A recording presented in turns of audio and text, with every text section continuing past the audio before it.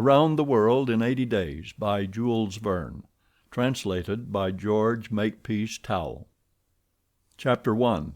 In which Phileas Fogg and Passepartout accept each other, the one as master, the other as man. Mr. Phileas Fogg lived in 1872 at No. 7 Savile Row, Burlington Gardens, the house in which Sheridan died in 1814. He was one of the most noticeable members of the Reform Club, though he seemed always to avoid attracting attention, an enigmatical personage about whom little was known, except that he was a polished man of the world. People said that he resembled Byron, at least that his head was Byronic, but he was a bearded, tranquil Byron, who might live on 1,000 years without growing old. Certainly an Englishman, it was more doubtful whether Phileas Fogg was a Londoner. He was never seen on 'Change, nor at the bank, nor in the counting rooms of the city. No ships ever came into London docks of which he was the owner. He had no public employment.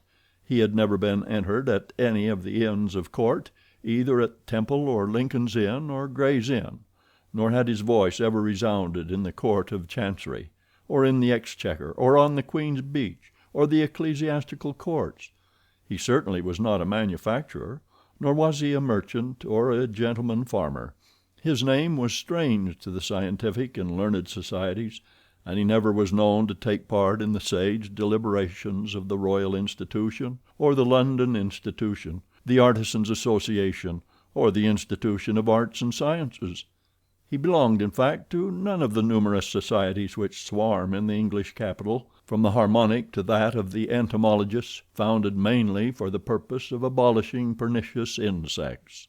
Phileas Fogg was a member of the Reform, and that was all. The way in which he got admission to this exclusive club was simple enough. He was recommended by the Barings, with whom he had an open credit. His checks were regularly paid at sight from his account current, which was always flush. Was Phileas Fogg rich? Undoubtedly. But those who knew him best could not imagine how he had made his fortune, and Mr. Fogg was the last person to whom to apply for the information. He was not lavish, nor, on the contrary, avaricious, for whenever he knew that money was needed for a noble, useful, or benevolent purpose, he supplied it quietly and sometimes anonymously. He was, in short, the least communicative of men. He talked very little, and seemed all the more mysterious for his taciturn manner. His daily habits were quite open to observation, but whatever he did was so exactly the same thing that he had always done before that the wits of the curious were fairly puzzled. Had he traveled? It was likely, for no one seemed to know the world more familiarly. There was no spot so secluded that he did not appear to have an intimate acquaintance with it. He often corrected, with a few clear words, the 1,000 conjectures advanced by members of the club as to lost and unheard of travelers, pointing out the true probabilities, and seeming as if gifted with a sort of second sight, so often did events justify his predictions. He must have traveled everywhere, at least in the spirit. It was at least certain that Phileas Fogg had not absented himself from London for many years. Those who were honored by a better acquaintance with him than the rest declared that nobody could pretend to have ever seen him anywhere else.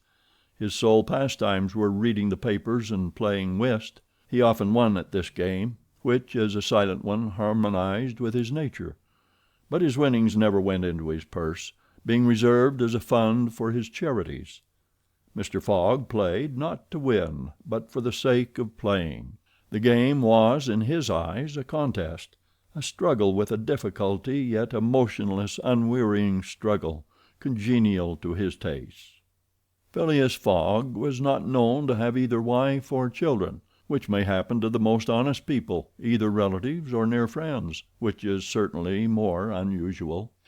He lived alone in his house in Savile Row, whither none penetrated. A single domestic sufficed to serve him. He breakfasted and dined at the club, at hours mathematically fixed, in the same room, at the same table, never taking his meals with other members, much less bringing a guest with him, and went home at exactly midnight, only to retire at once to bed. He never used the cosy chambers which the reform provides for its favored members. He passed 10 hours out of the 24 in Savile Row, either in sleeping or making his toilet. When he chose to take a walk, it was with a regular step in the entrance hall with its mosaic flooring, or in the circular gallery with its dome supported by 20 red porphyry Ionic columns and illumined by blue painted windows. When he breakfasted or dined, all the resources of the club, its kitchens and pantries, its buttery and dairy, aided to crowd his table with their most succulent stores. He was served by the gravest waiters, in dress coats and shoes with swan-skin soles, who proffered the viands in special porcelain and on the finest linen. Club decanters of a lost mold contained his sherry, his port, and his cinnamon-spiced claret, while his beverages were refreshingly cooled with ice, brought at great cost from the American lakes. If to live in this style is to be eccentric, it must be confessed that there is something good in eccentricity. The mansion in Savile Row, though not sumptuous, was exceedingly comfortable. The habits of its occupant were such as to demand but little from the sole domestic, but Phileas Fogg required him to be almost superhumanly prompt and regular. On this very 2nd of October he had dismissed James Forster because that luckless youth had brought him shaving water at 84 degrees Fahrenheit instead of 86, and he was awaiting his successor, who was due at the house between 11 and half past. Phileas Fogg was seated squarely in his armchair, his feet close together like those of a grenadier on parade, his hands resting on his knees, his body straight, his head erect. He was steadily watching a complicated clock which indicated the hours, the minutes, the seconds, the days, the months, and the years. At exactly half past 11 Mr. Fogg would, according to his daily habit, quit Savile Row and repair to the Reform. A rap at this moment sounded on the door of the cozy apartment where Phileas Fogg was seated, and James Forster, the dismissed servant, appeared. "The new servant," said he. A young man of 30 advanced and bowed. "You are a Frenchman, I believe?" asked Phileas Fogg. "And your name is John?" "Jean, if monsieur pleases," replied the newcomer. "Jean Passepartout, a surname which has clung to me because I have a natural aptness for going out of one business into another. I believe I'm honest, monsieur, but to be outspoken I've had several trades.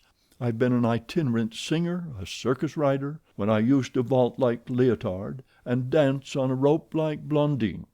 Then I got to be a professor of gymnastics so as to make better use of my talents, and then I was a sergeant fireman at Paris, and assisted at many a big fire. But I quitted France 5 years ago, and wishing to taste the sweets of domestic life, took service as a valet here in England. Finding myself out of place, and hearing that Monsieur Phileas Fogg was the most exact and settled gentleman in the United Kingdom, I have come to Monsieur in the hope of living with him a tranquil life, and forgetting even the name of Passepartout." "Passepartout suits me," responded Mr. Fogg. "You are well recommended to me. I hear a good report of you. You know my conditions?" "Yes, monsieur." "Good. What time is it?" 22 minutes after 11, returned Passepartout, drawing an enormous silver watch from the depths of his pocket. "You are too slow," said Mr. Fogg. "Pardon me, monsieur, it is impossible—" "You are 4 minutes too slow. No matter, it's enough to mention the error. Now, from this moment, 29 minutes after 11 a.m. this Wednesday, 2nd October, you are in my service." Phileas Fogg got up, took his hat in his left hand, put it on his head with an automatic motion, and went off without a word. Passepartout heard the street door shut once. It was his new master going out. He heard it shut again. It was his predecessor, James Forster, departing in his turn. Passepartout remained alone in the house in Savile Row.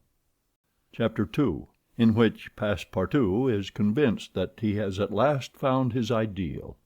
"Faith," muttered Passepartout, somewhat flurried, "I've seen people at Madame Tussaud's as lively as my new master. Madame Tussaud's people, let it be said, are of wax, and are much visited in London.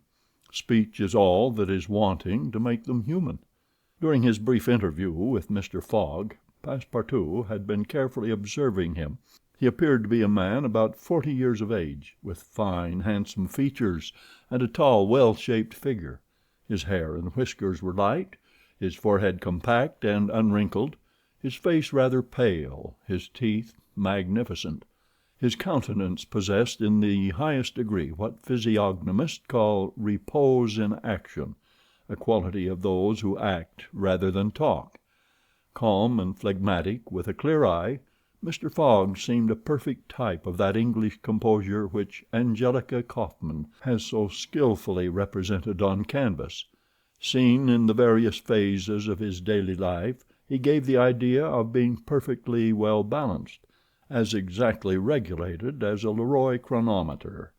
Phileas Fogg was, indeed, exactitude personified, and this was betrayed even in the expression of his very hands and feet, for in men, as well as in animals, the limbs themselves are expressive of the passions. He was so exact that he was never in a hurry, was always ready, and was economical alike of his steps and his motions. He never took one step too many, and always went to his destination by the shortest cut. He made no superfluous gestures, and was never seen to be moved or agitated. He was the most deliberate person in the world, yet always reached his destination at the exact moment. He lived alone, and, so to speak, outside of every social relation, and as he knew that in this world account must be taken of friction, and that friction retards, he never rubbed against anybody. As for Passepartout, he was a true Parisian of Paris. Since he had abandoned his own country for England, taking service as a valet, he had in vain searched for a master after his own heart. Passepartout was by no means one of those pert dunces depicted by Molière with a bold gaze and a nose held high in the air. He was an honest fellow, with a pleasant face, lips a trifle protruding, soft-mannered and serviceable, with a good round head, such as one likes to see on the shoulders of a friend. His eyes were blue, his complexion rubicund, his figure almost portly and well built, his body muscular, and his physical powers fully developed by the exercises of his younger days. His brown hair was somewhat tumbled, for while the ancient sculptors are said to have known 18 methods of arranging Minerva's tresses, Passepartout was familiar with but one of dressing his own. 3 strokes of a large tooth comb completed his toilet. It would be rash to predict how Passepartout's lively nature would agree with Mr. Fogg. It was impossible to tell whether the new servant would turn out as absolutely methodical as his master required. Experience alone could solve the question. Passepartout had been a sort of vagrant in his early years, and now yearned for repose. But so far he had failed to find it, though he had already served in 10 English houses. But he could not take root in any of these. With chagrin he found his masters invariably whimsical and irregular, constantly running about the country, or on the lookout for adventure. His last master, young Lord Longferry, Member of Parliament, after passing his nights in the Haymarket taverns, was too often brought home in the morning on policemen's shoulders. Passepartout, desirous of respecting the gentleman whom he served, ventured a mild remonstrance on such conduct, which, being ill received, he took his leave. Hearing that Mr. Phileas Fogg was looking for a servant, and that his life was one of unbroken regularity, that he neither traveled nor stayed from home overnight, he felt sure that this would be the place he was after. He presented himself and was accepted, as has been seen. At 11:30, then, Passepartout found himself alone in the house in Savile Row. He began its inspection without delay, scouring it from cellar to garret. So clean, well arranged, solemn a mansion pleased him. It seemed to him like a snail's shell, lighted and warmed by gas, which sufficed for both these purposes. When Passepartout reached the second story, he recognized at once the room which he was to inhabit, and he was well satisfied with it.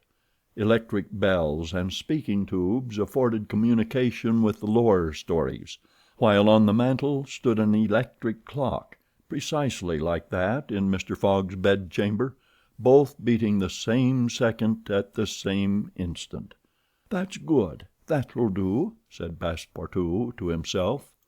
He suddenly observed, hung over the clock, a card which, upon inspection, proved to be a program of the daily routine of the house. It comprised all that was required of the servant, from 8 in the morning, exactly at which hour Phileas Fogg rose, till 11:30, when he left the house for the Reform Club. All the details of service, the tea and toast at 23 minutes past 8, the shaving water at 37 minutes past 9, and the toilet at 20 minutes before 10. Everything was regulated and foreseen that was to be done from 11:30 a.m. till midnight, the hour at which the methodical gentleman retired. Mr. Fogg's wardrobe was amply supplied, and in the best taste. Each pair of trousers, coat, and vest bore a number, indicating the time of year and season at which they were in turn to be laid out for wearing, and the same system was applied to the master's shoes. In short, the house in Savile Row, which must have been a very temple of disorder and unrest under the illustrious but dissipated Sheridan, was coziness, comfort, and method idealized. There was no study, nor were there books, which would have been quite useless to Mr. Fogg, for at the Reform 2 libraries, one of general literature and the other of law and politics, were at his service. A moderate-sized safe stood in his bedroom, constructed so as to defy fire as well as burglars, but Passepartout found neither arms nor hunting weapons anywhere. Everything betrayed the most tranquil and peaceable habits. Having scrutinized the house from top to bottom, he rubbed his hands. A broad smile overspread his features, and he said joyfully, "This is just what I wanted. Ah, we shall get on together, Mr. Fogg and I. What a domestic and regular gentleman. A real machine. Well, I don't mind serving a machine." Chapter 3, in which a conversation takes place which seems likely to cost Phileas Fogg dear. Phileas Fogg, having shut the door of his house at 11:30, and having put his right foot before his left 575 times, and his left foot before his right 576 times, reached the Reform Club, an imposing edifice in Pall Mall, which could not have cost less than 3 millions. He repaired at once to the dining room, the 9 windows of which open upon a tasteful garden, where the trees were already gilded with an autumn coloring, and took his place at the habitual table, the cover of which had already been laid for him. His breakfast consisted of a side dish, a broiled fish with reading sauce, a scarlet slice of roast beef garnished with mushrooms, a rhubarb and gooseberry tart, and a morsel of Cheshire cheese, the whole being washed down with several cups of tea, for which the Reform is famous. He rose at 13 minutes to 1, and directed his steps towards the large hall, a sumptuous apartment adorned with lavishly framed paintings. A flunky handed him an uncut Times, which he proceeded to cut with a skill which betrayed familiarity with this delicate operation. The perusal of this paper absorbed Phileas Fogg until a quarter before 4, whilst the Standard, his next text, occupied him till the dinner hour. Dinner passed as breakfast had done, and Mr. Fogg reappeared in the reading room and sat down to the Pall Mall at 20 minutes before 6. Half an hour later several members of the Reform came in and drew up to the fireplace, where a coal fire was steadily burning. They were Mr. Fogg's usual partners at whist, Andrew Stewart, an engineer, John Sullivan and Samuel Fallentin, bankers, Thomas Flanagan, a brewer, and Gauthier Ralph, one of the directors of the Bank of England. all rich and highly respectable personages, even in a club which comprises the princes of English trade and finance. "Well, Ralph," said Thomas Flanagan, "what about that robbery?" "Oh," replied Stuart, "the bank will lose the money." "On the contrary," broke in Ralph, "I hope we may put our hands on the robber. Skillful detectives have been sent to all the principal ports of America and the Continent, and he'll be a clever fellow if he slips through their fingers." "But have you got the robber's description?" asked Stuart. "In the first place, he is no robber at all," returned Ralph positively. "What, a fellow who makes off with £55,000 no robber?" "No." "Perhaps he's a manufacturer, then. The Daily Telegraph says that he is a gentleman."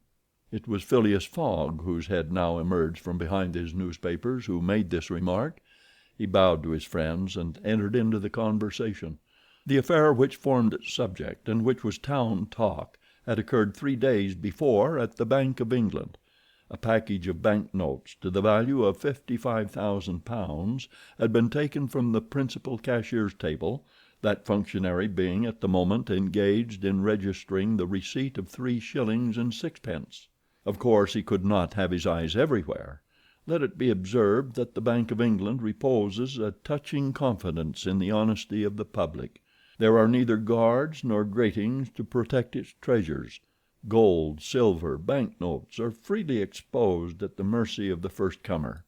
A keen observer of English customs relates that being in one of the rooms of the bank one day he had the curiosity to examine a gold ingot weighing some 7 or 8 pounds.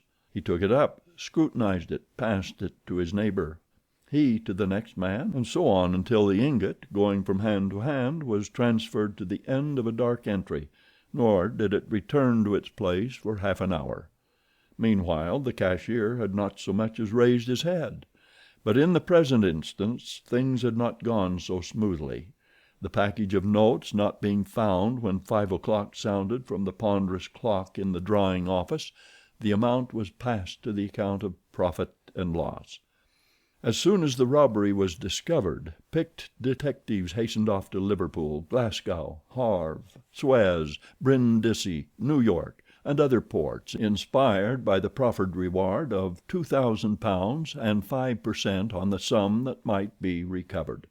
Detectives were also charged with narrowly watching those who arrived at or left London by rail, and a judicial examination was at once entered upon. There were real grounds for supposing, as the Daily Telegraph said, that the thief did not belong to a professional band. On the day of the robbery a well-dressed gentleman of polished manners and with a well-to-do air had been observed going to and fro in the paying room where the crime was committed. A description of him was easily procured and sent to the detectives, and some hopeful spirits, of whom Ralph was one, did not despair of his apprehension. The papers and clubs were full of the affair, and everywhere people were discussing the probabilities of a successful pursuit, and the Reform Club was especially agitated, several of its members being bank officials. Ralph would not concede that the work of the detectives was likely to be in vain, for he thought that the prize offered would greatly stimulate their zeal and activity. But Stuart was far from sharing this confidence, and as they placed themselves at the whist table they continued to argue the matter. Stuart and Flanagan played together, while Phileas Fogg had Fallentin for his partner. As the game proceeded the conversation ceased, excepting between the rubbers when it revived again. "I maintain," said Stuart, "that the chances are in favor of the thief, who must be a shrewd fellow." "Well, but where can he fly to?" asked Ralph. "No country is safe for him." "Pshaw! Where could he go, then?" "Oh, I don't know that. The world is big enough." "It was once," said Phileas Fogg in a low tone. "Cut, sir," he added, handing the cards to Thomas Flanagan. The discussion fell during the rubber, after which Stuart took up its thread. "What do you mean by 'once'? Has the world grown smaller?" "Certainly," returned Ralph. "I agree with Mr. Fogg. The world has grown smaller, since a man can now go round it 10 times more quickly than 100 years ago, and that is why the search for this thief will be more likely to succeed." and also why the thief can get away more easily. Be so good as to play, Mr. Stuart," said Phileas Fogg. But the incredulous Stuart was not convinced, and when the hand was finished, said eagerly, "You have a strange way, Ralph, of proving that the world has grown smaller. So because you can go round it in 3 months—" "In 80 days," interrupted Phileas Fogg. "That is true, gentlemen," added John Sullivan. "Only 80 days, now that the section between Rothal and Allahabad on the Great Indian Peninsula Railway has been opened. Here is the estimate made by the Daily Telegraph. From London to Suez via Mont Cenis and Brindisi by rail and steamboats, 7 days. From Suez to Bombay by steamer, 13 days. From Bombay to Calcutta by rail, 3 days. From Calcutta to Hong Kong by steamer, 13 days. From Hong Kong to Yokohama, Japan by steamer, 6 days. From Yokohama to San Francisco by steamer, 22 days. From San Francisco to New York by rail, 7 days.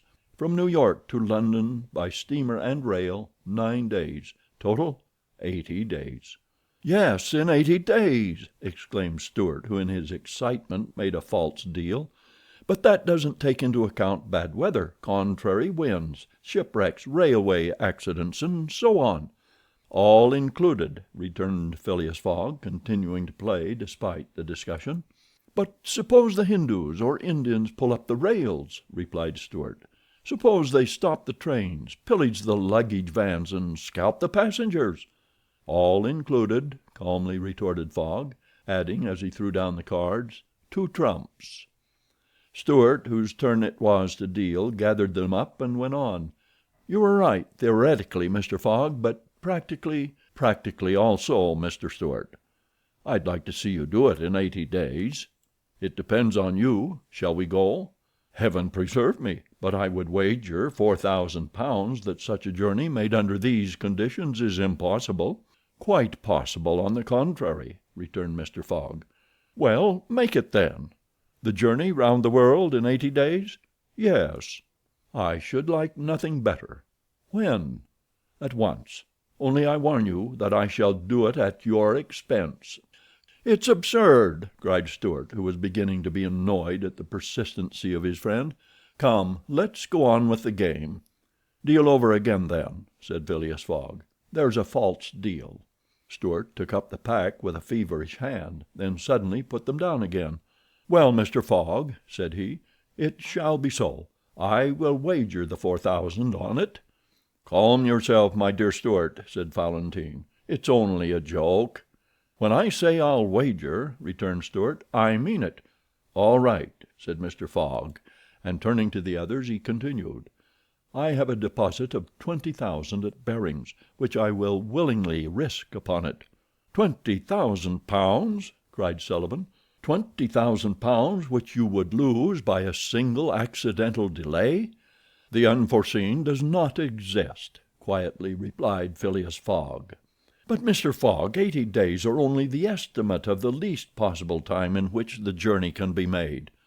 A well-used minimum suffices for everything."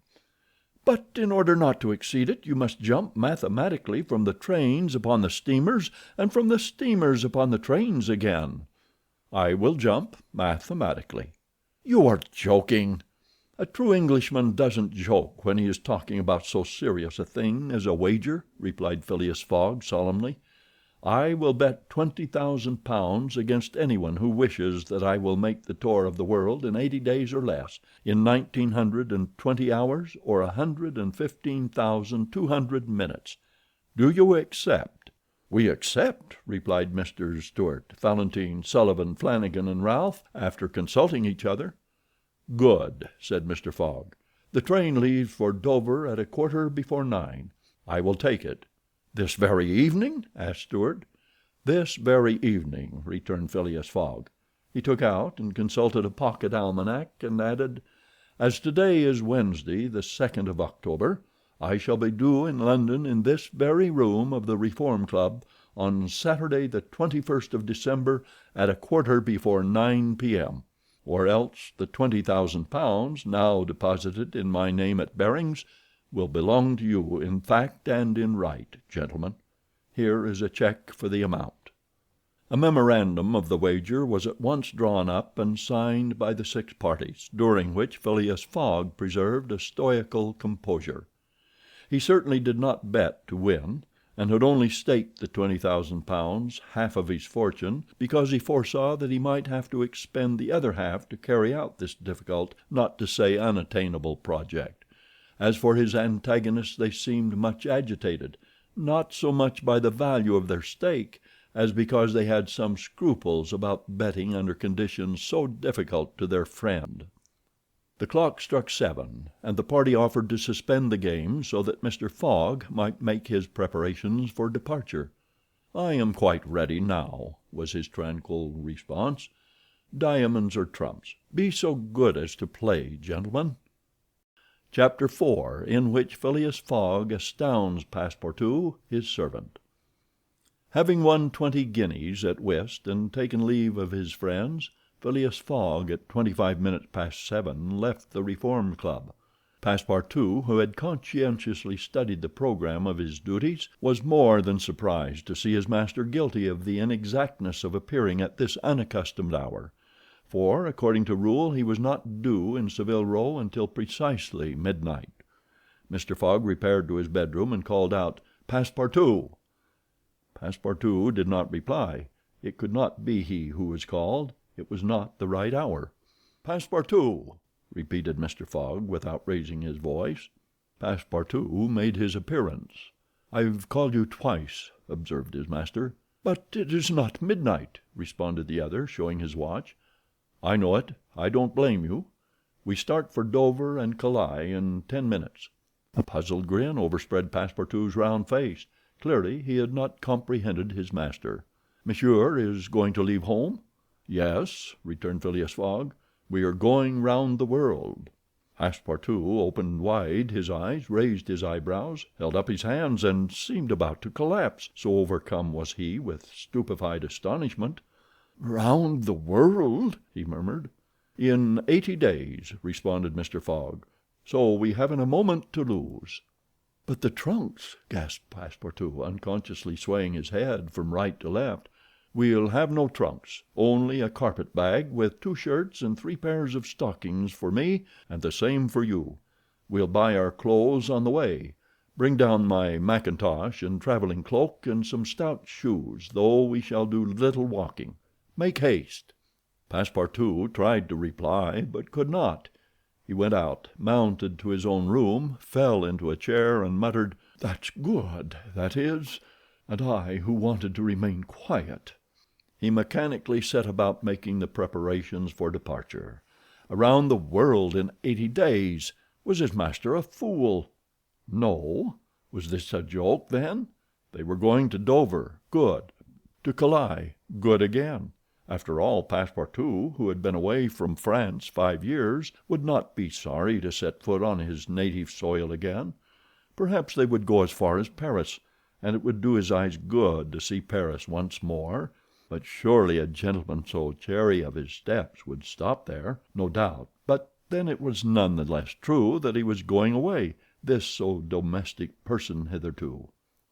By 8 o'clock Passepartout had packed the modest carpet bag, containing the wardrobes of his master and himself. Then, still troubled in mind, he carefully shut the door of his room and descended to Mr. Fogg. Mr. Fogg was quite ready. Under his arm might have been observed a red-bound copy of Bradshaw's Continental Railway Steam Transit and General Guide, with its timetables showing the arrival and departure of steamers and railways. He took the carpet-bag, opened it, and slipped into it a goodly roll of Bank of England notes, which would pass wherever he might go. "You have forgotten nothing?" asked he. "Nothing, monsieur." "My mackintosh and cloak?" "Here they are." "Good. Take this carpet-bag," handing it to Passepartout. "Take good care of it, for there are £20,000 in it." Passepartout nearly dropped the bag, as if the £20,000 were in gold, and weighed him down.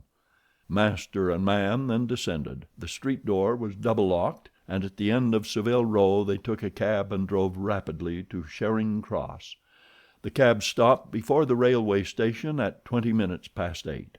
Passepartout jumped off the box and followed his master, who, after paying the cabman, was about to enter the station when a poor beggar woman, with a child in her arms, her naked feet smeared with mud, her head covered with a wretched bonnet from which hung a tattered feather, and her shoulders shrouded in a ragged shawl, approached and mournfully asked for alms. Mr. Fogg took out the 20 guineas he had just won at whist, and handed them to the beggar, saying, "Here, my good woman, I'm glad that I met you," and passed on. Passepartout had a moist sensation about the eyes. His master's action touched his susceptible heart. 2 first-class tickets for Paris having been speedily purchased, Mr. Fogg was crossing the station to the train when he perceived his 5 friends of the Reform. "Well, gentlemen," said he, "I'm off, you see, and if you will examine my passport when I get back you will be able to judge whether I have accomplished the journey agreed upon." "Oh, that would be quite unnecessary, Mr. Fogg," said Ralph politely. "We will trust your word as a gentleman of honor." "You do not forget when you are due in London again?" asked Stuart. "In 80 days, on Saturday, the 21st of December, 1872, at 9:15 p.m. Goodbye, gentlemen." Phileas Fogg and his servant seated themselves in a first-class carriage at 20 minutes before 9. 5 minutes later the whistle screamed and the train slowly glided out of the station. The night was dark and a fine, steady rain was falling. Phileas Fogg, snugly ensconced in his corner, did not open his lips. Passepartout, not yet recovered from his stupefaction, clung mechanically to the carpet-bag with its enormous treasure. Just as the train was whirling through Sydenham, Passepartout suddenly uttered a cry of despair. "What's the matter?" asked Mr. Fogg. "Alas! in my hurry I forgot—" "What?" "To turn off the gas in my room." "Very well, young man," returned Mr. Fogg coolly. "It will burn at your expense." Chapter 5, in which a new species of funds unknown to the moneyed men appears on 'Change. Phileas Fogg rightly suspected that his departure from London would create a lively sensation at the West End. The news of the bet spread through the Reform Club, and afforded an exciting topic of conversation to its members. From the club it soon got into the papers throughout England. The boasted tour of the world was talked about, disputed, argued with as much warmth as if the subject were another Alabama claim. Some took sides with Phileas Fogg, but the large majority shook their heads and declared against him. It was absurd, impossible, they declared, that the tour of the world could be made, except theoretically and on paper, in this minimum of time, and with the existing means of traveling. The Times, Standard, Morning Post, and Daily News, and 20 other highly respectable newspapers scouted Mr. Fogg's project as madness. The Daily Telegraph alone hesitatingly supported him. People in general thought him a lunatic, and blamed his Reform Club friends for having accepted a wager which betrayed the mental aberration of its proposer. Articles no less passionate than logical appeared on the question, for geography is one of the pet subjects of the English, and the columns devoted to Phileas Fogg's venture were eagerly devoured by all classes of readers.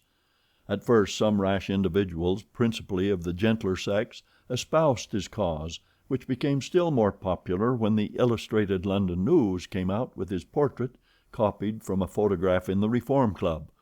A few readers of the Daily Telegraph even dared to say, "Why not, after all? Stranger things have come to pass."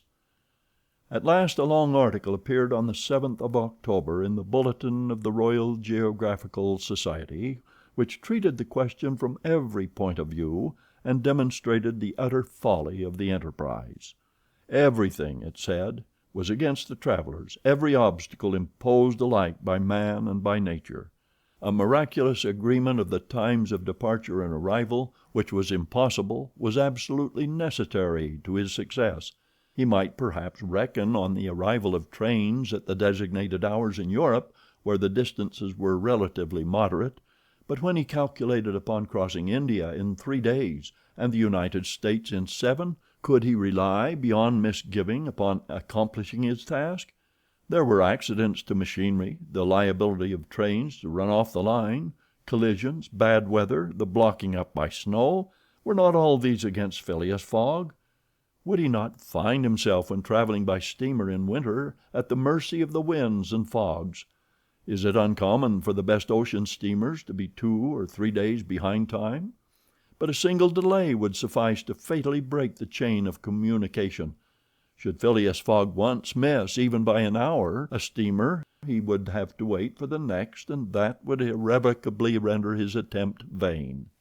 This article made a great deal of noise, and being copied into all the papers seriously depressed the advocates of the rash tourist.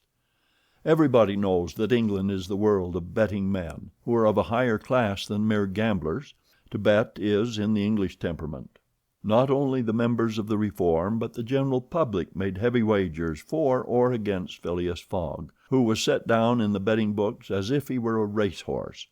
Bonds were issued and made their appearance on 'Change. Phileas Fogg bonds were offered at par or at a premium, and a great business was done in them. But 5 days after the article in the Bulletin of the Geographical Society appeared, the demand began to subside. Phileas Fogg declined. They were offered by packages, at first of 5, then of 10, until at last nobody would take less than 20, 50, 100. Lord Albemarle, an elderly paralytic gentleman, was now the only advocate of Phileas Fogg left. This noble lord, who was fastened to his chair, would have given his fortune to be able to make the tour of the world if it took 10 years, and he bet £5,000 on Phileas Fogg.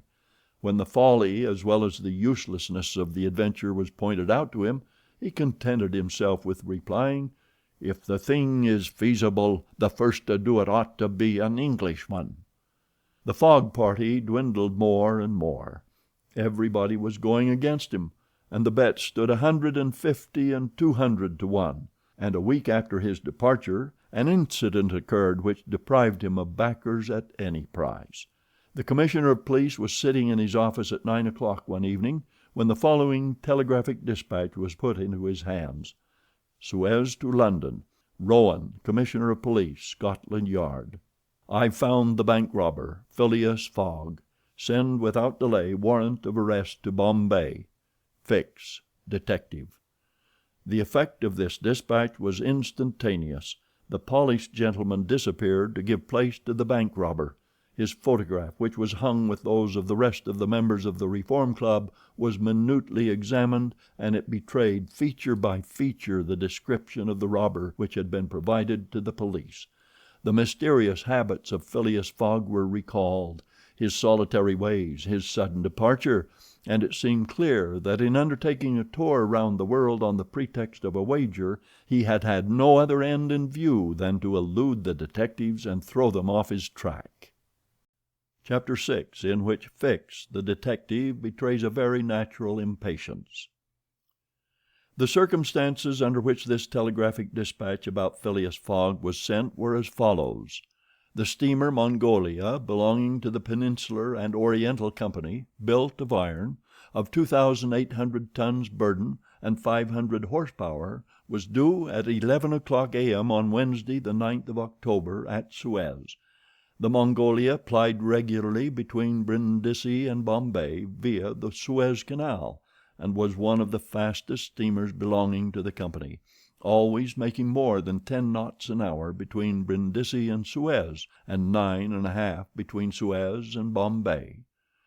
2 men were promenading up and down the wharves, among the crowd of natives and strangers who were sojourning at this once straggling village, now, thanks to the enterprise of M. Lesseps, a fast-growing town.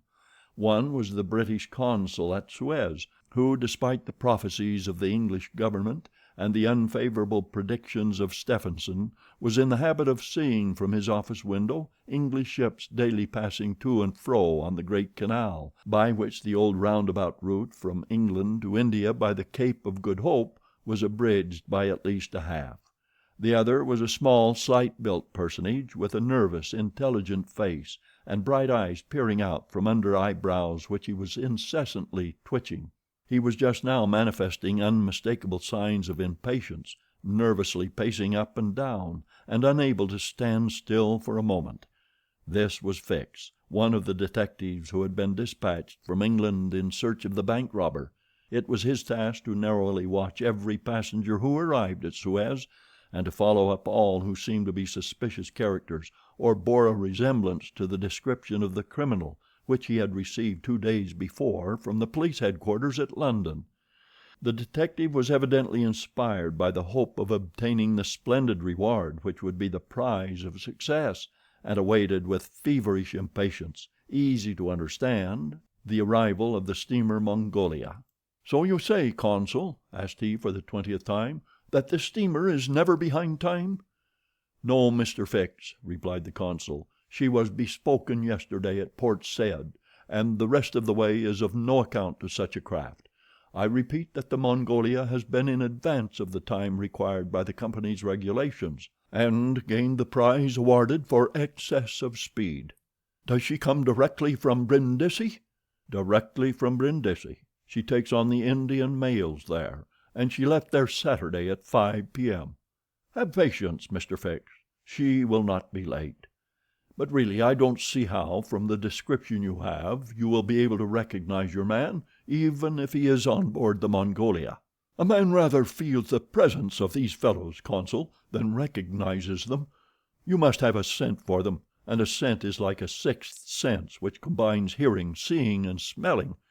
I've arrested more than one of these gentlemen in my time, and if my thief is on board I'll answer for it. He'll not slip through my fingers." "I hope so, Mr. Fix, for it was a heavy robbery." "A magnificent robbery, Consul. £55,000. We don't often have such windfalls. Burglars are getting to be so contemptible nowadays. A fellow gets hung for a handful of shillings." "Mr. Fix," said the consul, "I like your way of talking, and hope you'll succeed, but I fear you will find it far from easy.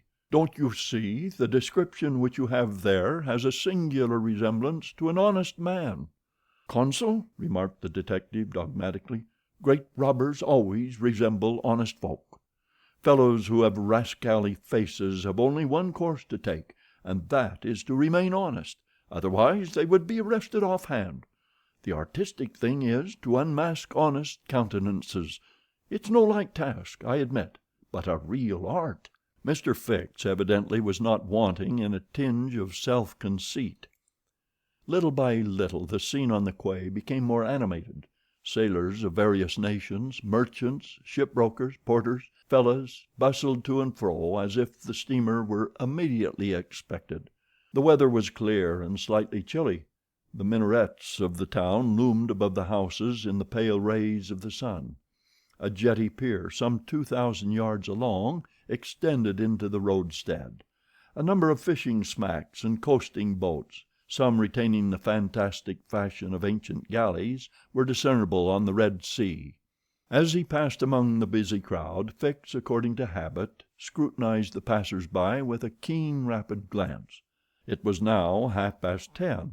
"The steamer doesn't come," he exclaimed as the port clock struck. "She can't be far off now," returned his companion. "How long will she stop at Suez?" "4 hours, long enough to get in her coal. It is 1,310 miles from Suez to Aden, at the other end of the Red Sea, and she has to take in a fresh supply of coal." "And does she go from Suez directly to Bombay?" "Without putting in anywhere." "Good," said Fix. "If the robber is on board he will no doubt get off at Suez, so as to reach the Dutch or French colonies in Asia by some other route. He ought to know that he would not be safe an hour in India, which is English soil." "Unless," objected the consul, "he is exceptionally shrewd. An English criminal, you know, is always better concealed in London than anywhere else." This observation furnished the detective food for thought, and meanwhile the consul went away to his office. Fix, left alone, was more impatient than ever, having a presentiment that the robber was on board the Mongolia. If he had indeed left London intending to reach the New World, he would naturally take the route via India, which was less watched and more difficult to watch than that of the Atlantic. But Fix's reflections were soon interrupted by a succession of sharp whistles, which announced the arrival of the Mongolia. The porters and fellahs rushed down the quay, and a dozen boats pushed off from the shore to go and meet the steamer. Soon her gigantic hull appeared passing along between the banks, and 11 o'clock struck as she anchored in the road. She brought an unusual number of passengers, some of whom remained on deck to scan the picturesque panorama of the town, while the greater part disembarked in the boats and landed on the quay. Fix took up a position and carefully examined each face and figure which made its appearance. Presently one of the passengers, after vigorously pushing his way through the importunate crowd of porters, came up to him and politely asked him if he could point out the English consulate, at the same time showing a passport which he wished to have viséd. Fix instinctively took the passport, and with a rapid glance read the description of its bearer. An involuntary motion of surprise nearly escaped him, for the description in the passport was identical with that of the bank robber which he had received from Scotland Yard. "Is this your passport?" asked he. "No, it's my master's." "And your master is—" "He stayed on board." "But he must go to the consul's in person, so as to establish his identity." "Oh, is that necessary?" "Quite indispensable." "And where is the consulate?" "There, on the corner of the square," said Fix, pointing to a house 200 steps off. "I'll go and fetch my master, who won't be much pleased, however, to be disturbed." The passenger bowed to Fix and returned to the steamer. Chapter 7, which once more demonstrates the uselessness of passports as aids to detectives. The detective passed down the quay and rapidly made his way to the consul's office, where he was at once admitted to the presence of that official. "Consul," said he, without preamble, "I have strong reasons for believing that my man is a passenger on the Mongolia," and he narrated what had just passed concerning the passport. "Well, Mr. Fix," replied the consul, "I shall not be sorry to see the rascal's face; but perhaps he won't come here. That is, if he is the person you suppose him to be. A robber doesn't quite like to leave traces of his flight behind him, and besides, he is not obliged to have his passport countersigned." "If he is as shrewd as I think he is, consul, he will come." "To have his passport viséd?" "Yes. Passports are only good for annoying honest folks, and aiding in the flight of rogues. I assure you it will be quite the thing for him to do. But I hope you will not visa the passport." "Why not? If the passport is genuine I have no right to refuse." "Still, I must keep this man here until I can get a warrant to arrest him from London." "Ah, that's your lookout. But I cannot—" The consul did not finish his sentence, for as he spoke a knock was heard at the door, and two strangers entered, one of whom was the servant whom Fix had met on the quay. The other, who was his master, held out his passport with the request that the consul would do him the favor to visa it. The consul took the document and carefully read it, whilst Fix observed, or rather devoured, the stranger with his eyes from a corner of the room. "You are Mr. Phileas Fogg?" said the consul, after reading the passport. "I am." "And this man is your servant?" "He is a Frenchman named Passepartout." "You are from London?" "Yes." "And you are going—" "To Bombay." "Very good, sir. You know that a visa is useless, and that no passport is required?" "I know it, sir," replied Phileas Fogg, "but I wish to prove by your visa that I came by Suez." "Very well, sir." The consul proceeded to sign and date the passport, after which he added his official seal. Mr. Fogg paid the customary fee, coldly bowed, and went out, followed by his servant. "Well?" queried the detective. "Well, he looks and acts like a perfectly honest man," replied the consul. "Possibly, but that is not the question. Do you think, consul, that this phlegmatic gentleman resembles, feature by feature, the robber whose description I have received?" "I concede that; but then, you know, all descriptions—" "I'll make certain of it," interrupted Fix. "The servant seems to me less mysterious than the master. Besides, he's a Frenchman and can't help talking. Excuse me for a little while, consul." Fix started off in search of Passepartout. Meanwhile, Mr. Fogg, after leaving the consulate, repaired to the quay, gave some orders to Passepartout, went off to the Mongolia in a boat, and descended to his cabin. He took up his notebook, which contained the following memoranda: Left London Wednesday, October 2nd at 8:45 p.m. Reached Paris Thursday, October 3rd at 7:20 a.m. Left Paris Thursday at 8:40 a.m. Reached Turin by Mont Cenis Friday, October 4th at 6:35 a.m. Left Turin Friday at 7:20 a.m. Arrived at Brindisi Saturday, October 5th at 4 p.m. Sailed on the Mongolia Saturday at 5 p.m. Reached Suez Wednesday, October 9th at 11 a.m. Total of hours spent 158 plus, or in days 6 days and a half. These dates were inscribed in an itinerary divided into columns, indicating the month, the day of the month, and the day for the stipulated and actual arrivals at each principal point: Paris, Brindisi, Suez, Bombay, Calcutta, Singapore, Hong Kong, Yokohama, San Francisco, New York, and London, from the 2nd of October to the 21st of December, and giving a space for setting down the gain made or the loss suffered on arrival at each locality. This methodical record thus contained an account of everything needed, and Mr. Fogg always knew whether he was behindhand or in advance of his time.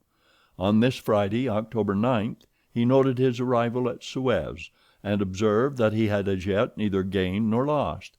He sat down quietly to breakfast in his cabin, never once thinking of inspecting the town, being one of those Englishmen who are wont to see foreign countries through the eyes of their domestics. Chapter 8, in which Passepartout talks rather more, perhaps, than is prudent. Fix soon rejoined Passepartout, who was lounging and looking about on the quay, as if he did not feel that he, at least, was obliged not to see anything. "Well, my friend," said the detective, coming up with him, "is your passport vised?" "Ah, it's you, is it, monsieur?" responded Passepartout. "Thanks, yes, the passport is all right." "And are you looking about you?" "Yes, but we travel so fast that I seem to be journeying in a dream. So this is Suez?" "Yes." "In Egypt?" "Certainly in Egypt." "And in Africa?" "In Africa." "In Africa," repeated Passepartout. "Just think, monsieur, I had no idea that we should go farther than Paris, and all that I saw of Paris was between 20 minutes past 7 and 20 minutes before 9 in the morning, between the Northern and the Lyons stations, through the windows of a car, and in a driving rain. How I regret not having seen once more Père Lachaise and the circus in the Champs-Élysées." "You are in a great hurry, then?" "I am not, but my master is. By the way, I must buy some shoes and shirts. We came away without trunks, only with a carpet-bag." "I will show you an excellent shop for getting what you want." "Really, monsieur? You are very kind." And they walked off together, Passepartout chatting volubly as they went along. "Above all," said he, "don't let me lose the steamer." "You have plenty of time. It's only 12 o'clock." Passepartout pulled out his big watch. "12!" he exclaimed. "Why, it's only 8 minutes before 10. Your watch is slow." "My watch? A family watch, monsieur, which has come down from my great-grandfather. It doesn't vary 5 minutes in the year. It's a perfect chronometer. Look you." "I see how it is," said Fix. "You have kept London time, which is 2 hours behind that of Suez. You ought to regulate your watch at noon in each country." "I regulate my watch? Never." "Well, then, it will not agree with the sun." "So much the worse for the sun, monsieur. The sun will be wrong, then." And the worthy fellow returned the watch to its fob with a defiant gesture. After a few minutes' silence, Fix resumed. "You left your London hastily, then?" "I rather think so. Last Friday at 8 o'clock in the evening Monsieur Fogg came home from his club, and 3/4 of an hour afterwards we were off." "But where is your master going?" "Always straight ahead. He is going round the world."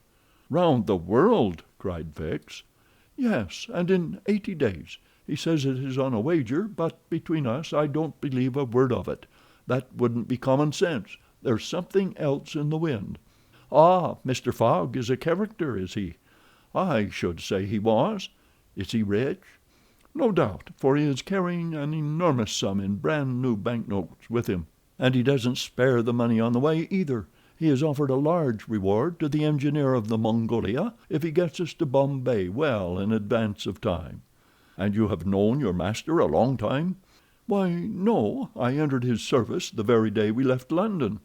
The effect of these replies upon the already suspicious and excited detective may be imagined. The hasty departure from London soon after the robbery, the large sum carried by Mr. Fogg, the eagerness to reach distant countries, the pretext of an eccentric and foolhardy bet, all confirmed Fix in his theory. He continued to pump poor Passepartout, and learned that he really knew little or nothing of his master, who lived a solitary existence in London, was said to be rich, though no one knew whence came his riches, and was mysterious and impenetrable in his affairs and habits. Fix felt sure that Phileas Fogg would not land at Suez, but was really going on to Bombay. "Is Bombay far from here?" asked Passepartout. "Pretty far. It is a 10 days' voyage by sea." "And in what country is Bombay? India? In Asia?" "Certainly." "The deuce! I was going to tell you there's one thing that worries me. My burner." "What burner?" "My gas burner, which I forgot to turn off, and which is at this moment burning at my expense. I have calculated, monsieur, that I lose 2 shillings every 24 hours, exactly 6 pence more than I earn, and you will understand that the longer our journey—" Did Fix pay any attention to Passepartout's trouble about the gas? It is not probable. He was not listening, but was cogitating a project. Passepartout and he had now reached the shop, where Fix left his companion to make his purchases, after recommending him not to miss the steamer, and hurried back to the consulate. Now that he was fully convinced, Fix had quite recovered his equanimity. "Consul," said he, "I have no longer any doubt. I have spotted my man. He passes himself off as an odd stick who is going round the world in 80 days." "Then he's a sharp fellow," returned the consul, "and counts on returning to London after putting the police of the 2 countries off his track." "We'll see about that," replied Fix. "But are you not mistaken?" "I am not mistaken. Why was this robber so anxious to prove by the visa that he had passed through Suez?" "Why, I have no idea. But listen to me." He reported in a few words the most important parts of his conversation with Passepartout. "In short," said the consul, "appearances are wholly against this man. And what are you going to do?" "Send a dispatch to London for a warrant of arrest to be dispatched instantly to Bombay. Take passage on board the Mongolia, follow my rogue to India, and there, on English ground, arrest him politely, with my warrant in my hand and my hand on his shoulder." Having uttered these words with a cool, careless air, the detective took leave of the consul, and repaired to the telegraph office, whence he sent the dispatch which we have seen to the London police office. A quarter of an hour later found Fix with a small bag in his hand, proceeding on board the Mongolia, and ere many moments longer the noble steamer rode out at full steam upon the waters of the Red Sea. Chapter 9, in which the Red Sea and the Indian Ocean prove propitious to the designs of Phileas Fogg. The distance between Suez and Aden is precisely 1,310 miles, and the regulations of the company allow the steamers 138 hours in which to traverse it. The Mongolia, thanks to the vigorous exertions of the engineer, seemed likely, so rapid was her speed, to reach her destination considerably within that time. The greater part of the passengers from Brindisi were bound for India, some for Bombay, others for Calcutta by way of Bombay, the nearest route thither now that a railway crosses the Indian peninsula.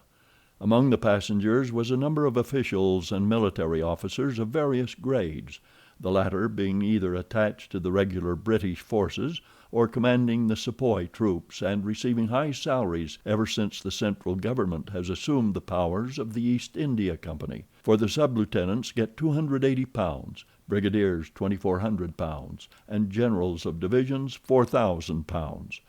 What with the military men, a number of rich young Englishmen on their travels, and the hospitable efforts of the purser, the time passed quickly on the Mongolia. The best of fare was spread upon the cabin tables at breakfast, lunch, dinner, and the 8 o'clock supper, and the ladies scrupulously changed their toilets twice a day, and the hours were whirled away when the sea was tranquil with music, dancing, and games. But the Red Sea is full of caprice, and often boisterous, like most long and narrow gulfs. When the wind came from the African or Asian coast the Mongolia with her long hull rolled fearfully. Then the ladies speedily disappeared below, the pianos were silent, singing and dancing suddenly ceased. Yet the good ship plowed straight on, unretarded by wind or wave, towards the straits of Bab el Mandeb. What was Phileas Fogg doing all this time? It might be thought that in his anxiety he would be constantly watching the changes of the wind, the disorderly raging of the billows. Every chance, in short, which might force the Mongolia to slacken her speed, and thus interrupt his journey. But if he thought of these possibilities, he did not betray the fact by any outward sign.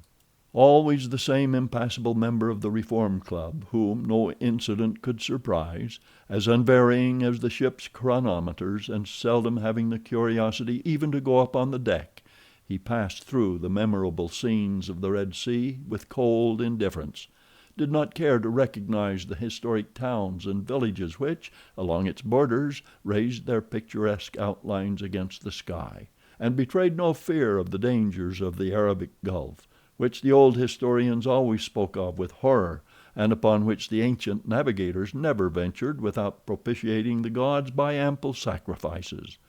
How did this eccentric personage pass his time on the Mongolia? He made his 4 hearty meals every day, regardless of the most persistent rolling and pitching on the part of the steamer, and he played whist indefatigably, for he had found partners as enthusiastic in the game as himself. A tax collector on the way to his post at Goa, the Reverend Decimus Smith returning to his parish at Bombay, and a brigadier general of the English army, who was about to rejoin his brigade at Benares, made up the party, and with Mr. Fogg played whist by the hour together in absorbing silence.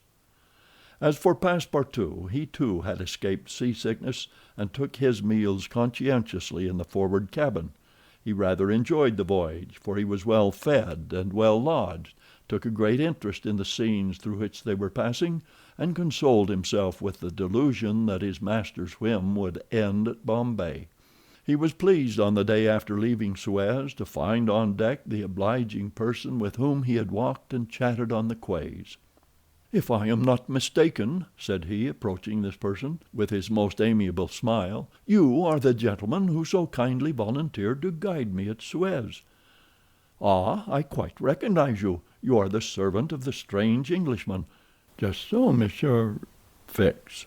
"Monsieur Fix," resumed Passepartout, "I'm charmed to find you on board. Where are you bound?" "Like you, to Bombay."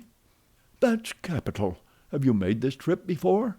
"Several times. I am one of the agents of the Peninsular Company." "Then you know India?" "Why, yes," replied Fix, who spoke cautiously. "A curious place, this India." "Oh, very curious. Mosques, minarets, temples, fakirs, pagodas, tigers, snakes, and elephants. I hope you will have ample time to see the sights." "I hope so, Monsieur Fix. You see, a man of sound sense ought not to spend his life jumping from a steamer upon a railway train, and from a railway train upon a steamer again, pretending to make the tour of the world in 80 days. No, all these gymnastics, you may be sure, will cease at Bombay." "And Mr. Fogg is getting on well?" asked Fix, in the most natural tone in the world. "Quite well, and I too. I eat like a famished ogre. It's the sea air." "But I never see your master on deck." "Never. He hasn't the least curiosity."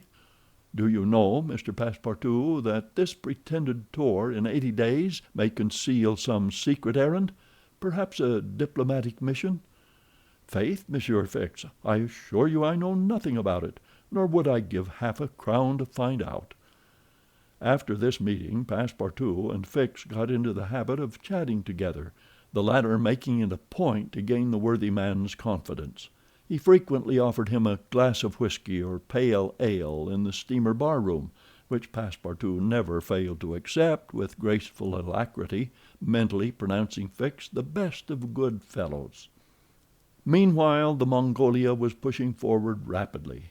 On the 13th, Mocha, surrounded by its ruined walls, whereon date trees were growing, was sighted, and on the mountains beyond were espied vast coffee fields. Passepartout was ravished to behold this celebrated place, and thought that with its circular walls and dismantled fort it looked like an immense coffee cup and saucer. The following night they passed through the Strait of Bab el Mandeb, which means in Arabic the Bridge of Tears, and the next day they put in at Steamer Point, northwest of Aden Harbor, to take in coal. This matter of fueling steamers is a serious one at such distances from the coal mines. It costs the Peninsular Company some £800,000 a year. In these distant seas coal is worth £3 or £4 sterling a ton. The Mongolia had still 1,650 miles to traverse before reaching Bombay, and was obliged to remain 4 hours at Steamer Point to coal up. But this delay, as it was foreseen, did not affect Phileas Fogg's program. Besides, the Mongolia, instead of reaching Aden on the morning of the 15th, when she was due, arrived there on the evening of the 14th, a gain of 15 hours. Mr. Fogg and his servant went ashore at Aden to have the passport again visaed. Fix, unobserved, followed them. The visa procured, Mr. Fogg returned on board to resume his former habits, while Passepartout, according to custom, sauntered about among the mixed population of Somalis, Banyans, Parsees, Jews, Arabs, and Europeans who comprised the 25,000 inhabitants of Aden. He gazed with wonder upon the fortifications which make this place the Gibraltar of the Indian Ocean, and the vast cisterns where the English engineers were still at work, 2,000 years after the engineers of Solomon. "Very curious, very curious," said Passepartout to himself on returning to the steamer. "I see that it is by no means useless to travel if a man wants to see something new." At 6 p.m. the Mongolia slowly moved out of the roadstead and was soon once more on the Indian Ocean. She had 168 hours in which to reach Bombay, and the sea was favorable, the wind being in the northwest, and all sails aiding the engine. The steamer rolled but little. The ladies in fresh toilets reappeared on deck, and the singing and dancing were resumed. The trip was being accomplished most successfully, and Passepartout was enchanted with the congenial companion which chance had secured him in the person of the delightful Fix. On Sunday, October 20th, towards noon, they came in sight of the Indian coast. 2 hours later the pilot came on board. A range of hills lay against the sky in the horizon, and soon the rows of palms which adorn Bombay came distinctly into view. The steamer entered the road formed by the islands in the bay, and at 4:30 she hauled up at the quays of Bombay. Phileas Fogg was in the act of finishing the 33rd rubber of the voyage, and his partner and himself, having by a bold stroke captured all 13 of the tricks, concluded this fine campaign with a brilliant victory. The Mongolia was due at Bombay on the 22nd. She arrived on the 20th. This was a gain to Phileas Fogg of 2 days since his departure from London, and he calmly entered the fact in the itinerary in the column of gains. Chapter 10, in which Passepartout is only too glad to get off with the loss of his shoes. Everybody knows that the great reversed triangle of land, with its base in the north and its apex in the south, which is called India, embraces 1,400,000 square miles, upon which is spread unequally a population of 180 millions of souls. The British Crown exercises a real and despotic dominion over the larger portion of this vast country, and has a Governor-General stationed at Calcutta, governors at Madras, Bombay, and in Bengal, and a lieutenant governor at Agra. But British India, properly so called, only embraces 700,000 square miles, and a population of from 100 to 110 millions of inhabitants. A considerable portion of India is still free from British authority, and there are certain ferocious Rajas in the interior who are absolutely independent. The celebrated East India Company was all-powerful from 1756, when the English first gained a foothold on the spot where now stands the city of Madras, down to the time of the great Sepoy insurrection. It gradually annexed province after province, purchasing them of the native chiefs, whom it seldom paid, and appointed the Governor-General and his subordinates, civil and military. But the East India Company has now passed away, leaving the British possessions in India directly under the control of the Crown. The aspect of the country, as well as the manners and distinctions of race, is daily changing. Formerly one was obliged to travel in India by the old cumbrous methods of going on foot or on horseback, in palanquins or unwieldy coaches. Now fast steamboats ply on the Indus and the Ganges, and a great railway, with branch lines joining the main line at many points on its route, traverses the peninsula from Bombay to Calcutta in 3 days. This railway does not run in a direct line across India. The distance between Bombay and Calcutta, as the bird flies, is only from 1,000 to 1,100 miles, but the deflections of the road increase this distance by more than a third. The general route of the great Indian Peninsula Railway is as follows. Leaving Bombay, it passes through Salsetta, crossing to the continent opposite, Tanna, goes over the chain of the Western Ghauts, runs thence northeast as far as Burhampur, skirts the nearly independent territory of Bundelkund, ascends to Allahabad, turns thence eastwardly, meeting the Ganges at Benares, then departs from the river a little, and descending southeastward by Berdivian and the French town of Chandernagore, has its terminus at Calcutta. The passengers of the Mongolia went ashore at 4:30 p.m. At exactly 8 the train would start for Calcutta. Mr. Fogg, after bidding good-bye to his whist partners, left the steamer, gave his servant several errands to do, urged it upon him to be at the station promptly at 8, and, with his regular step, which beat to the second like an astronomical clock, directed his steps to the passport office. As for the wonders of Bombay, its famous city hall, its splendid library, its forts and docks, its bazaars, mosques, synagogues, its Armenian churches, and the noble pagoda on Malabar Hill, with its 2 polygonal towers, he cared not a straw to see them. He would not deign to examine even the masterpieces of Elephanta, or the mysterious Hypagia, concealed southeast from the docks, or those fine remains of Buddhist architecture, the Canharian grottos of the island of Salsetta. Having transacted his business at the passport office, Phileas Fogg repaired quietly to the railway station, where he ordered dinner. Among the dishes served up to him, the landlord especially recommended a certain giblet of native rabbit, on which he prided himself. Mr. Fogg accordingly tasted the dish, but despite its spice sauce, found it far from palatable. He rang for the landlord, and on his appearance said, fixing his clear eyes upon him, "Is this rabbit, sir?"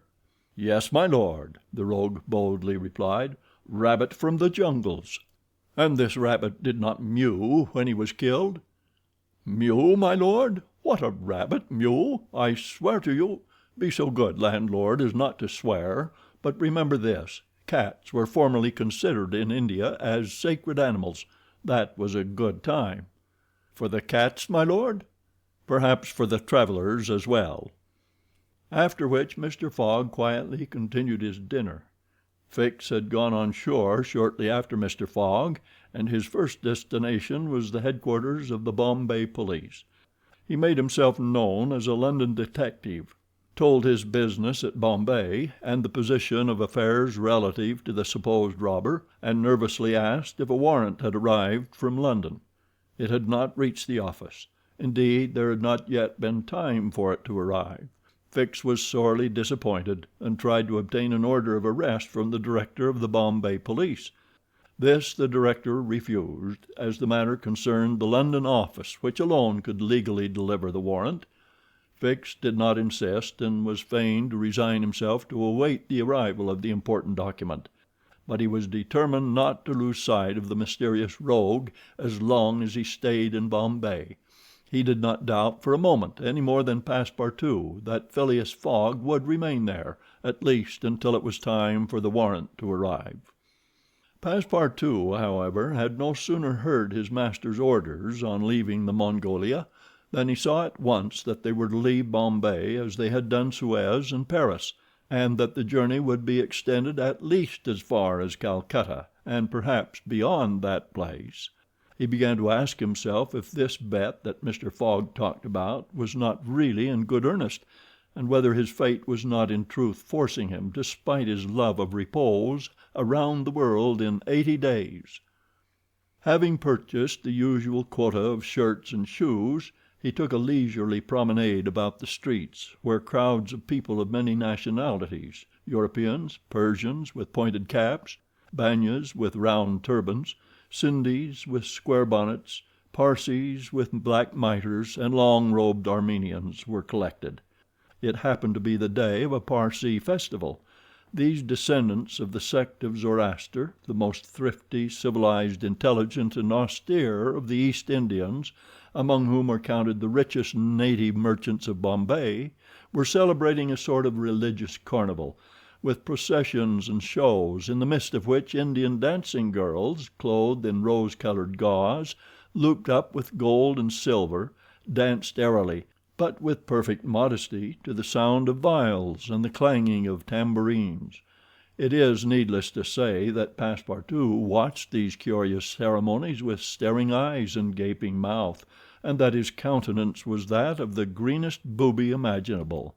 Unhappily for his master as well as himself, his curiosity drew him unconsciously farther off than he intended to go. At last, having seen the Parsee carnival wind away in the distance, he was turning his steps towards the station when he happened to espy the splendid pagoda on Malabar Hill, and was seized with an irresistible desire to see its interior. He was quite ignorant that it is forbidden to Christians to enter certain Indian temples, and that even the faithful must not go in without first leaving their shoes outside the door. It may be said here that the wise policy of the British government severely punishes a disregard of the practices of the native religions. Passepartout, however, thinking no harm, went in like a simple tourist, and was soon lost in admiration of the splendid Brahmin ornamentation which everywhere met his eyes, when of a sudden he found himself sprawling on the sacred flagging. He looked up to behold 3 enraged priests, who forthwith fell upon him, tore off his shoes, and began to beat him with loud, savage exclamations. The agile Frenchman was soon upon his feet again, and lost no time in knocking down 2 of his long-gowned adversaries with his fists and a vigorous application of his toes. Then, rushing out of the pagoda as fast as his legs could carry him, he soon escaped the 3rd priest by mingling with the crowd in the streets. At 5 minutes before 8, Passepartout, hatless, shoeless, and having in the squabble lost his package of shirts and shoes, rushed breathlessly into the station. Fix, who had followed Mr. Fogg to the station and saw that he was really going to leave Bombay, was there upon the platform. He had resolved to follow the supposed robber to Calcutta, and farther if necessary. Passepartout did not observe the detective, who stood in an obscure corner, but Fix heard him relate his adventures in a few words to Mr. Fogg. "I hope that this will not happen again," said Phileas Fogg coldly, as he got into the train. Poor Passepartout, quite crestfallen, followed his master without a word. Fix was on the point of entering another carriage when an idea struck him which induced him to alter his plan. "No, I'll stay," muttered he. "An offense has been committed on Indian soil. I've got my man." Just then the locomotive gave a sharp screech, and the train passed out into the darkness of the night. Chapter 11, in which Phileas Fogg secures a curious means of conveyance at a fabulous price. The train had started punctually. Among the passengers were a number of officers, government officials, and opium and indigo merchants whose business called them to the eastern coast. Passepartout rode in the same carriage with his master, and a 3rd passenger occupied a seat opposite to them. This was Sir Francis Cromarty, one of Mr. Fogg's whist partners on the Mongolia, now on his way to join his corps at Benares. Sir Francis was a tall, fair man of 50, who had greatly distinguished himself in the last Sepoy revolt. He made India his home, only paying brief visits to England at rare intervals, and was almost as familiar as a native with the customs, history, and character of India and its people. But Phileas Fogg, who was not traveling but only describing a circumference, took no pains to inquire into these subjects. He was a solid body traversing an orbit around the terrestrial globe, according to the laws of rational mechanics. He was at this moment calculating in his mind the number of hours spent since his departure from London, and had it been in his nature to make a useless demonstration, would have rubbed his hands for satisfaction. Sir Francis Cromarty had observed the oddity of his traveling companion, although the only opportunity he had for studying him had been while he was dealing the cards and between two rubbers, and questioned himself whether a human heart really beat beneath this cold exterior, and whether Phileas Fogg had any sense of the beauties of nature. The brigadier general was free to mentally confess that of all the eccentric persons he had ever met, none was comparable to this product of the exact sciences. Phileas Fogg had not concealed from Sir Francis his design of going round the world, nor the circumstances under which he set out, and the general only saw in the wager a useless eccentricity and a lack of sound common sense. In the way this strange gentleman was going on, he would leave the world without having done any good to himself or anybody else. An hour after leaving Bombay the train had passed the viaducts and the island of Salsetta, and had got into the open country. At Kalyan they reached the junction of the branch line which descends towards southeastern India by Kandala and Poonah, and passing Pauwel they entered the defiles of the mountains, with their basalt bases and their summits crowned with thick and verdant forests. Phileas Fogg and Sir Francis Cromarty exchanged a few words from time to time, and now Sir Francis, reviving the conversation, observed: "Some years ago, Mr. Fogg, you would have met with a delay at this point which would probably have lost you your wager." "How so, Sir Francis?" "Because the railway stopped at the base of these mountains, which the passengers were obliged to cross in palanquins or on ponies to Kandala on the other side." "Such a delay would not have deranged my plans in the least," said Mr. Fogg. "I have constantly foreseen the likelihood of certain obstacles." "But, Mr. Fogg," pursued Sir Francis, "you run the risk of having some difficulty about this worthy fellow's adventure at the pagoda." Passepartout, his feet comfortably wrapped in his traveling blanket, was sound asleep, and did not dream that anybody was talking about him. "The government is very severe upon that kind of offense. It takes particular care that the religious customs of the Indians should be respected, and if your servant were caught—" "Very well, Sir Francis," replied Mr. Fogg. "If he had been caught he would have been condemned and punished, and then would have quietly returned to Europe. I don't see how this affair could have delayed his master." The conversation fell again. During the night the train left the mountains behind and passed Nassik, and the next day proceeded over the flat, well cultivated country of the Candiche, with its straggling villages, above which rose the minarets of the pagodas. This fertile territory is watered by numerous small rivers and limpid streams, mostly tributaries of the Godavery. Passepartout, on waking and looking out, could not realize that he was actually crossing India in a railway train. The locomotive, guided by an English engineer and fed with English coal, threw out its smoke upon cotton, coffee, nutmeg, clove, and pepper plantations, while the steam curled in spirals around groups of palm trees, in the midst of which were seen picturesque bungalows, viharis, sort of abandoned monasteries, and marvelous temples enriched by the exhaustless ornamentation of Indian architecture. Then they came upon vast tracts extending to the horizon, with jungles inhabited by snakes and tigers, which fled at the noise of the train, succeeded by forests penetrated by the railway and still haunted by elephants, which, with pensive eyes, gazed at the train as it passed. The travelers crossed, beyond Milagom, the fatal country so often stained with blood by the sectaries of the goddess Kali.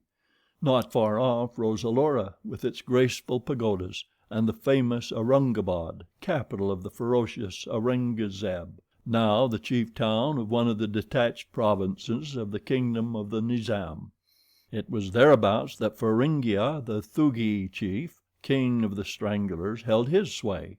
These ruffians, united by a secret bond, strangled victims of every age in honor of the goddess Death, without ever shedding blood. There was a period when this part of the country could scarcely be traveled over without corpses being found in every direction. The English government has succeeded in greatly diminishing these murders, though the Thugis still exist and pursue the exercise of their horrible rites.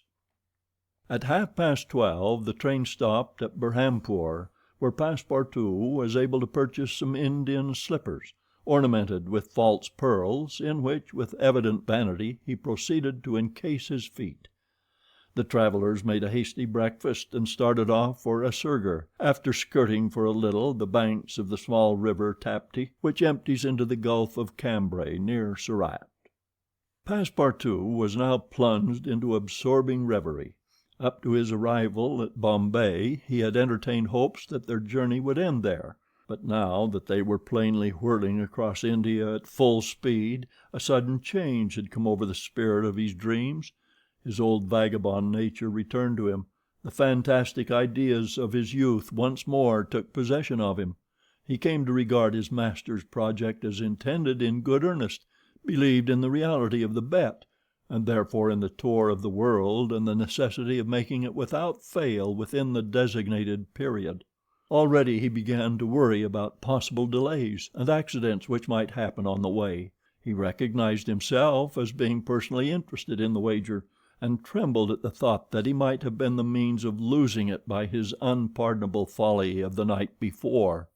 Being much less cool-headed than Mr. Fogg, he was much more restless, counting and recounting the days passed over, uttering maledictions when the train stopped, and accusing it of sluggishness, and mentally blaming Mr. Fogg for not having bribed the engineer. The worthy fellow was ignorant that while it was possible by such means to hasten the rate of a steamer, it could not be done on the railway. The train entered the defiles of the Sutpur Mountains, which separate the Khandish from Bundelkund, towards evening. The next day Sir Francis Cromarty asked Passepartout what time it was, to which, on consulting his watch, he replied that it was 3 in the morning. This famous timepiece, always regulated on the Greenwich meridian, which was now some 77 degrees westward, was at least 4 hours slow. Sir Francis corrected Passepartout's time, whereupon the latter made the same remark that he had done to Fix, and upon the general insisting that the watch should be regulated in each new meridian, since he was constantly going eastward, that it is in the face of the sun, and therefore the days were shorter by 4 minutes for each degree gone over. Passepartout obstinately refused to alter his watch, which he kept at London time. It was an innocent delusion which could harm no one. The train stopped at 8 o'clock in the midst of a glade some 15 miles beyond Rothal, where there were several bungalows and workmen's cabins. The conductor, passing along the carriages, shouted, "Passengers will get out here." Phileas Fogg looked at Sir Francis Cromarty for an explanation, but the general could not tell what meant a halt in the midst of this forest of dates and acacias. Passepartout, not less surprised, rushed out and speedily returned, crying, "Monsieur, monsieur, no more railway." "What do you mean?" asked Sir Francis. "I mean to say that the train isn't going on." The general at once stepped out, while Phileas Fogg calmly followed him, and they proceeded together to the conductor. "Where are we?" asked Sir Francis. "At the hamlet of Colby." "Do we stop here?" "Certainly. The railway isn't finished." "What, not finished?" "No, there's still a matter of 50 miles to be laid from here to Allahabad, where the line begins again." "But the papers announced the opening of the railway throughout." "What would you have, officer? The papers were mistaken." "Yet you sell tickets from Bombay to Calcutta," retorted Sir Francis, who was growing warm. "No doubt," replied the conductor, "but the passengers know that they must provide means of transportation for themselves from Colby to Allahabad." Sir Francis was furious. Passepartout would willingly have knocked the conductor down, and did not dare to look at his master. "Sir Francis," said Mr. Fogg quietly, "we will, if you please, look about for some means of conveyance to Allahabad." "Mr. Fogg, this is a delay greatly to your disadvantage." "No, Sir Francis, it was foreseen." "What! You knew that the way "Not at all, but I knew that some obstacle or other would sooner or later arise on my route. Nothing, therefore, is lost. I have 2 days which I have already gained to sacrifice. A steamer leaves Calcutta for Hong Kong at noon on the 25th. This is the 22nd, and we shall reach Calcutta in time." There was nothing to say to so confident a response. It was but too true that the railway came to a termination at this point. The papers were like some watches, which have a way of getting too fast, and had been premature in their announcement of the completion of the line. The greater part of the travelers were aware of this interruption, and leaving the train they began to engage such vehicles as the village could provide: four-wheeled palkigharies, wagons drawn by zebus, carriages that looked like perambulating pagodas, palanquins, ponies, and what not. Mr. Fogg and Sir Francis Cromarty, after searching the village from end to end, came back without having found anything. "I shall go afoot," said Phileas Fogg. Passepartout, who had now rejoined his master, made a wry grimace as he thought of his magnificent but too frail Indian shoes. Happily he too had been looking about him, and after a moment's hesitation said: "Monsieur, I think I have found a means of conveyance." "What?" "An elephant that belongs to an Indian who lives but 100 steps from here." "Let's go and see the elephant," replied Mr. Fogg. They soon reached a small hut, near which, enclosed within some high palings, was the animal in question. An Indian came out of the hut, and at their request conducted them within the enclosure.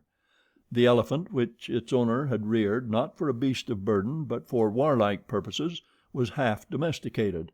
The Indian had begun already, by often irritating him and feeding him every 3 months on sugar and butter, to impart to him a ferocity not in his nature, this method being often employed by those who train the Indian elephants for battle.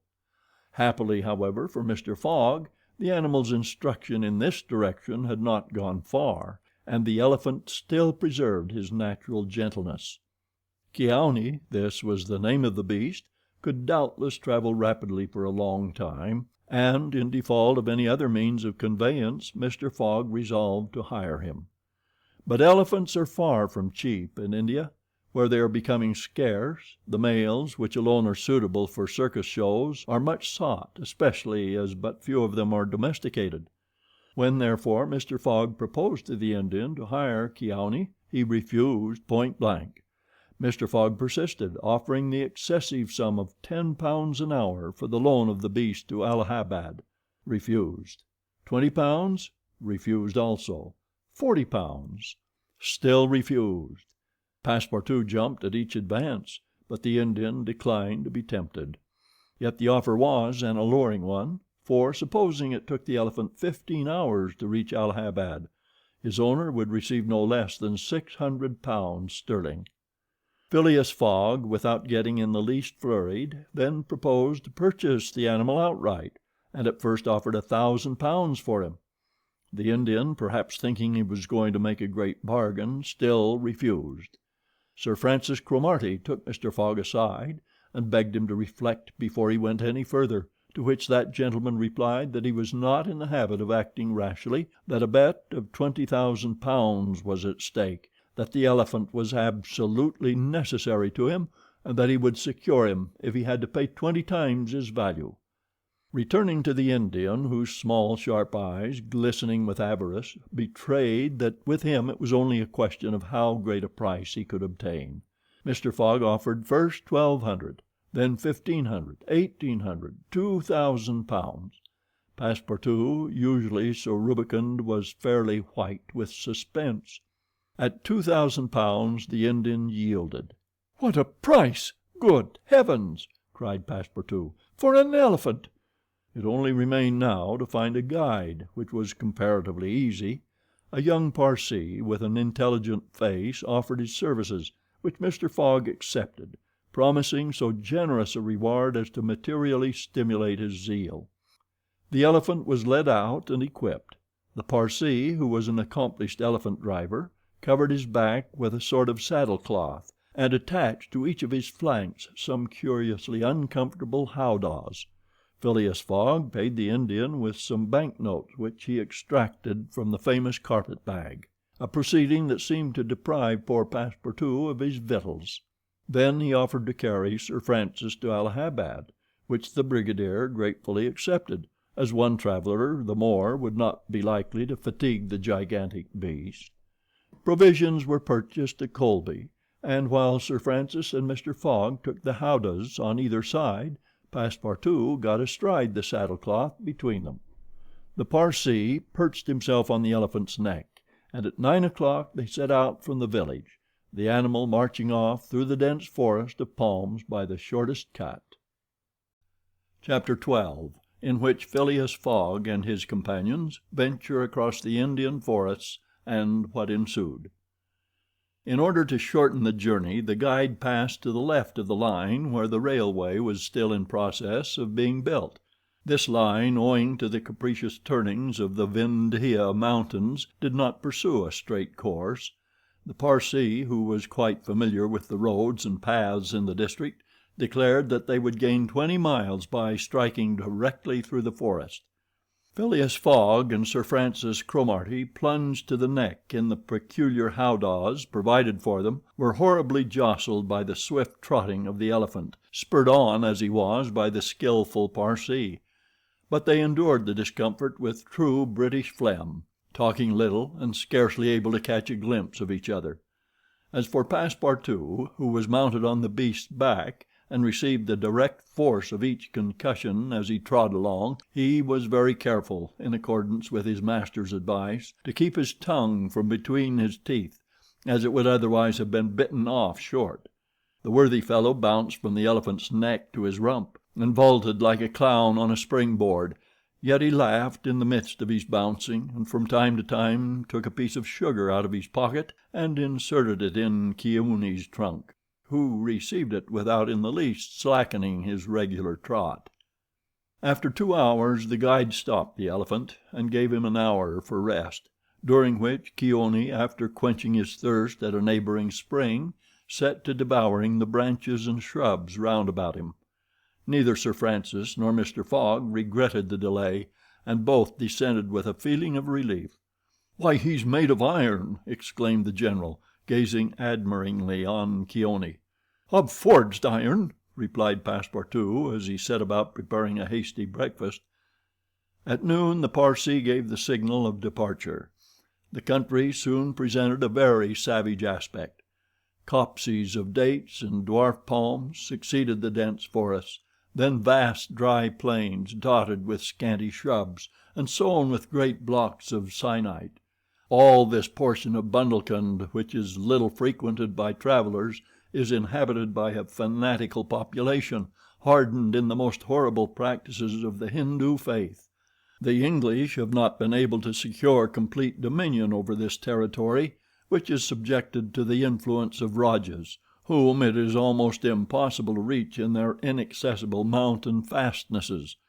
The travelers several times saw bands of ferocious Indians, who, when they perceived the elephant striding across country, made angry and threatening motions. The Parsee avoided them as much as possible. Few animals were observed on the route. Even the monkeys hurried from their path with contortions and grimaces which convulsed Passepartout with laughter. In the midst of his gaiety, however, one thought troubled the worthy servant. What would Mr. Fogg do with the elephant when he got to Allahabad? Would he carry him on with him? Impossible. The cost of transporting him would make him ruinously expensive. Would he sell him, or set him free? The estimable beast certainly deserved some consideration. Should Mr. Fogg choose to make him, Passepartout, a present of Keaweney, he would be very much embarrassed, and these thoughts did not cease worrying him for a long time. The principal chain of the Vindhias was crossed by 8 in the evening, and another halt was made on the northern slope in a ruined bungalow. They had gone nearly 25 miles that day, and an equal distance still separated them from the station of Allahabad. The night was cold. The Parsee lit a fire in the bungalow with a few dry branches, and the warmth was very grateful. Provisions purchased at Colby sufficed for supper, and the travelers ate ravenously. The conversation, beginning with a few disconnected phrases, soon gave place to loud and steady snores.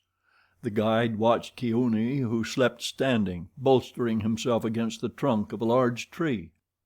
Nothing occurred during the night to disturb the slumberers, although occasional growls from panthers and chatterings of monkeys broke the silence. The more formidable beasts made no cries or hostile demonstration against the occupants of the bungalow. Sir Francis slept heavily, like an honest soldier overcome with fatigue. Passepartout was wrapped in uneasy dreams of the bouncing of the day before. As for Mr. Fogg, he slumbered as peacefully as if he had been in his serene mansion in Savile Row. The journey was resumed at 6 in the morning. The guide hoped to reach Allahabad by evening. In that case, Mr. Fogg would only lose a part of the 48 hours saved since the beginning of the tour. Keoonee, resuming his rapid gait, soon descended the lower spurs of the Vindhyas, and towards noon they passed by the village of Callinger, on the Kenai, one of the branches of the Ganges. The guide avoided inhabited places, thinking it safer to keep the open country, which lies along the first depressions of the basin of the great river. Allahabad was now only 12 miles to the northeast. They stopped under a clump of bananas, the fruit of which, as healthy as bread and as succulent as cream, was amply partaken of and appreciated. At 2 o'clock the guide entered a thick forest which extended several miles. He preferred to travel under cover of the woods. They had not as yet had any unpleasant encounters, and the journey seemed on the point of being successfully accomplished, when the elephant, becoming restless, suddenly stopped. It was then 4 o'clock. "What's the matter?" asked Sir Francis, putting out his head. "I don't know, officer," replied the Parsee, listening attentively to a confused murmur which came through the thick branches. The murmur soon became more distinct. It now seemed like a distant concert of human voices accompanied by brass instruments. Passepartout was all eyes and ears. Mr. Fogg patiently waited without a word. The Parsee jumped to the ground, fastened the elephant to a tree, and plunged into the thicket. He soon returned, saying, "A procession of Brahmins is coming this way. We must prevent their seeing us, if possible." The guide unloosed the elephant and led him into a thicket, at the same time asking the travelers not to stir. He held himself ready to bestride the animal at a moment's notice, should flight become necessary, but he evidently thought that the procession of the faithful would pass without perceiving them amid the thick foliage in which they were wholly concealed. The discordant tones of the voices and instruments drew nearer, and now droning songs mingled with the sound of the tambourines and cymbals. The head of the procession soon appeared beneath the trees 100 paces away, and the strange figures who performed the religious ceremony were easily distinguished through the branches. First came the priests with mitres on their heads, and clothed in long lace robes. They were surrounded by men, women, and children, who sang a kind of lugubrious psalm, interpreted at regular intervals by the tambourines and cymbals, while behind them was drawn a car with large wheels, the spokes of which represented serpents entwined with each other. Upon the car, which was drawn by 4 richly caparisoned zebus, stood a hideous statue with 4 arms, the body colored a dull red, with haggard eyes, disheveled hair, protruding tongue, and lips tinted with betel. It stood upright upon the figure of a prostrate and headless giant. Sir Francis, recognizing the statue, whispered, "The goddess of Kali, the goddess of love and death." "Of death, perhaps," muttered back Passepartout, "but of love? That ugly old hag? Never." The Parsee made a motion to keep silence. A group of old fakirs were capering and making a wild ado round the statue. These were striped with ochre and covered with cuts whence their blood issued drop by drop, stupid fanatics who, in the great Indian ceremonies, still throw themselves under the wheels of Juggernaut. Some Brahmins, clad in all the sumptuousness of Oriental apparel, and leading a woman who faltered at every step, followed. This woman was young and as fair as a European. Her head and neck, shoulders, ears, arms, hands, and toes were loaded down with jewels and gems, with bracelets, earrings, and rings. while a tunic bordered with gold and covered with a light muslin robe betrayed the outline of her form. The guards who followed the young woman presented a violent contrast to her, armed as they were with naked sabers hung at their waists and long Damascene pistols, and bearing a corpse on a palanquin.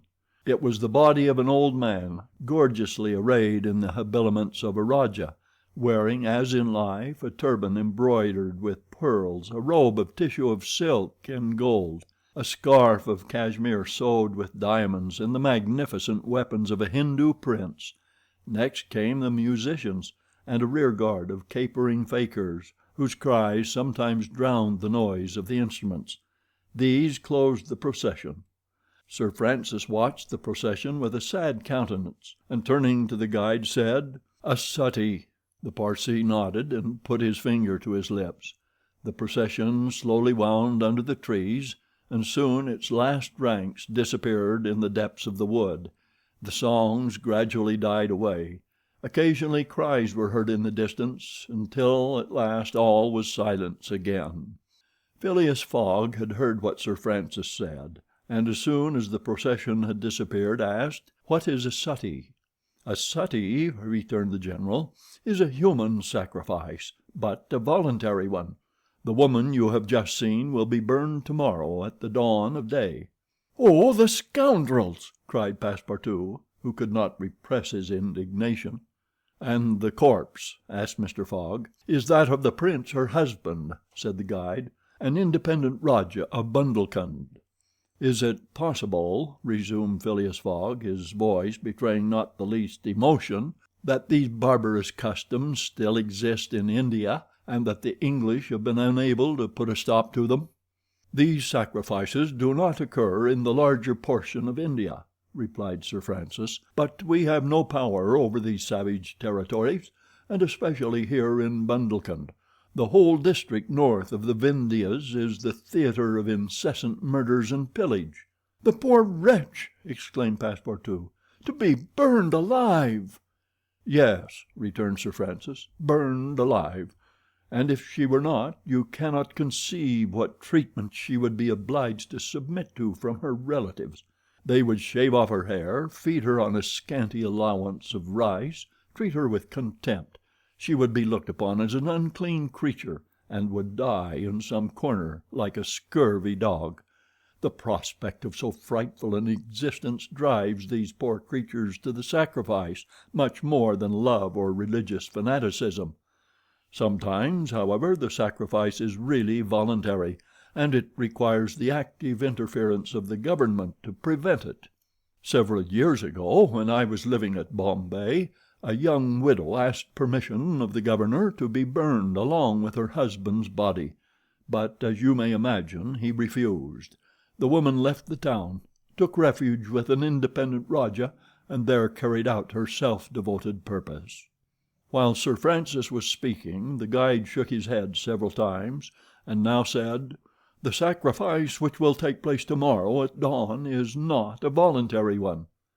"How do you know?" "Everybody knows about this affair in Bundelkund." "But the wretched creature did not seem to be making any resistance," observed Sir Francis. "That was because they had intoxicated her with fumes of hemp and opium." "But where are they taking her?" "To the pagoda of Pillagi, 2 miles from here. She will pass the night there." "And the sacrifice will take place?" "Tomorrow at the first light of dawn." The guide now led the elephant out of the thicket and leaped upon his neck. Just at the moment that he was about to urge Keone forward with a peculiar whistle, Mr. Fogg stopped him, and turning to Sir Francis Cromarty said, "Suppose we save this woman." "Save the woman, Mr. Fogg?" "I have yet 12 hours to spare. I can devote them to that." "Why, you are a man of heart."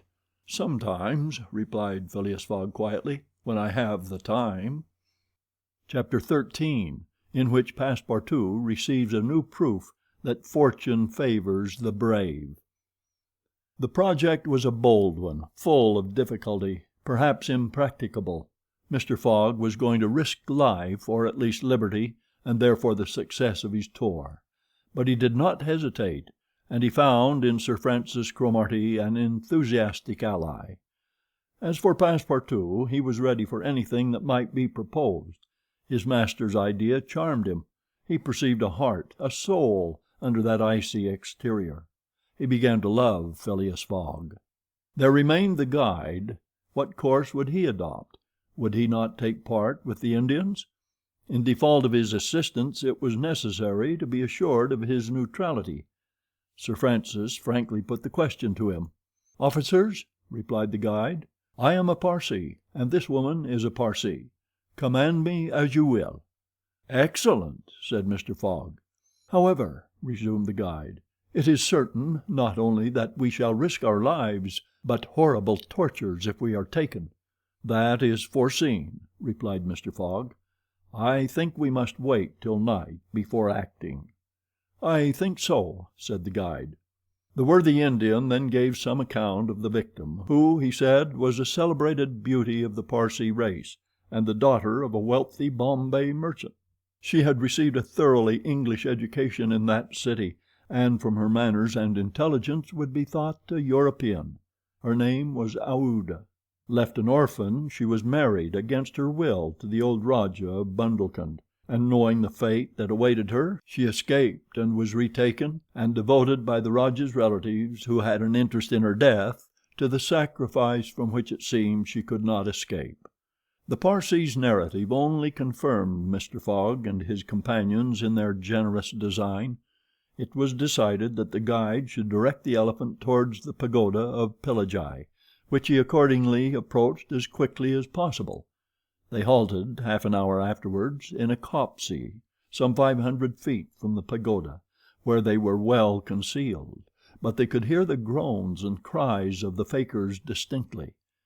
They then discussed the means of getting at the victim.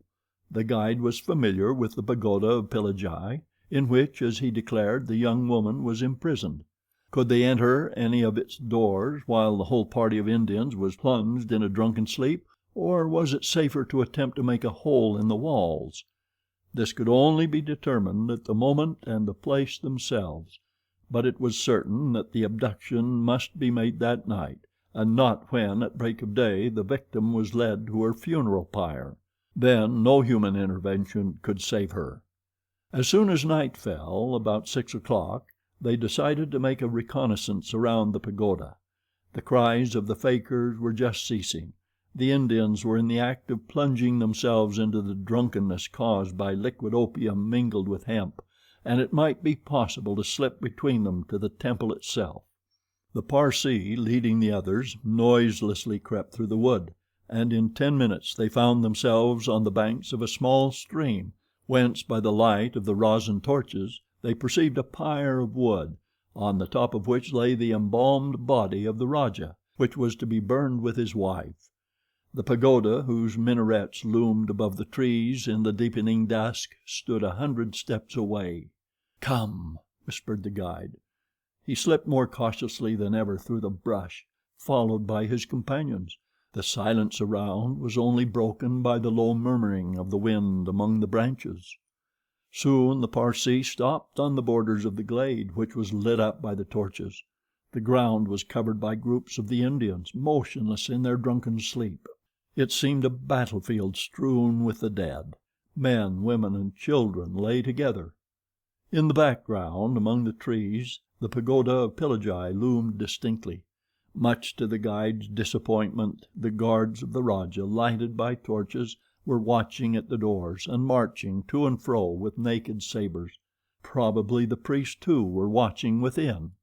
The Parsee, now convinced that it was impossible to force an entrance to the temple, advanced no farther, but led his companions back again. Phileas Fogg and Sir Francis Cromarty also saw that nothing could be attempted in that direction. They stopped and engaged in a whispered colloquy. "It is only 8 now," said the brigadier, "and these guards may also go to sleep." "It is not impossible," returned the Parsee. They lay down at the foot of a tree and waited. The time seemed long. The guide ever and anon left them to take an observation on the edge of the wood, but the guards watched steadily by the glare of the torches, and a dim light crept through the windows of the pagoda. They waited till midnight, but no change took place among the guards, and it became apparent that their yielding to sleep could not be counted on. The other plan must be carried out. An opening in the walls of the pagoda must be made. It remained to ascertain whether the priests were watching by the side of their victim as assiduously as were the soldiers at the door. After a last consultation, the guide announced that he was ready for the attempt, and advanced, followed by the others. They took a roundabout way so as to get at the pagoda on the rear. They reached the walls about 12:30, without having met anyone. Here there was no guard, nor were there either windows or doors. The night was dark. The moon, on the wane, scarcely left the horizon, and was covered with heavy clouds. The height of the trees deepened the darkness. It was not enough to reach the walls. An opening in them must be accomplished, and to attain this purpose the party only had their pocket knives. Happily, the temple walls were built of brick and wood, which could be penetrated with little difficulty. After one brick had been taken out, the rest would yield easily. They set noiselessly to work, and the Parsee on one side and Passepartout on the other began to loosen the bricks so as to make an aperture 2 feet wide. They were getting on rapidly when suddenly a cry was heard in the interior of the temple, followed almost instantly by other cries replying from the outside. Passepartout and the guide stopped. Had they been heard? Was the alarm being given? Common prudence urged them to retire, and they did so, followed by Phileas Fogg and Sir Francis. They again hid themselves in the wood, and waited till the disturbance, whatever it might be, ceased, holding themselves ready to resume their attempt without delay. But awkwardly enough the guards now appeared at the rear of the temple, and there installed themselves in readiness to prevent a surprise. It would be difficult to describe the disappointment of the party, thus interrupted in their work. They could not now reach the victim. How then could they save her? Sir Francis shook his fists. Passepartout was beside himself, and the guide gnashed his teeth with rage. The tranquil Fogg waited without betraying any emotion. "We have nothing to do but to go away," whispered Sir Francis. "Nothing but to go away," echoed the guide. "Stop," said Fogg. "I am only due at Allahabad tomorrow before noon." "But what can you hope to do?" asked Sir Francis. "In a few hours it will be daylight, and—" "The chance which now seems lost may present itself at the last moment." Sir Francis would have liked to read Phileas Fogg's eyes. What was this cool Englishman thinking of? Was he planning to make a rush for the young woman at the very moment of the sacrifice and boldly snatch her from her executioners? This would be utter folly, and it was hard to admit that Fogg was such a fool. Sir Francis consented, however, to remain to the end of this terrible drama. The guide led them to the rear of the glade, where they were able to observe the sleeping groups. Meanwhile, Passepartout, who had perched himself on the lower branches of a tree, was revolving an idea which had at first struck him like a flash, and which was now firmly lodged in his brain. He had commenced by saying to himself, "What folly!" and then he repeated, "Why not, after all? It's a chance, perhaps the only one, and with such sots." Thinking thus, he slipped with the suppleness of a serpent to the lowest branches, the ends of which bent almost to the ground. The hours passed, and the lighter shades now announced the approach of day, though it was not yet light. This was the moment. The slumbering multitude became animated. The tambourines sounded, songs and cries arose. The hour of the sacrifice had come. The doors of the pagoda swung open, and a bright light escaped from its interior, in the midst of which Mr. Fogg and Sir Francis espied the victim. She seemed, having shaken off the stupor of intoxication, to be striving to escape from her executioner. Sir Francis's heart throbbed, and convulsively seizing Mr. Fogg's hand, found in it an open knife. Just at this moment the crowd began to move. The young woman had again fallen into a stupor caused by the fumes of hemp, and passed among the fakirs, who escorted her with their wild, religious cries. Phileas Fogg and his companions, mingling in the rear ranks of the crowd, followed, and in 2 minutes they reached the banks of the stream and stopped 50 paces from the pyre, upon which still lay the Rajah's corpse. In the semi-obscurity they saw the victim, quite senseless, stretched out beside her husband's body. Then a torch was brought, and the wood, heavily soaked with oil, instantly took fire. At this moment Sir Francis and the guide seized Phileas Fogg, who in an instant of mad generosity was about to rush upon the pyre. But he had quickly pushed them aside when the whole scene suddenly changed. A cry of terror arose. The whole multitude prostrated themselves, terror-stricken, on the ground. The old Rajah was not dead then, since he rose of a sudden like a spectre, took up his wife in his arms, and descended from the pyre in the midst of the clouds of smoke which only heightened his ghostly appearance. Fakirs and soldiers and priests, seized with instant terror, lay there with their faces on the ground, not daring to lift their eyes and behold such a prodigy. The inanimate victim was borne along by the vigorous arms which supported her, and which she did not seem in the least to burden. Mr. Fogg and Sir Francis stood erect, the Parsee bowed his head, and Passepartout was, no doubt, scarcely less stupefied. The resuscitated Rajah approached Sir Francis and Mr. Fogg, and in an abrupt tone said, "Let us be off." It was Passepartout himself who had slipped upon the pyre in the midst of the smoke, and, profiting by the still overhanging darkness, had delivered the young woman from death. It was Passepartout who, playing his part with a happy audacity, had passed through the crowd amid the general terror. A moment after, all four of the party had disappeared in the woods, and the elephant was bearing them away at a rapid pace. But the cries and noise, and a ball which whizzed through Phileas Fogg's hat, apprised them that the trick had been discovered.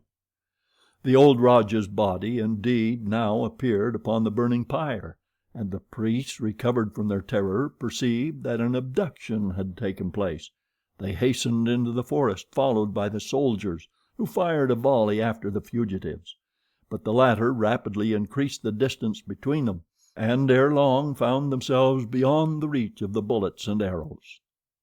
Chapter 14, in which Phileas Fogg descends the whole length of the beautiful valley of the Ganges without ever thinking of seeing it. The rash exploit had been accomplished, and for an hour Passepartout laughed gaily at his success. Sir Francis pressed the worthy fellow's hand, and his master said, "Well done," which from him was high commendation, to which Passepartout replied that all the credit of the affair belonged to Mr. Fogg. As for him, he had only been struck with a queer idea, and he laughed to think that for a few moments he, Passepartout, the ex-gymnast, ex-sergeant fireman, had been the spouse of a charming woman, a venerable, embalmed Rajah.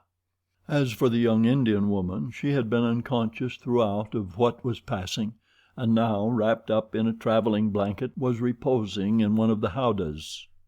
The elephant, thanks to the skillful guidance of the Parsee, was advancing rapidly through the still darksome forest, and an hour after leaving the pagoda had crossed a vast plain.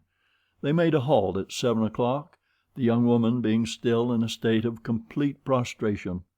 The guide made her a drink, a little brandy and water, but the drowsiness which stupefied her could not yet be shaken off.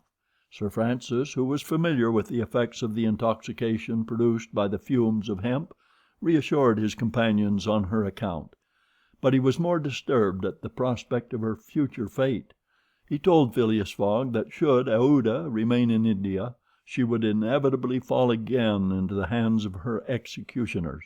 These fanatics were scattered throughout the country, and would, despite the English police, recover their victim at Madras, Bombay, or Calcutta. She would only be safe by quitting India forever. Phileas Fogg replied that he would reflect upon the matter.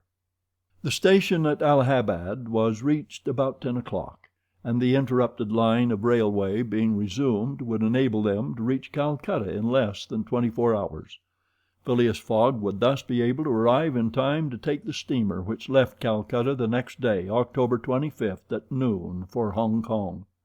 The young woman was placed in one of the waiting rooms of the station, whilst Passepartout was charged with purchasing for her various articles of toilet, a dress, shawl, and some furs, for which his master gave him unlimited credit.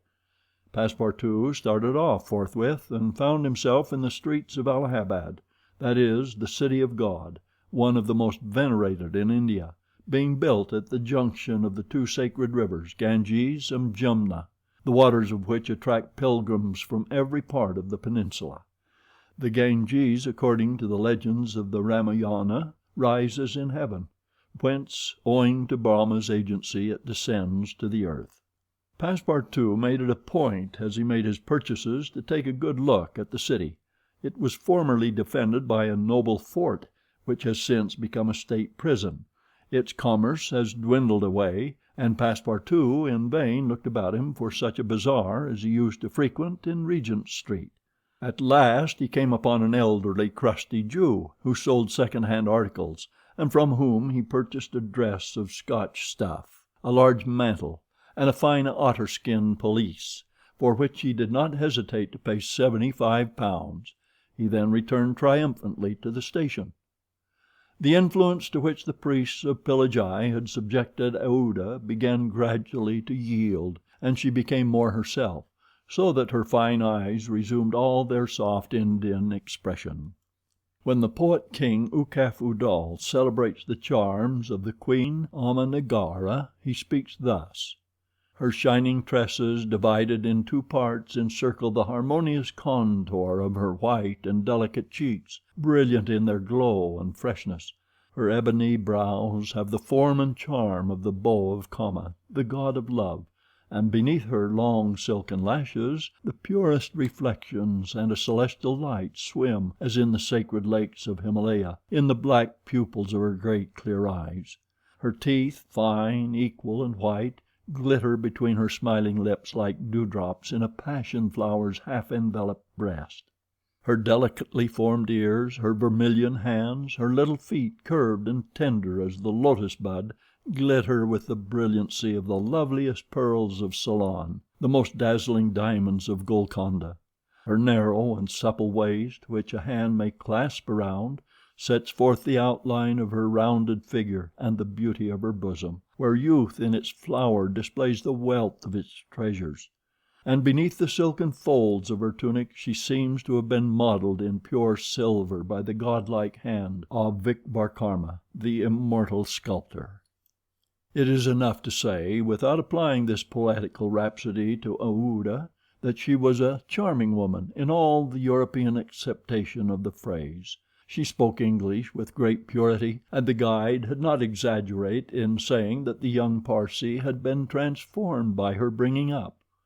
The train was about to start from Allahabad, and Mr. Fogg proceeded to pay the guide the price agreed upon for his service, and not a farthing more, which astonished Passepartout, who remembered all that his master owed to the guide's devotion. He had indeed risked his life in the adventure at Pillagi, and if he should be caught afterwards by the Indians, he would with difficulty escape their vengeance. Kioni also must be disposed of. What should be done with the elephant, which had been so dearly purchased? Phileas Fogg had already determined this question. "Parsee," said he to the guide, "you have been serviceable and devoted. I have paid for your service, but not for your devotion. Would you like to have this elephant? He is yours." The guide's eyes glistened. "Your honor is giving me a fortune," cried he. "Take him, guide," returned Mr. Fogg, "and I shall still be your debtor." "Good!" exclaimed Passepartout. "Take him, friend. Kioni is a brave and faithful beast," and going up to the elephant he gave him several lumps of sugar, saying, "Here, Kioni, here, here." The elephant grunted out his satisfaction, and clasping Passepartout around the waist with his trunk, lifted him as high as his head. Passepartout, not in the least alarmed, caressed the animal, which replaced him gently on the ground. Soon after, Phileas Fogg, Sir Francis Cromarty, and Passepartout, installed in a carriage with Aouda, who had the best seat, were whirling at full speed towards Benares. It was a run of 80 miles, and was accomplished in 2 hours. During the journey the young woman fully recovered her senses. What was her astonishment to find herself in this carriage on the railway, dressed in European habiliments, and with travelers who were quite strangers to her. Her companions first set about fully reviving her with a little liquor, and then Sir Francis narrated to her what had passed.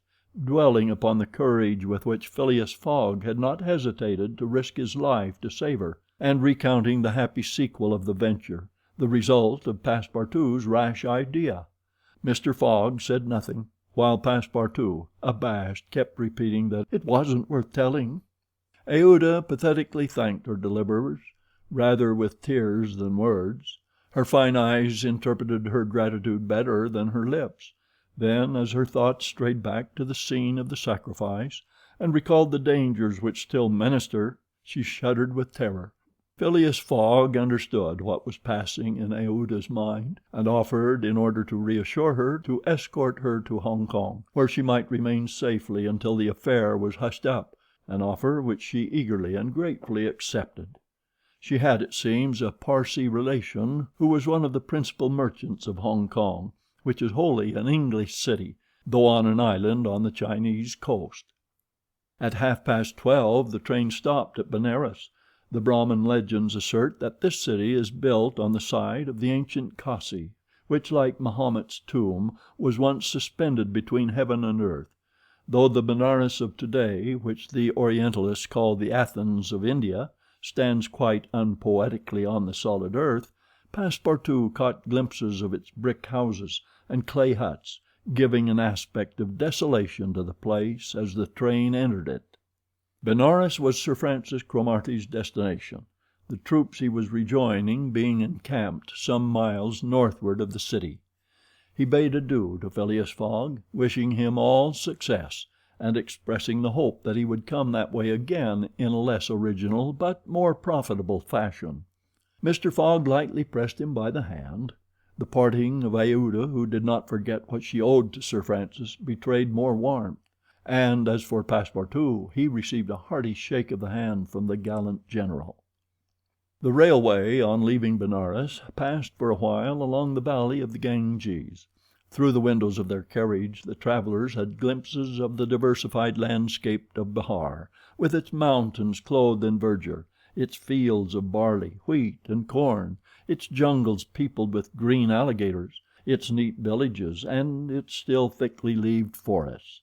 Elephants were bathing in the waters of the sacred river, and groups of Indians, despite the advanced season and chilly air, were performing solemnly their pious ablutions.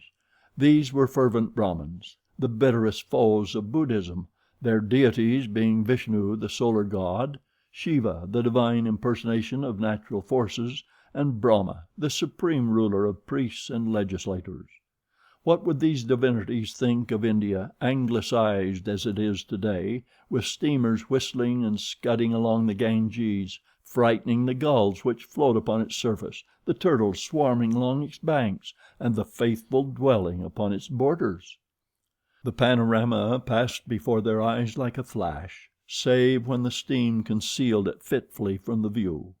The travelers could scarcely discern the fort of Chupani, 20 miles southwestward from Benares, the ancient stronghold of the Rajas of Bihar, or Gazipur and its famous rosewater factories, or the tomb of Lord Cornwallis rising on the left bank of the Ganges, the fortified town of Buxar, or Patna, a large manufacturing and trading place, where is held the principal opium market of India, or Monghir, a more than European town, for it is as English as Manchester or Birmingham, with its iron foundries, edge-tool factories, and high chimneys puffing clouds of black smoke heavenward. Night came on. The train passed on at full speed, in the midst of the roaring of the tigers, bears, and wolves, which fled before the locomotive, and the marvels of Bengal, Golconda, ruined Gower, Murshidabad, the ancient capital, Burdwan, Hugli, and the French town of Chandernagore, where Passepartout would have been proud to see his country's flag flying, were hidden from their view in the darkness. Calcutta was reached at 7 in the morning, and the packet left for Hong Kong at noon, so that Phileas Fogg had 5 hours before him. According to his journal, he was due at Calcutta on the 25th of October, and that was the exact date of his actual arrival. He was, therefore, neither behindhand nor ahead of time. The 2 days gained between London and Bombay had been lost, as had been seen in the journey across India. but it is not to be supposed that Phileas Fogg regretted them. Chapter 15, in which the bag of banknotes disgorges some thousands of pounds more. The train entered the station, and Passepartout, jumping out first, was followed by Mr. Fogg, who assisted his fair companion to descend. Phileas Fogg intended to proceed at once to the Hong Kong steamer, in order to get Aouda comfortably settled for the voyage. He was unwilling to leave her while they were still on dangerous ground. Just as he was leaving the station, a policeman came up to him and said, "Mr. Phileas Fogg?" "I am he." "Is this man your servant?" added the policeman, pointing to Passepartout. "Yes." "Be so good, both of you, as to follow me." Mr. Fogg betrayed no surprise whatever. The policeman was a representative of the law, and law is sacred to an Englishman. Passepartout tried to reason about the matter, but the policeman tapped him with his stick, and Mr. Fogg made him a signal to obey. "May this young lady go with us?" asked he. "She may," replied the policeman. Mr. Fogg, Aouda, and Passepartout were conducted to a palkagari, a sort of four-wheeled carriage, drawn by two horses, in which they took their places and were driven away. No one spoke during the 20 minutes which elapsed before they reached their destination. They first passed through the black town, with its narrow streets, its miserable dirty huts and squalid population, then through the European town, which presented a relief in its bright brick mansions, shaded by coconut trees and bristling with masts, where, although it was early morning, elegantly dressed horsemen and handsome equipages were passing back and forth. The carriage stopped before a modest-looking house, which, however, did not have the appearance of a private mansion. The policeman, having requested his prisoners, for so truly they might be called, to descend, conducted them into a room with barred windows, and said, "You will appear before Judge Obadiah at 8:30. He then retired and closed the door. "Why, we are prisoners!" exclaimed Passepartout, falling into a chair. Aouda, with an emotion she tried to conceal, said to Mr. Fogg, "Sir, you must leave me to my fate. It is on my account that you receive this treatment. It is for having saved me." Phileas Fogg contented himself with saying that it was impossible. It was quite unlikely that he should be arrested for preventing a suttee. The complainants would not dare present themselves with such a charge. There was some mistake. Moreover, he would not, in any event, abandon Aouda, but would escort her to Hong Kong. "But the steamer leaves at noon," observed Passepartout nervously. "We shall be on board by noon," replied his master placidly. It was said so positively that Passepartout could not help muttering to himself, "Parbleu, that's certain. Before noon we shall be on board." But he was by no means reassured. At 8:30 the door opened. The policeman appeared, and, requesting them to follow him, led the way to an adjoining hall. It was evidently a court-room, and a crowd of Europeans and natives already occupied the rear of the apartment. Mr. Fogg and his two companions took their places on a bench opposite the desks of the magistrate and his clerk. Immediately after, Judge Obadiah, a fat, round man, followed by the clerk, entered. He proceeded to take down a wig which was hanging on a nail and put it hurriedly on his head. "The first case," said he. Then, putting his hand to his head, exclaimed, "This is not my wig." "No, your worship," returned the clerk, "it is mine." "My dear Mr. Oysterpuff, how can a judge give a wise sentence in a clerk's wig?" The wigs were exchanged. Passepartout was getting nervous, for the hands on the face of the big clock over the judge seemed to go around with terrible rapidity. "The first case," repeated Judge Obadiah. "Phileas Fogg?" demanded Oysterpuff. "I am here," replied Mr. Fogg. "Passepartout?" "Present," responded Passepartout. "Good," said the judge. "You have been looked for, prisoners, for 2 days on the trains from Bombay." "But of what are we accused?" asked Passepartout impatiently. "You are about to be informed." "I am an English subject, sir," said Mr. Fogg, "and I have the right—" "Have you been ill-treated?" "Not at all." "Very well, let the complainants come in." A door was swung open by order of the judge, and 3 Indian priests entered. "That's it," muttered Passepartout. "These are the rogues who were going to burn our young lady." The priests took their places in front of the judge, and the clerk proceeded to read in a loud voice a complaint of sacrilege against Phileas Fogg and his servant, who were accused of having violated a place held consecrated by the Brahmin religion. "You hear the charge?" asked the judge. "Yes, sir," replied Mr. Fogg, consulting his watch, "and I admit it." "You admit it?" "I admit it, and I wish to hear these priests admit, in their turn, what they were going to do at the pagoda of Pillagi." The priests looked at each other. They did not seem to understand what was said. "Yes," cried Passepartout, warmly, "at the pagoda of Pillagi, where they were on the point of burning their victim." The judge stared with astonishment, and the priests were stupefied. "What victim?" said Judge Obadiah. "Burn whom? In Bombay itself?" "Bombay!" cried Passepartout. "Certainly. We are not talking of the pagoda of Pillagi, but of the pagoda of Malabar Hill at Bombay." "And as proof," added the clerk, "here are the desecrator's very shoes which he left behind him." Whereupon he placed a pair of shoes on his desk. "My shoes!" cried Passepartout, in his surprise permitting this imprudent exclamation to escape him. The confusion of master and man, who had quite forgotten the affair at Bombay, for which they were now detained at Calcutta, may be imagined. Fix, the detective, had foreseen the advantage which Passepartout's escapade gave him, and, delaying his departure for 12 hours, had consulted the priests of Malabar Hill. Knowing that the English authorities dealt very severely with this kind of misdemeanor, he promised them a goodly sum in damages, and sent them forward to Calcutta by the next train. Owing to the delay caused by the rescue of the young widow, Fix and the priests reached the Indian capital before Mr. Fogg and his servant, the magistrates having been already warned by a dispatch to arrest them should they arrive. Fix's disappointment when he learned that Phileas Fogg had not made his appearance in Calcutta may be imagined. He made up his mind that the robber had stopped somewhere on the route and taken refuge in the southern provinces. For 24 hours Fix watched the station with feverish anxiety.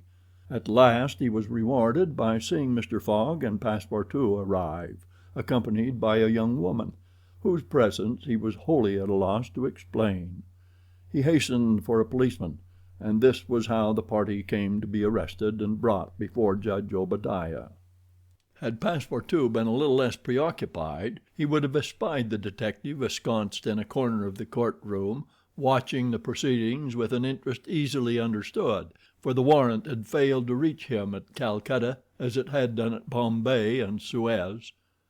Judge Obadiah had, unfortunately, caught Passepartout's rash exclamation, which the poor fellow would have given the world to recall. "The facts are admitted?" asked the judge. "Admitted," replied Mr. Fogg coldly. "Inasmuch," resumed the judge, "as the English law protects equally and sternly the religions of the Indian people, and as the man Passepartout has admitted that he violated the sacred pagoda of Malabar Hill at Bombay on the 20th of October, I condemn the said Passepartout to imprisonment for 15 days and a fine of £300. £300! cried Passepartout, startled at the largeness of the sum. "Silence!" shouted the constable. "And inasmuch," continued the judge, "as it is not proved that the act was not done by the connivance of the master with the servant, and as the master in any case must be held responsible for the acts of his paid servant, I condemn Phileas Fogg to a week's imprisonment and a fine of £150. Fix rubbed his hands softly with satisfaction. If Phileas Fogg could be detained in Calcutta a week, it would be more than time for the warrant to arrive. Passepartout was stupefied. This sentence ruined his master. A wager of £20,000 lost because he, like a precious fool, had gone into that abominable pagoda. Phileas Fogg, as self-composed as if the judgment did not in the least concern him, did not even lift his eyebrows while it was being pronounced. Just as the clerk was calling the next case, he rose and said, "I offer bail." "You have that right," returned the judge. Fix's blood ran cold, but he resumed his composure when he heard the judge announce that the bail required for each prisoner would be £1,000. "I will pay it at once," said Mr. Fogg, taking a roll of bank bills from the carpet bag which Passepartout had by him and placing them on the clerk's desk. "This sum will be restored to you upon your release from prison," said the judge. "Meanwhile you are liberated on bail." "Come," said Phileas Fogg to his servant. "But let them at least give me back my shoes," cried Passepartout angrily.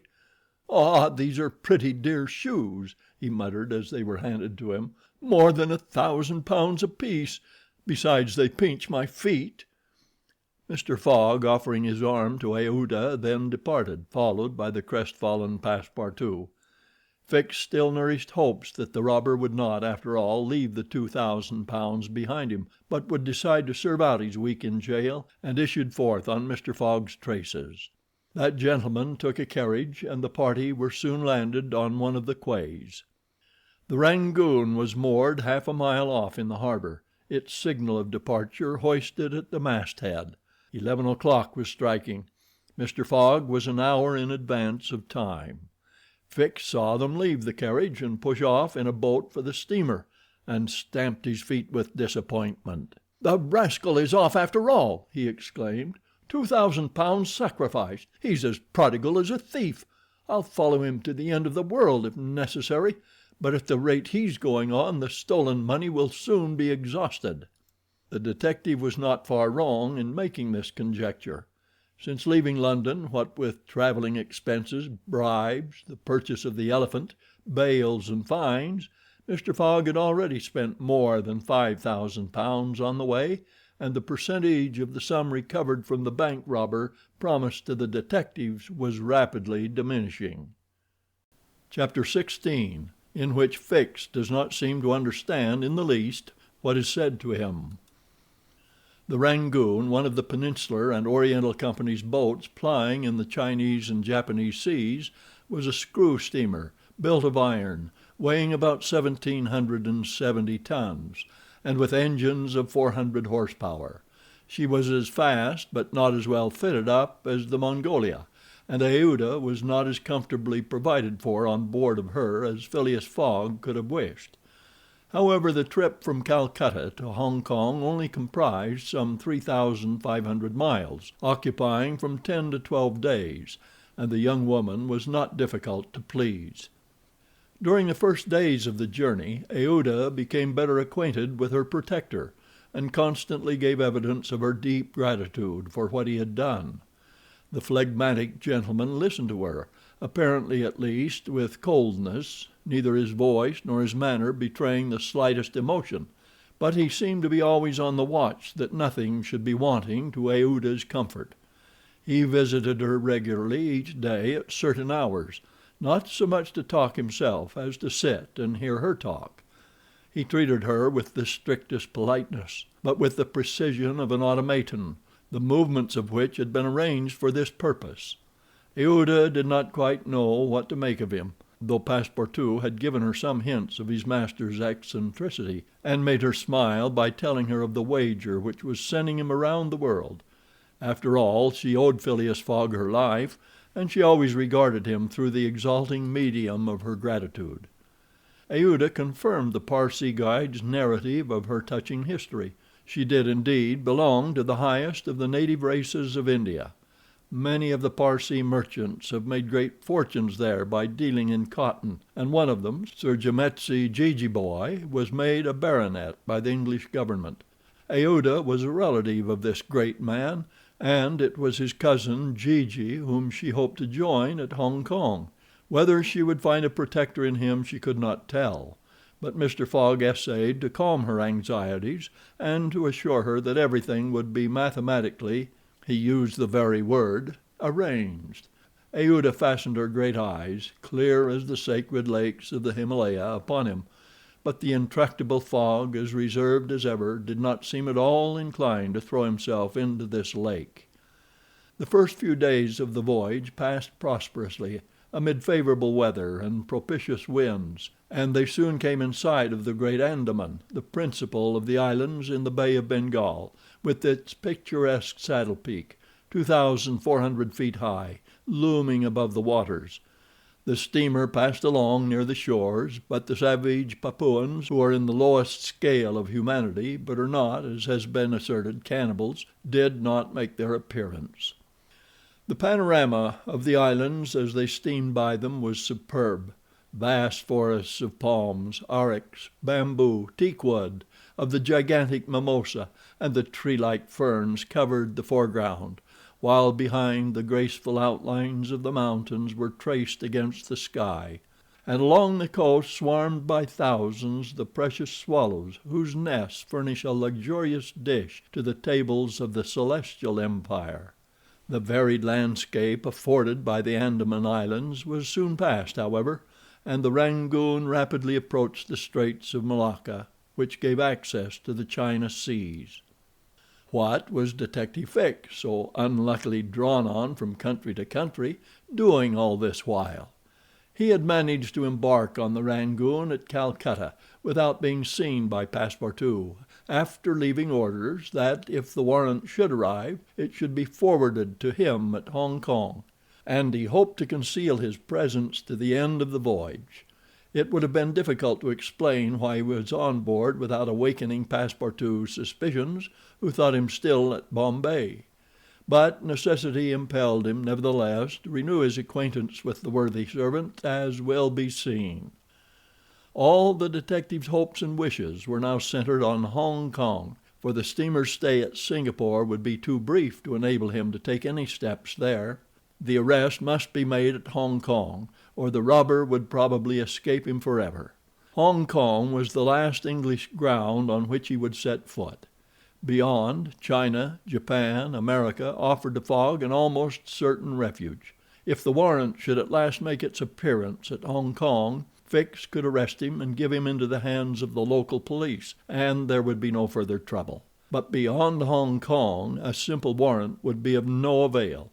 An extradition warrant would be necessary, and that would result in delays and obstacles of which the rascal would take advantage to elude justice. Fix thought over these probabilities during the long hours which he spent in his cabin, and kept repeating to himself, "Now, either the warrant will be at Hong Kong, in which case I shall arrest my man, or it will not be there, and this time it is absolutely necessary that I should delay his departure. I have failed at Bombay, and I have failed at Calcutta. If I fail at Hong Kong, my reputation is lost. Cost what it may, I must succeed. But how shall I prevent his departure if that should turn out to be my last resource?" Fix made up his mind that if worst came to worst he would make a confidant of Passepartout and tell him what kind of a fellow his master really was.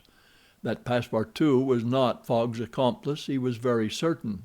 The servant, enlightened by his disclosure, and afraid of being himself implicated in the crime, would doubtless become an ally of the detective. But this method was a dangerous one, only to be employed when everything else had failed. A word from Passepartout to his master would ruin all. The detective was therefore in a sore strait. But suddenly a new idea struck him. The presence of Aouda on the Rangoon, in company with Phileas Fogg, gave him new material for reflection. Who was this woman? What combination of events had made her Fogg's traveling companion? They had evidently met somewhere between Bombay and Calcutta, but where? Had they met accidentally, or had Fogg gone into the interior purposely in quest of this charming damsel? Fix was fairly puzzled. He asked himself whether there had not been a wicked elopement, and this idea so impressed itself upon his mind that he determined to make use of the supposed intrigue. Whether the young woman were married or not, he would be able to create such difficulties for Mr. Fogg at Hong Kong that he could not escape by paying any amount of money. But could he even wait till they reached Hong Kong? Fogg had an abominable way of jumping from one boat to another, and before anything could be effected might get full under way again for Yokohama. Fix decided that he must warn the English authorities and signal the Rangoon before her arrival. This was easy to do, since the steamer stopped at Singapore, whence there is a telegraphic wire to Hong Kong. He finally resolved, moreover, before acting more positively, to question Passepartout. It would not be difficult to make him talk, and as there was no time to lose, Fix prepared to make himself known. It was now the 30th of October, and on the following day the Rangoon was due at Singapore. Fix emerged from his cabin and went on deck. Passepartout was promenading up and down in the forward part of the steamer. The detective rushed forward with every appearance of extreme surprise, and exclaimed: "You are here on the Rangoon!" "What, Monsieur Fix, are you on board?" returned the really astonished Passepartout, recognizing his crony of the Mongolia. "Why, I left you at Bombay, and here you are on the way to Hong Kong. Are you going round the world too?" "No, no," replied Fix. "I shall stop at Hong Kong, at least for some days." "Hm," said Passepartout, who seemed for an instant perplexed. "But how is it I have not seen you on board since we left Calcutta?" "Oh, a trifle of seasickness. I've been staying in my berth. The Gulf of Bengal does not agree with me as well as the Indian Ocean. And how is Mr. Fogg?" "As well and as punctual as ever. Not a day behind time. But, Monsieur Fix, you don't know that we have a young lady with us." "A young lady?" replied the detective, not seeming to comprehend what was said. Passepartout thereupon recounted Aouda's history, the affair at the Bombay Pagoda, the purchase of the elephant for £2,000, the rescue, the arrest and sentence of the Calcutta court, and the restoration of Mr. Fogg and himself to liberty on bail. Fix, who was familiar with the last events, seemed to be equally ignorant of all that Passepartout related, and the latter was charmed to find so interested a listener. "But does your master propose to carry this young woman to Europe?" "Not at all. We are simply going to place her under the protection of one of her relatives, a rich merchant at Hong Kong." "Nothing to be done there," said Fix to himself, concealing his disappointment. "A glass of gin, Mr. Passepartout?" "Willingly, Monsieur Fix. We must at least have a friendly glass on board the Rangoon." Chapter 17. Showing what happened on the voyage from Singapore to Hong Kong. The detective and Passepartout met often on deck after this interview, though Fix was reserved and did not attempt to induce his companion to divulge any more facts concerning Mr. Fogg. He caught a glimpse of that mysterious gentleman once or twice, but Mr. Fogg usually confined himself to the cabin, where he kept Aouda company, or, according to his inveterate habit, took a hand at whist. Passepartout began very seriously to conjecture what strange chance kept Fix still on the route that his master was pursuing. It was really worth considering why this certainly very amiable and complacent person, whom he had first met at Suez, had then encountered on board the Mongolia, who disembarked at Bombay, which he announced as his destination, and now turned up so unexpectedly on the Rangoon, was following Mr. Fogg's tracks step by step. What was Fix's object? Passepartout was ready to wager his Indian shoes, which he religiously preserved, that Fix would also leave Hong Kong at the same time with them, and probably on the same steamer. Passepartout might have cudgeled his brain for a century without hitting upon the real object which the detective had in view. He never could have imagined that Phileas Fogg was being tracked as a robber around the globe. But as it is in human nature to attempt the solution of every mystery, Passepartout suddenly discovered an explanation of Fix's movements, which was in truth far from unreasonable. Fix, he thought, could only be an agent of Mr. Fogg's friends at the Reform Club, sent to follow him up, and to ascertain that he really went round the world as had been agreed upon. "It's clear," repeated the worthy servant to himself, proud of his shrewdness. "He's a spy sent to keep us in view. That isn't quite the thing, either, to be spying Mr. Fogg, who is so honorable a man. Ah, gentlemen of the Reform, this shall cost you dear." Passepartout, enchanted with his discovery, resolved to say nothing to his master, lest he should be justly offended at this mistrust on the part of his adversaries. But he determined to chaff Fix, when he had the chance, with mysterious allusions, which, however, did not betray his real suspicions. During the afternoon of Wednesday, 30th October, the Rangoon entered the Strait of Malacca, which separates the peninsula of that name from Sumatra. The mountainous and craggy islets intercepted the beauties of this noble island from the view of the travelers. The Rangoon weighed anchor at Singapore the next day at 4 a.m. to receive coal, having gained half a day on the prescribed time of her arrival. Phileas Fogg noted this gain in his journal, and then, accompanied by Aouda, who betrayed a desire for a walk on shore, disembarked.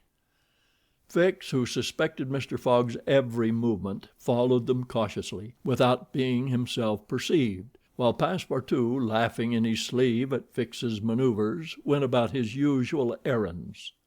The island of Singapore is not imposing in aspect, for there are no mountains, yet its appearance is not without attractions. It is a park checkered by pleasant highways and avenues. A handsome carriage drawn by a sleek pair of New Holland horses carried Phileas Fogg and Aouda into the midst of rows of palms with brilliant foliage, and of clove trees, whereof the cloves form the heart of a half-open flower.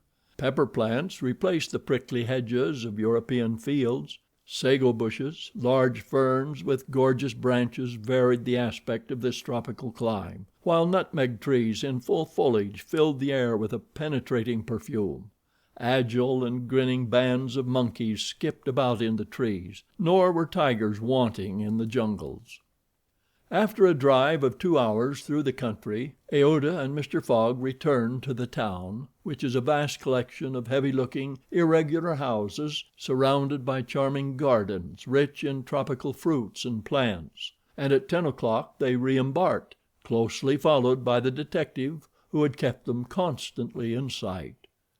Passepartout, who had been purchasing several dozen mangoes, a fruit as large as good-sized apples, of a dark brown color outside and a bright red within, and whose white pulp melting in the mouth affords gourmands a delicious sensation, was waiting for them on deck. He was only too glad to offer some mangoes to Aouda, who thanked him very gracefully for them. At 11 o'clock the Rangoon rode out of Singapore harbor, and in a few hours the high mountains of Malacca, with their forests inhabited by the most beautifully furred tigers in the world, were lost to view. Singapore is distant some 1,300 miles from the island of Hong Kong, which is a little English colony near the Chinese coast. Phileas Fogg hoped to accomplish the journey in 6 days, so as to be in time for the steamer which would leave on the 6th of November from Yokohama, the principal Japanese port.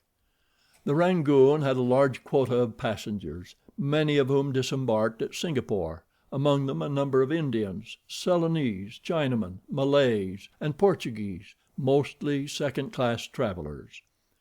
The weather, which had hitherto been fine, changed with the last quarter of the moon.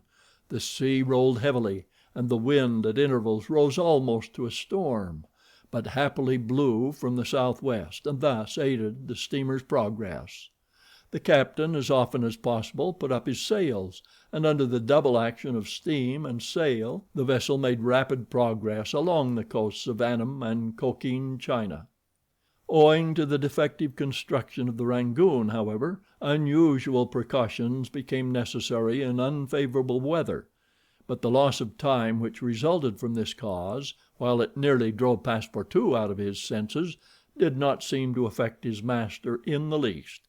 Passepartout blamed the captain, the engineer, and the crew, and consigned all who were connected with the ship to the land where the pepper grows. Perhaps the thought of the gas which was remorselessly burning at his expense in Savile Row had something to do with his hot impatience. "You are in a great hurry, then," said Fix to him one day, "to reach Hong Kong?" "A very great hurry." "Mr. Fogg, I suppose, is anxious to catch the steamer for Yokohama?" "Terribly anxious." "You believe in this journey round the world, then?" "Absolutely. Don't you, Mr. Fix?" I don't believe a word of it." "You're a sly dog," said Passepartout, winking at him. This expression rather disturbed Fix, without his knowing why. Had the Frenchman guessed his real purpose? He knew not what to think. But how could Passepartout have discovered that he was a detective? Yet, in speaking as he did, the man evidently meant more than he expressed. Passepartout went still further the next day. He could not hold his tongue.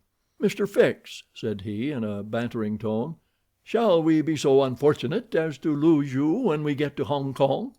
"Why," responded Fix, a little embarrassed, "I don't know. Perhaps—" "Ah, if you would only go on with us! An agent of the Peninsular Company, you know, can't stop on the way. You were only going to Bombay, and here you are in China. America is not far off, and from America to Europe is only a step." Fix looked intently at his companion, whose countenance was as serene as possible, and laughed with him; but Passepartout persisted in chaffing him by asking him if he made much of his present occupation. "Yes and no," returned Fix. "There is good and bad luck in such things; but you must understand that I don't travel at my own expense." "Oh, I am quite sure of that," cried Passepartout, laughing heartily. Fix, fairly puzzled, descended to his cabin and gave himself up to his reflections. He was evidently suspected. Somehow or other the Frenchman had found out that he was a detective, but had he told his master? What part was he playing in all this? Was he an accomplice or not? Was the game then up?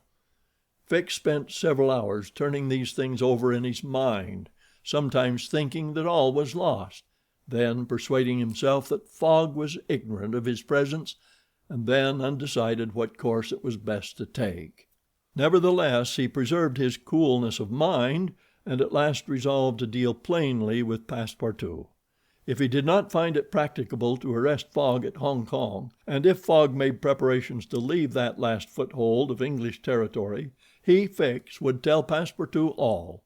Either the servant was the accomplice of his master, and in this case the master knew of his operations and he should fail, or else the servant knew nothing about the robbery, and then his interest would be to abandon the robber. Such was the situation between Fix and Passepartout. Meanwhile Phileas Fogg moved about above them in the most majestic and unconscious indifference. He was passing methodically in his orbit around the world, regardless of the lesser stars which gravitated around him. Yet there was nearby what the astronomers would call a disturbing star, which might have produced an agitation in this gentleman's heart. But no, the charms of Aouda failed to act, to Passepartout's great surprise, and the disturbances, if they existed, would have been more difficult to calculate than those of Uranus, which led to the discovery of Neptune. It was every day an increasing wonder to Passepartout, who read in Aouda's eyes the depths of her gratitude to his master. Phileas Fogg, though brave and gallant, must be, he thought, quite heartless. As to the sentiment which this journey might have awakened in him, there was clearly no trace of such a thing, while poor Passepartout existed in perpetual reveries. One day he was leaning on the railing of the engine room, and was observing the engine, when a sudden pitch of the steamer threw the screw out of the water. The steam came hissing out of the valves, and this made Passepartout indignant. "The valves are not sufficiently charged," he exclaimed. "We are not going. Oh, these English! If this was an American craft we should blow up perhaps, but we should at all events go faster." Chapter 18, in which Phileas Fogg, Passepartout, and Fix go each about his business. The weather was bad during the latter days of the voyage. The wind, obstinately remaining in the northwest, blew a gale and retarded the steamer. The Rangoon rolled heavily, and the passengers became impatient of the long, monstrous waves which the wind raised before their path. A sort of tempest arose on the 3rd of November, the squall knocking the vessel about with fury, and the waves running high. The Rangoon reefed all her sails, and even the rigging proved too much, whistling and shaking amid the squall. The steamer was forced to proceed slowly, and the captain estimated that she would reach Hong Kong 20 hours behind time, and more if the storm lasted. Phileas Fogg gazed at the tempestuous sea, which seemed to be struggling especially to delay him, with his habitual tranquility.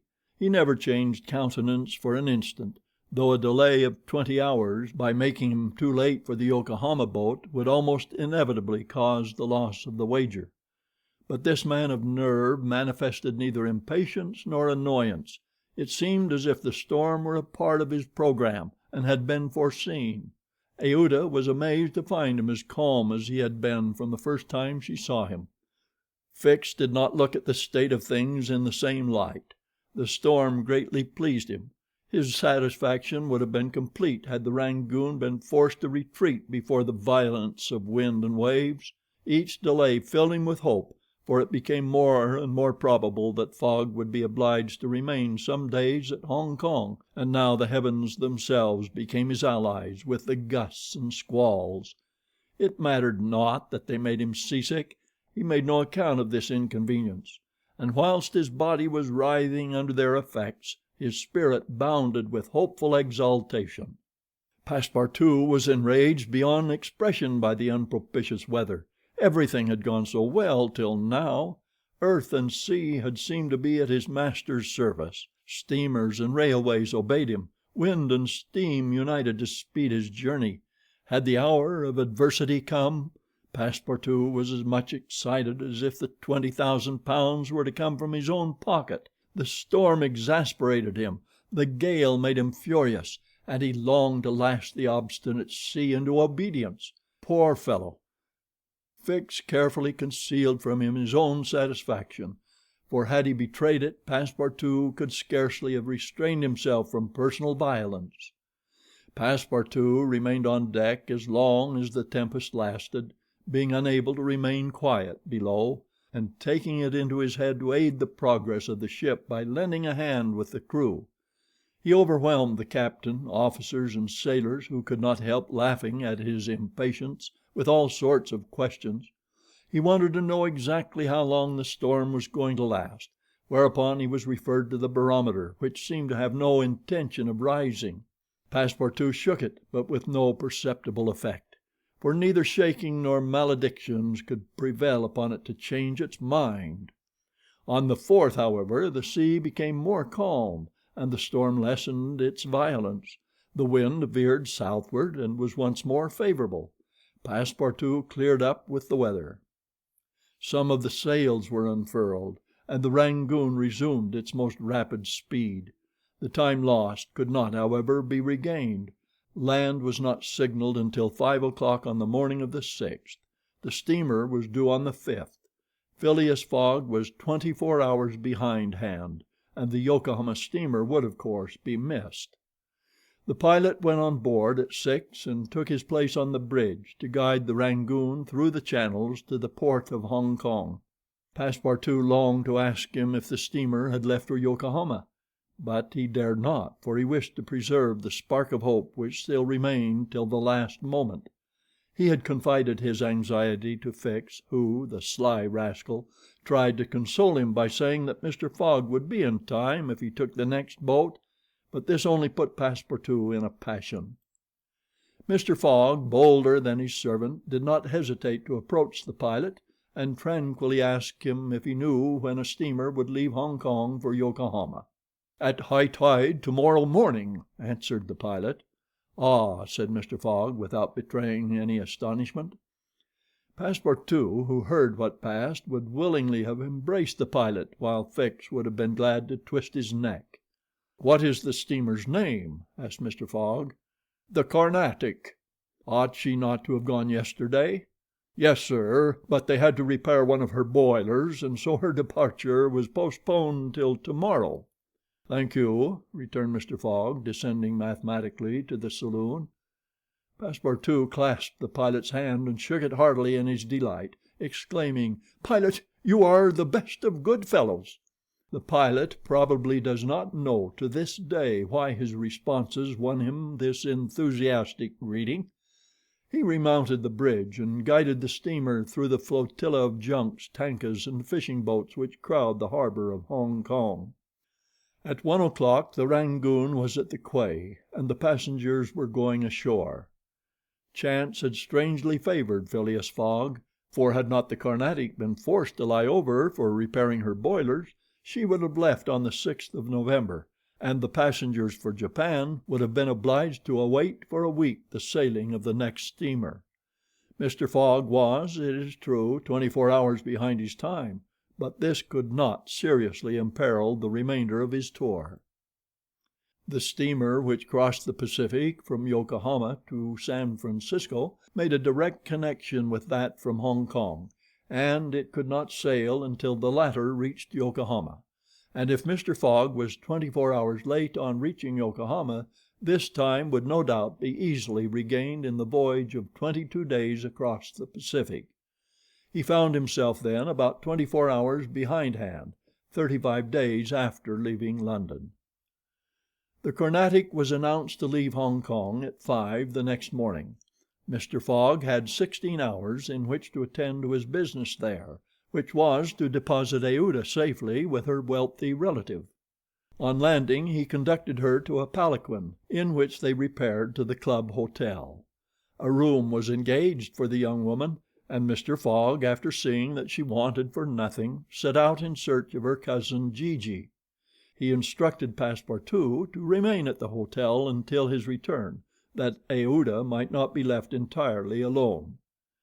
Mr. Fogg repaired to the Exchange, where, he did not doubt, everyone would know so wealthy and considerable a personage as the Parsee merchant.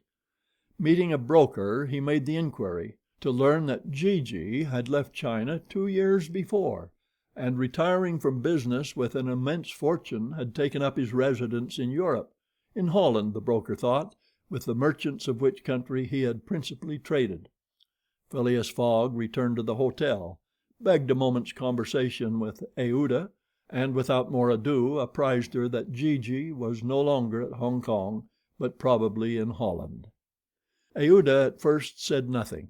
She passed her hand across her forehead, and reflected a few moments. Then, in her sweet, soft voice, she said, "What ought I to do, Mr. Fogg?" "It is very simple," responded the gentleman. "Go on to Europe." "But I cannot intrude."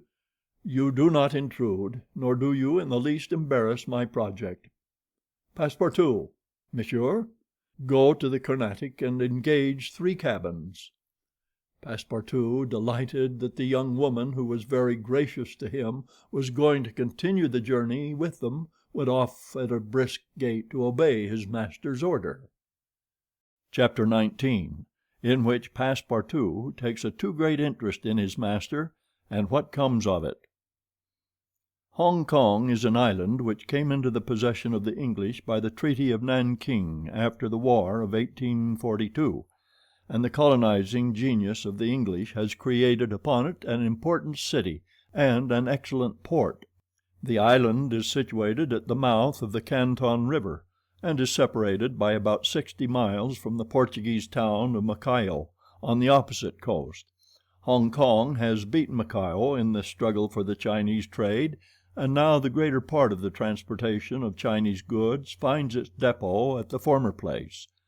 Docks, hospitals, wharves, a Gothic cathedral, a government house, macadamized streets give to Hong Kong the appearance of a town in Kent or Surrey, transferred by some strange magic to the Antipodes. Passepartout wandered with his hands in his pockets towards the Victoria port, gazing as he went at the curious palanquins and other modes of conveyance, and the groups of Chinese, Japanese, and Europeans who passed to and fro in the streets. Hong Kong seemed to him not unlike Bombay, Calcutta, and Singapore, since, like them, it betrayed everywhere the evidence of English supremacy. At the Victoria port he found a confused mass of ships of all nations, English, French, American, and Dutch, men of war and trading vessels, Japanese and Chinese junks, sempas, tankas, and flower boats, which formed so many floating parterres. Passepartout noticed in the crowd a number of the natives who seemed very old, and were dressed in yellow. On going into a barber's to get shaved, he learned that these ancient men were all at least 80 years old, at which age they are permitted to wear yellow, which is the imperial color. Passepartout, without exactly knowing why, thought this very funny. On reaching the quay where they were to embark on the Carnatic, he was not astonished to find Fix walking up and down. The detective seemed very much disturbed and disappointed. "This is bad," muttered Passepartout, "for the gentlemen of the Reform Club." He accosted Fix with a merry smile, as if he had not perceived that gentleman's chagrin.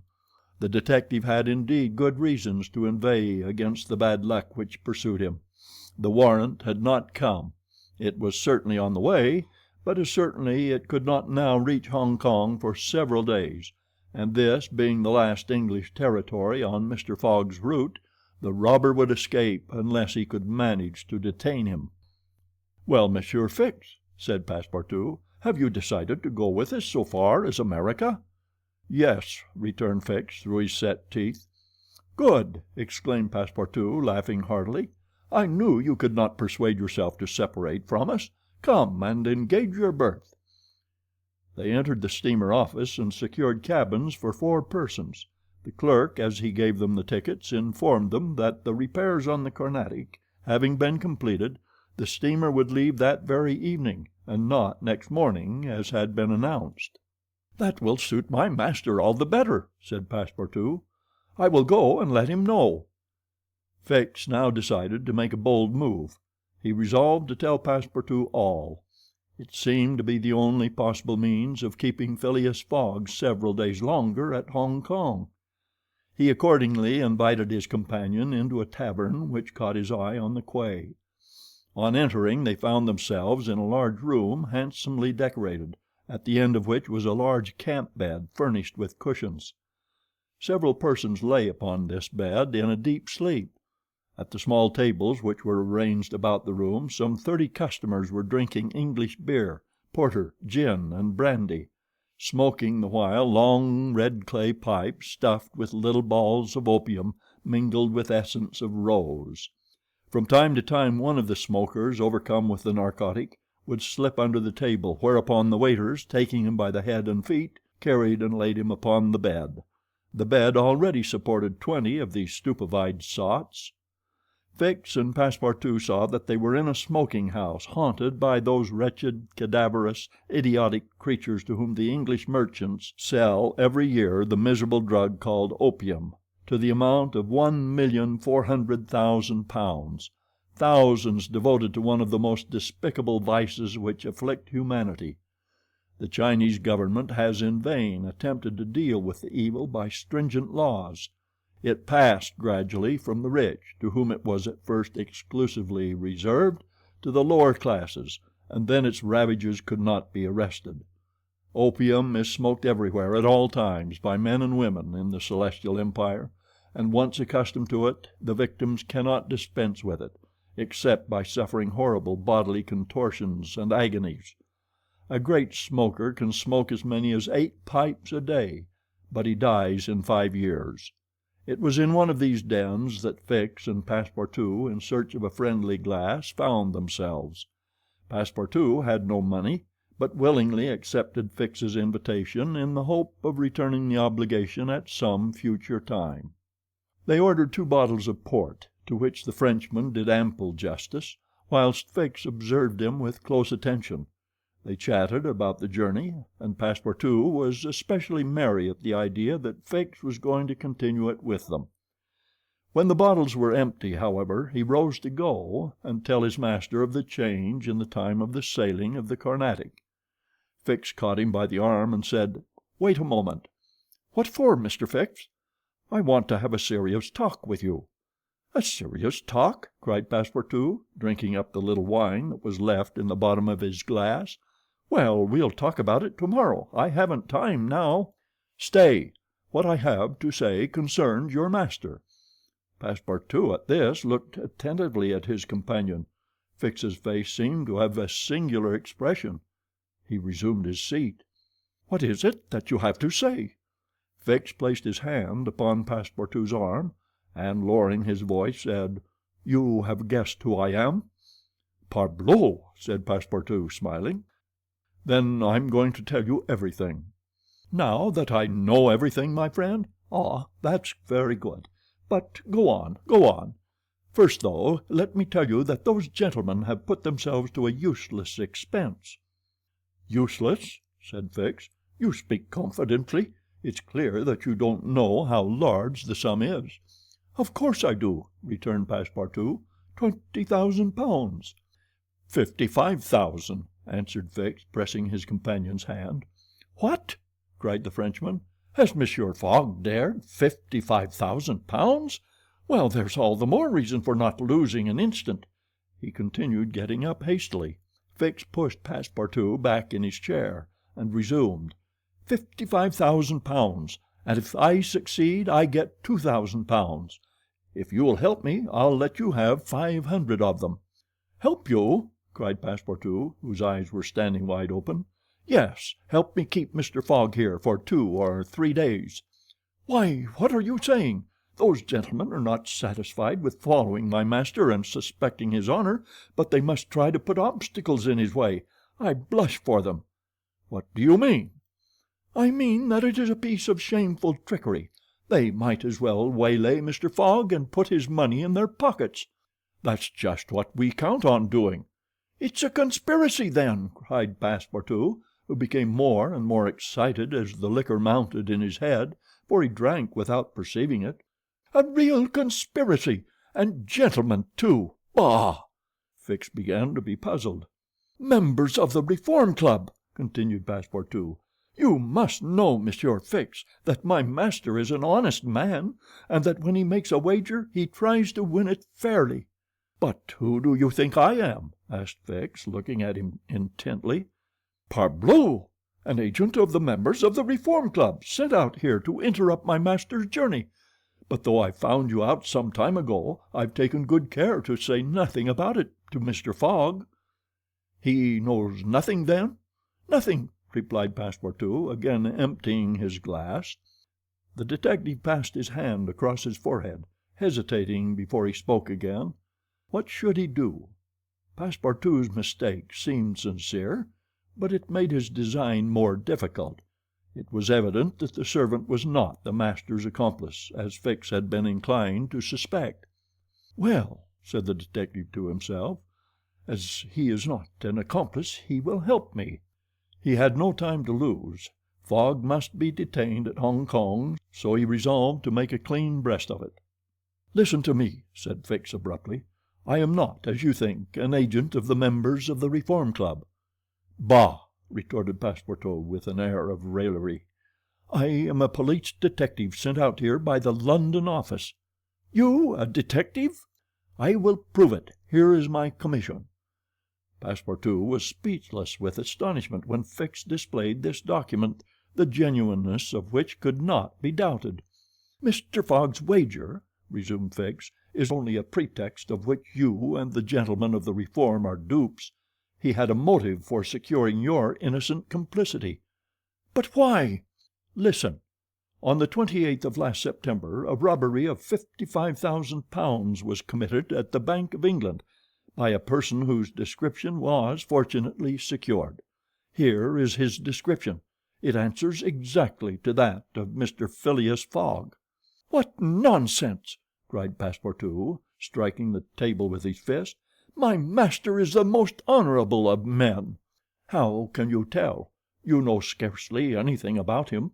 You went into his service the day he came away, and he came away on a foolish pretext, without trunks and carrying a large amount in banknotes, and yet you are bold enough to assert that he is an honest man."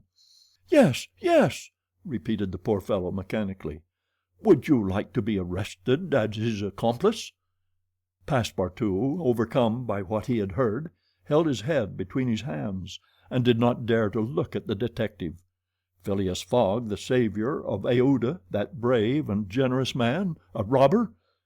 And yet how many presumptions there were against him! Passepartout essayed to reject the suspicions which forced themselves upon his mind. He did not wish to believe that his master was guilty. "Well, what do you want of me?" said he at last, with an effort. "See here," replied Fix, "I have tracked Mr. Fogg to this place, but as yet I have failed to receive the warrant of arrest for which I sent to London. You must help me to keep him here in Hong Kong." "But I—" "I will share with you the £2,000 reward offered by the Bank of England." "Never!" replied Passepartout, who tried to rise, but fell back, exhausted in mind and body. "Mr. Fix," he stammered, "even should what you say be true, if my master is really the robber you are seeking for, which I deny, I have am in his service. I have seen his generosity and goodness, and I will never betray him, Not for all the gold in the world. I come from a village where they don't eat that kind of bread." "You refuse?" "I refuse." "Consider that I've said nothing," said Fix, "and let us drink." "Yes, let us drink." Passepartout felt himself yielding more and more to the effects of the liquor. Fix, seeing that he must, at all hazards, be separated from his master, wished to entirely overcome him. Some pipes full of opium lay upon the table. Fix slipped one into Passepartout's hand. He took it, put it between his lips, lit it, drew several puffs, and his head, becoming heavy under the influence of the narcotic, fell upon the table. "At last," said Fix, seeing Passepartout unconscious, "Mr. Fogg will not be informed of the Carnatic's departure, and if he is he will have to go without this cursed Frenchman." And after paying his bill, Fix left the tavern. Chapter 20, in which Fix comes face to face with Phileas Fogg. While these events were passing at the opium house, Mr. Fogg, unconscious of the danger he was in of losing the steamer, was quietly escorting Aouda about the streets of the English quarter, making the necessary purchases for the long voyage before them. It was all very well for an Englishman like Mr. Fogg to make the tour of the world with a carpet bag. A lady could not be expected to travel comfortably under such conditions. He acquitted his task with characteristic serenity, and invariably replied to the remonstrances of his fair companion, who was confused by his patience and generosity. "It is in the interest of my journey, a part of my programme." The purchases made, they returned to the hotel, where they dined at a sumptuously served table d'hote, after which Aouda, shaking hands with her protector, after the English fashion, retired to her room for rest. Mr. Fogg absorbed himself throughout the evening in the perusal of the Times and Illustrated London News. Had he been capable of being astonished at anything, it would have been not to see his servant return at bedtime. But knowing that the steamer was not to leave for Yokohama until the next morning, he did not disturb himself about the matter. When Passepartout did not appear the next morning to answer his master's bell, Mr. Fogg, not betraying the least vexation, contented himself with taking his carpet bag, calling Aouda, and sending for a palanquin. It was then 8 o'clock. At 9:30, it being then high tide, the Carnatic would leave the harbor. Mr. Fogg and Aouda got into the palanquin, their luggage being brought after on a wheelbarrow, and half an hour later stepped upon the quay whence they were to embark. Mr. Fogg then learned that the Carnatic had sailed the evening before. He had expected to find not only the steamer, but his domestic, and was forced to give up both.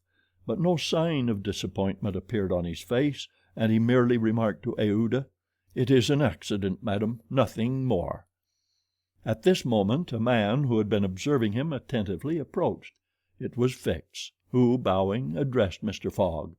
"Were you not, like me, sir, a passenger by the Rangoon which arrived yesterday?" "I was, sir," replied Mr. Fogg coldly, "but I have not the honor—" "Pardon me, I thought I should find your servant here." "Do you know where he is, sir?" asked Aouda anxiously. "What?" responded Fix, feigning surprise. "Is he not with you?" "No," said Aouda, "he has not made his appearance since yesterday. Could he have gone on board the Carnatic without us?" "Without you, madam," answered the detective. "Excuse me, did you intend to sail in the Carnatic?" "Yes, sir." "So did I, madam, and I am excessively disappointed. The Carnatic, its repairs being completed, left Hong Kong 12 hours before the stated time, without any notice being given, and we must now wait a week for another steamer." As he said "a week," Fix felt his heart leap for joy. Fogg detained at Hong Kong for a week. There would be time for the warrant to arrive, and fortune at last favored the representative of the law. His horror may be imagined when he heard Mr. Fogg say, in his placid voice, "But there are other vessels besides the Carnatic, it seems to me, in the harbor of Hong Kong," and offering his arm to Aouda, he directed his steps toward the docks in search of some craft about to start. Fix, stupefied, followed. It seemed as if he were attached to Mr. Fogg by an invisible thread. Chance, however, appeared really to have abandoned the man it had hitherto served so well. For 3 hours Phileas Fogg wandered about the docks, with the determination, if necessary, to charter a vessel to carry him to Yokohama, but he could only find vessels which were loading or unloading, and which could not, therefore, set sail. Fix began to hope again. But Mr. Fogg, far from being discouraged, was continuing his search, resolved not to stop if he had to resort to Macao, when he was accosted by a sailor on one of the wharves. "Is your honor looking for a boat?" "Have you a boat ready to sail?" "Yes, your honor, a pilot boat, number 43, the best in the harbor." "Does she go fast?" "Between 8 and 9 knots the hour. Will you look at her?" "Yes." "Your honor will be satisfied with her. Is it for a sea excursion?" "No, for a voyage." "A voyage?" "Yes. Will you agree to take me to Yokohama?" The sailor leaned on the railing, opened his eyes wide, and said, "Is your honor joking?" "No, I have missed the Carnatic, and I must get to Yokohama by the 14th at the latest to take the boat for San Francisco." "I am sorry," said the sailor, "but it is impossible." "I offer you £100 per day, and an additional reward of £200 if I reach Yokohama in time." "Are you in earnest?" "Very much so." The pilot walked away a little distance and gazed out to sea, evidently struggling between the anxiety to gain a large sum and the fear of venturing so far. Fix was in mortal suspense. Mr. Fogg turned to Aouda and asked her, "You would not be afraid, would you, madam?" "Not with you, Mr. Fogg," was her answer. The pilot now returned, shuffling his hat in his hands. "Well, pilot?" said Mr. Fogg. "Well, your honor," replied he, "I could not risk myself, my men, or my little boat of scarcely 20 tons on so long a voyage at this time of year. Besides, we could not reach Yokohama in time, for it is 1,660 miles from Hong Kong." "Only 1,600," said Mr. Fogg. "It's the same thing." Fix breathed more freely. "But," added the pilot, "it might be arranged another way." Fix ceased to breathe at all. "How?" asked Mr. Fogg. "By going to Nagasaki, at the extreme south of Japan, or even to Shanghai, which is only 800 miles from here.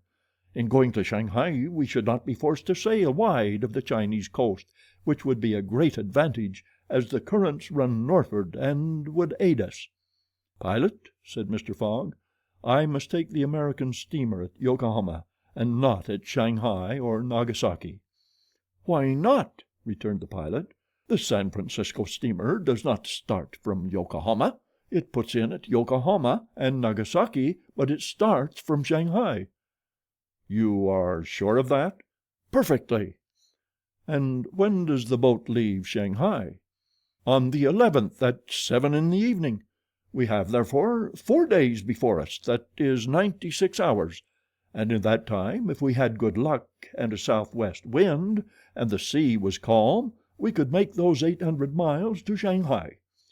"And you could go?" "In an hour, as soon as provisions could be got aboard and the sails put up." "It is a bargain. Are you the master of the boat?"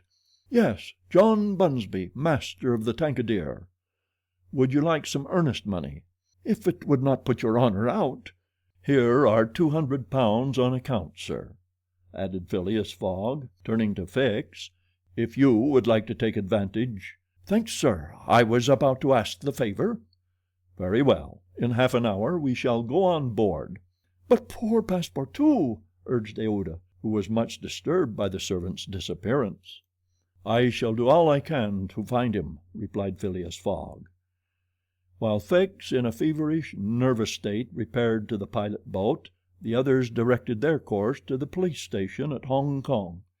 Phileas Fogg there gave Passepartout's description, and left a sum of money to be spent in the search for him.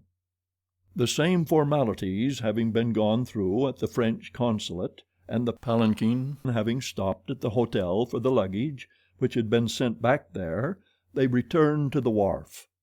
It was now 3 o'clock, and pilot boat number 43, with its crew on board and its provisions stored away, was ready for departure. The Tankadere was a neat little craft of 20 tons, as gracefully built as if she were a racing yacht. Her shining copper sheathing, her galvanized ironwork, her deck, white as ivory, betrayed the pride taken by John Bunsby in making her presentable. Her two masts leaned a trifle backward. She carried brigantine, foresail, storm jib, and standing jib, and was well rigged for running before the wind, and she seemed capable of brisk speed, which indeed she had already proved by gaining several prizes in pilot boat races. The crew of the Tankadere was composed of John Bunsby, the master, and 4 hardy mariners who were familiar with the Chinese seas. John Bunsby himself, a man of 45 or thereabouts, vigorous, sunburnt, with a sprightly expression of the eye, and energetic and self-reliant countenance, would have inspired confidence in the most timid. Phileas Fogg and Aouda went on board, where they found Fix already installed. Below deck was a square cabin, of which the walls bulged out in the form of cots, above a circular divan. In the center was a table provided with a swinging lamp. The accommodation was confined but neat. "I am sorry to have nothing better to offer you," said Mr. Fogg to Fix, who bowed without responding. The detective had a feeling akin to humiliation in profiting by the kindness of Mr. Fogg.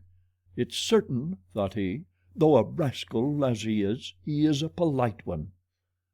The sails and the English flag were hoisted at 10 minutes past 3. Mr. Fogg and Aouda, who were seated on deck, cast a last glance at the quay in the hope of espying Passepartout. Fix was not without his fears, lest chance should direct the steps of the unfortunate servant, whom he had so badly treated, in this direction, in which case an explanation the reverse of satisfactory to the detective must have ensued. But the Frenchman did not appear, and without doubt was still lying under the stupefying influence of the opium. John Bunsby, master, at length gave the order to start, and the Tankadere, taking the wind under her brigantine, foresail, and standing jib, bounded briskly forward over the waves. Chapter 21, in which the master of the Tankadere runs great risk of losing a reward of £200. This voyage of 800 miles was a perilous venture on a craft of 20 tons, and at that season of the year. The Chinese seas were usually boisterous, subject to terrible gales of wind, and especially during the equinoxes, and it was now early November. It would clearly have been to the master's advantage to carry his passengers to Yokohama, since he was paid a certain sum per day, but he would have been rash to attempt such a voyage, and it was imprudent even to attempt to reach Shanghai. But John Bunsby believed in the Tankadere, which rode on the waves like a seagull, and perhaps he was not wrong. Late in the day they passed through the capricious channels of Hong Kong, and the Tankadere, impelled by favorable winds, conducted herself admirably. "I do not need, pilot," said Phileas Fogg when they got into the open sea, "to advise you to use all possible speed." "Trust me, your honor. We are carrying all the sail the wind will let us. The poles would add nothing, and are only used when we are going into port." "It's your trade, not mine, pilot, and I confide in you." Phileas Fogg, with body erect and legs wide apart, standing like a sailor, gazed without staggering at the swelling waters. The young woman who was seated aft was profoundly affected as she looked out upon the ocean, darkening now with the twilight, on which she had ventured in so frail a vessel. Above her head rustled the white sails, which seemed like great white wings. The boat, carried forward by the wind, seemed to be flying in the air. Night came. The moon was entering her first quarter, and her insufficient light would soon die out in the mist on the horizon. Clouds were rising from the east, and already overcast a part of the heavens.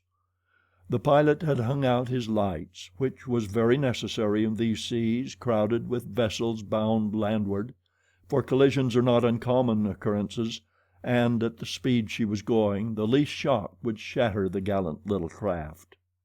Fix, seated in the bow, gave himself up to meditation. He kept apart from his fellow travelers, knowing Mr. Fogg's taciturn tastes. Besides, he did not quite like to talk to the man whose favors he had accepted. He was thinking, too, of the future. It seemed certain that Fogg would not stop at Yokohama, but would at once take the boat for San Francisco, and the vast extent of America would ensure him impunity and safety. Fogg's plan appeared to him the simplest in the world. Instead of sailing directly from England to the United States like a common villain, he had traversed 3/4 of the globe so as to gain the American continent more surely, and there, after throwing the police off his track, he would quietly enjoy himself with the fortune stolen from the bank. But once in the United States, what should he, Fix, do? Should he abandon this man? No, 100 times no. Until he had secured his extradition he would not lose sight of him for an hour. It was his duty, and he would fulfill it to the end. At all events, there was one thing to be thankful for. Passepartout was not with his master, and it was above all important, after the confidences Fix had imparted to him, that the servant should never have speech with his master. Phileas Fogg was also thinking of Passepartout, who had so strangely disappeared. Looking at the matter from every point of view, it did not seem to him impossible that by some mistake the man might have embarked on the Carnatic at the last moment, and this was also Aouda's opinion, who regretted very much the loss of the worthy fellow to whom she owed so much. They might then find him at Yokohama, for if the Carnatic was carrying him thither, it would be easy to ascertain if he had been on board. A brisk breeze arose about 10 o'clock, but though it might have been prudent to take in a reef, the pilot, after carefully examining the heavens, let the craft remain rigged as before. The Tankadere bore sail admirably, as she drew a great deal of water, and everything was prepared for high speed in case of a gale. Mr. Fogg and Aouda descended into the cabin at midnight, having been already preceded by Fix, who had lain down on one of the cots.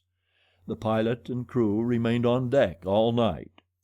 At sunrise the next day, which was the 8th of November, the boat had made more than 100 miles.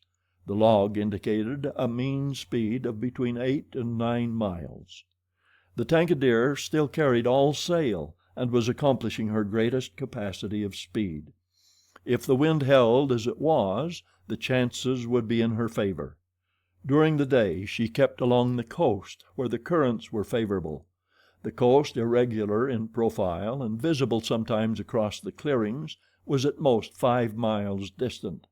The sea was less boisterous, since the wind came off land, a fortunate circumstance for the boat, which would suffer, owing to its small tonnage, by a heavy surge on the sea. The breeze subsided a little towards noon, and set in from the southwest. The pilot put up his poles, but took them down again within 2 hours, as the wind freshened up anew.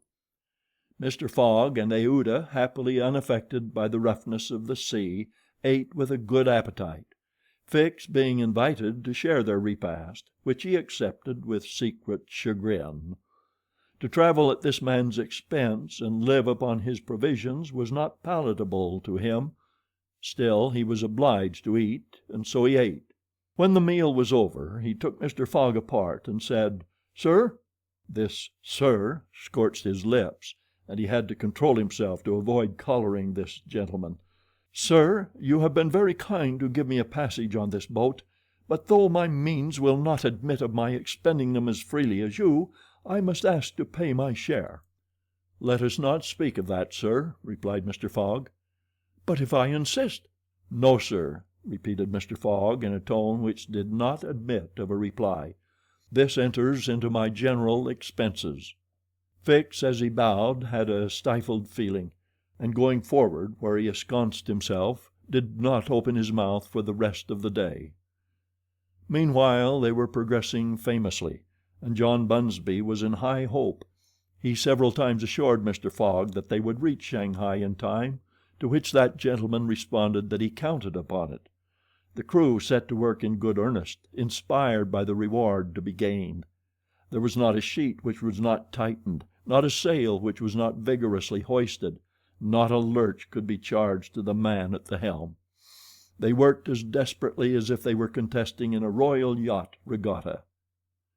By evening the logs showed that 220 miles had been accomplished from Hong Kong, and Mr. Fogg might hope that he would be able to reach Yokohama without recording any delay in his journal, in which case the many misadventures which had overtaken him since he left London would not seriously affect his journey. The Tankadeer entered the Straits of Fokien, which separate the island of Formosa from the Chinese coast, in the small hours of the night, and crossed the Tropic of Cancer. The sea was very rough in the straits, full of eddies formed by the counter currents, and the chopping waves broke her course, whilst it became very difficult to stand on deck. At daybreak the wind began to blow hard again, and the heavens seemed to predict a gale. The barometer announced a speedy change, the mercury rising and falling capriciously. The sea also, in the southeast, raised long surges which indicated a tempest. The sun had set the evening before in a red mist, in the midst of the phosphorescent scintillations of the ocean. John Bunsby long examined the threatening aspect of the heavens, muttering indistinctly between his teeth. At last he said in a low voice to Mr. Fogg, "Shall I speak out to your honor?" "Of course." "Well, we are going to have a squall." "Is the wind north or south?" asked Mr. Fogg quietly. "South. Look, a typhoon is coming up." "Glad it's a typhoon from the south, for it will carry us forward." "Oh, if you take it that way," said John Bunsby, "I've nothing more to say." John Bunsby's suspicions were confirmed. At a less advanced season of the year the typhoon, according to a famous meteorologist, would have passed away like a luminous cascade of electric flame, but in the winter equinox it was to be feared that it would burst upon them with great violence. The pilot took his precautions in advance. He reefed all sail, the pole masts were dispensed with, all hands went forward to the bows. A single triangular sail of strong canvas was hoisted as a storm jib, so as to hold the wind from behind. Then they waited. John Bunsby had requested his passengers to go below, but this imprisonment in so narrow a space, with little air, and the boat bouncing in the gale, was far from pleasant. Neither Mr. Fogg, Fix, nor Aouda consented to leave the deck. The storm of rain and wind descended upon them towards 8 o'clock, but with its bit of sail the Tankadeer was lifted like a feather by a wind, an idea of whose violence can scarcely be given. To compare her speed to 4 times that of a locomotive going on full steam would be below the truth. The boat scudded thus northward during the whole day, borne on by monstrous waves, preserving always, fortunately, a speed equal to theirs. 20 times she seemed almost to be submerged by these mountains of water which rose behind her, but the adroit management of the pilot saved her. The passengers were often bathed in spray, but they submitted to it philosophically. Fix cursed it, no doubt, but Aouda, with her eyes fastened upon her protector, whose coolness amazed her, showed herself worthy of him, and bravely weathered the storm. As for Phileas Fogg, it seemed just as if the typhoon were a part of his program. Up to this time the Tankadeer had always held her course to the north, but towards evening the wind, veering 3/4, bore down from the northwest. The boat, now lying in the trough of the waves, shook and rolled terribly. The sea struck her with fearful violence. At night the tempest increased in violence. John Bunsby saw the approach of darkness and the rising of the storm with dark misgivings. He thought a while, and then asked his crew if it was not time to slacken speed. After a consultation he approached Mr. Fogg and said, "I think, your honor, that we should do well to make for one of the ports on the coast." "I think so too." "Ah," said the pilot, "but which one?" "I know of but one," returned Mr. Fogg tranquilly. "And that is?" "Shanghai." The pilot at first did not seem to comprehend. He could scarcely realize so much determination and tenacity. Then he cried: "Well, yes, your honor is right. To Shanghai." So the Tankadeer kept steadily on her northward track. The night was really terrible. It would be a miracle if the craft did not founder. Twice it could have been all over with her if the crew had not been constantly on the watch. Aouda was exhausted, but did not utter a complaint. More than once Mr. Fogg rushed to protect her from the violence of the waves. Day reappeared. The tempest still raged with undiminished fury, but the wind now returned to the southeast. It was a favorable change, and the Tankadeer again bounded forward on this mountainous sea, though the waves crossed each other and imparted shocks and countershocks which would have crushed a craft less solidly built. From time to time the coast was visible through the broken mist, but no vessel was in sight. The Tankadeer was alone upon the sea. There were some signs of a calm at noon, and these became more distinct as the sun descended toward the horizon. The tempest had been as brief as terrific. The passengers, thoroughly exhausted, could now eat a little and take some repose. The night was comparatively quiet. Some of the sails were again hoisted, and the speed of the boat was very good. The next morning at dawn they espied the coast, and John Bunsby was able to assert that they were not 100 miles from Shanghai. 100 miles, and only one day to traverse them. That very evening Mr. Fogg was due at Shanghai if he did not wish to miss the steamer to Yokohama. Had there been no storm, during which several hours were lost, they would be at this moment within 30 miles of their destination. The wind grew decidedly calmer, and happily the sea fell with it. All sails were now hoisted, and at noon the Tankadeer was within 45 miles of Shanghai. There remained yet 6 hours in which to accomplish that distance. All on board feared that it could not be done, and every one, Phileas Fogg no doubt excepted, felt his heart beat with impatience. The boat must keep up an average of 9 miles an hour, and the wind was becoming calmer every moment. It was a capricious breeze coming from the coast, and after it passed the sea became smooth. Still the Tankadeer was so light, and her fine sails caught the fickle zephyr so well, that with the aid of the currents John Bunsby found himself at 6 o'clock not more than 10 miles from the mouth of Shanghai River. Shanghai itself is situated at least 12 miles up the stream. At 7 they were still 3 miles from Shanghai. The pilot swore an angry oath. The reward of £200 was evidently on the point of escaping him. He looked at Mr. Fogg. Mr. Fogg was perfectly tranquil, and yet his whole fortune was at this moment at stake. At this moment also a long black funnel crowned with wreaths of smoke appeared on the edge of the waters. It was the American steamer leaving for Yokohama at the appointed time. "Confound her!" cried John Bunsby, pushing back the rudder with a desperate jerk.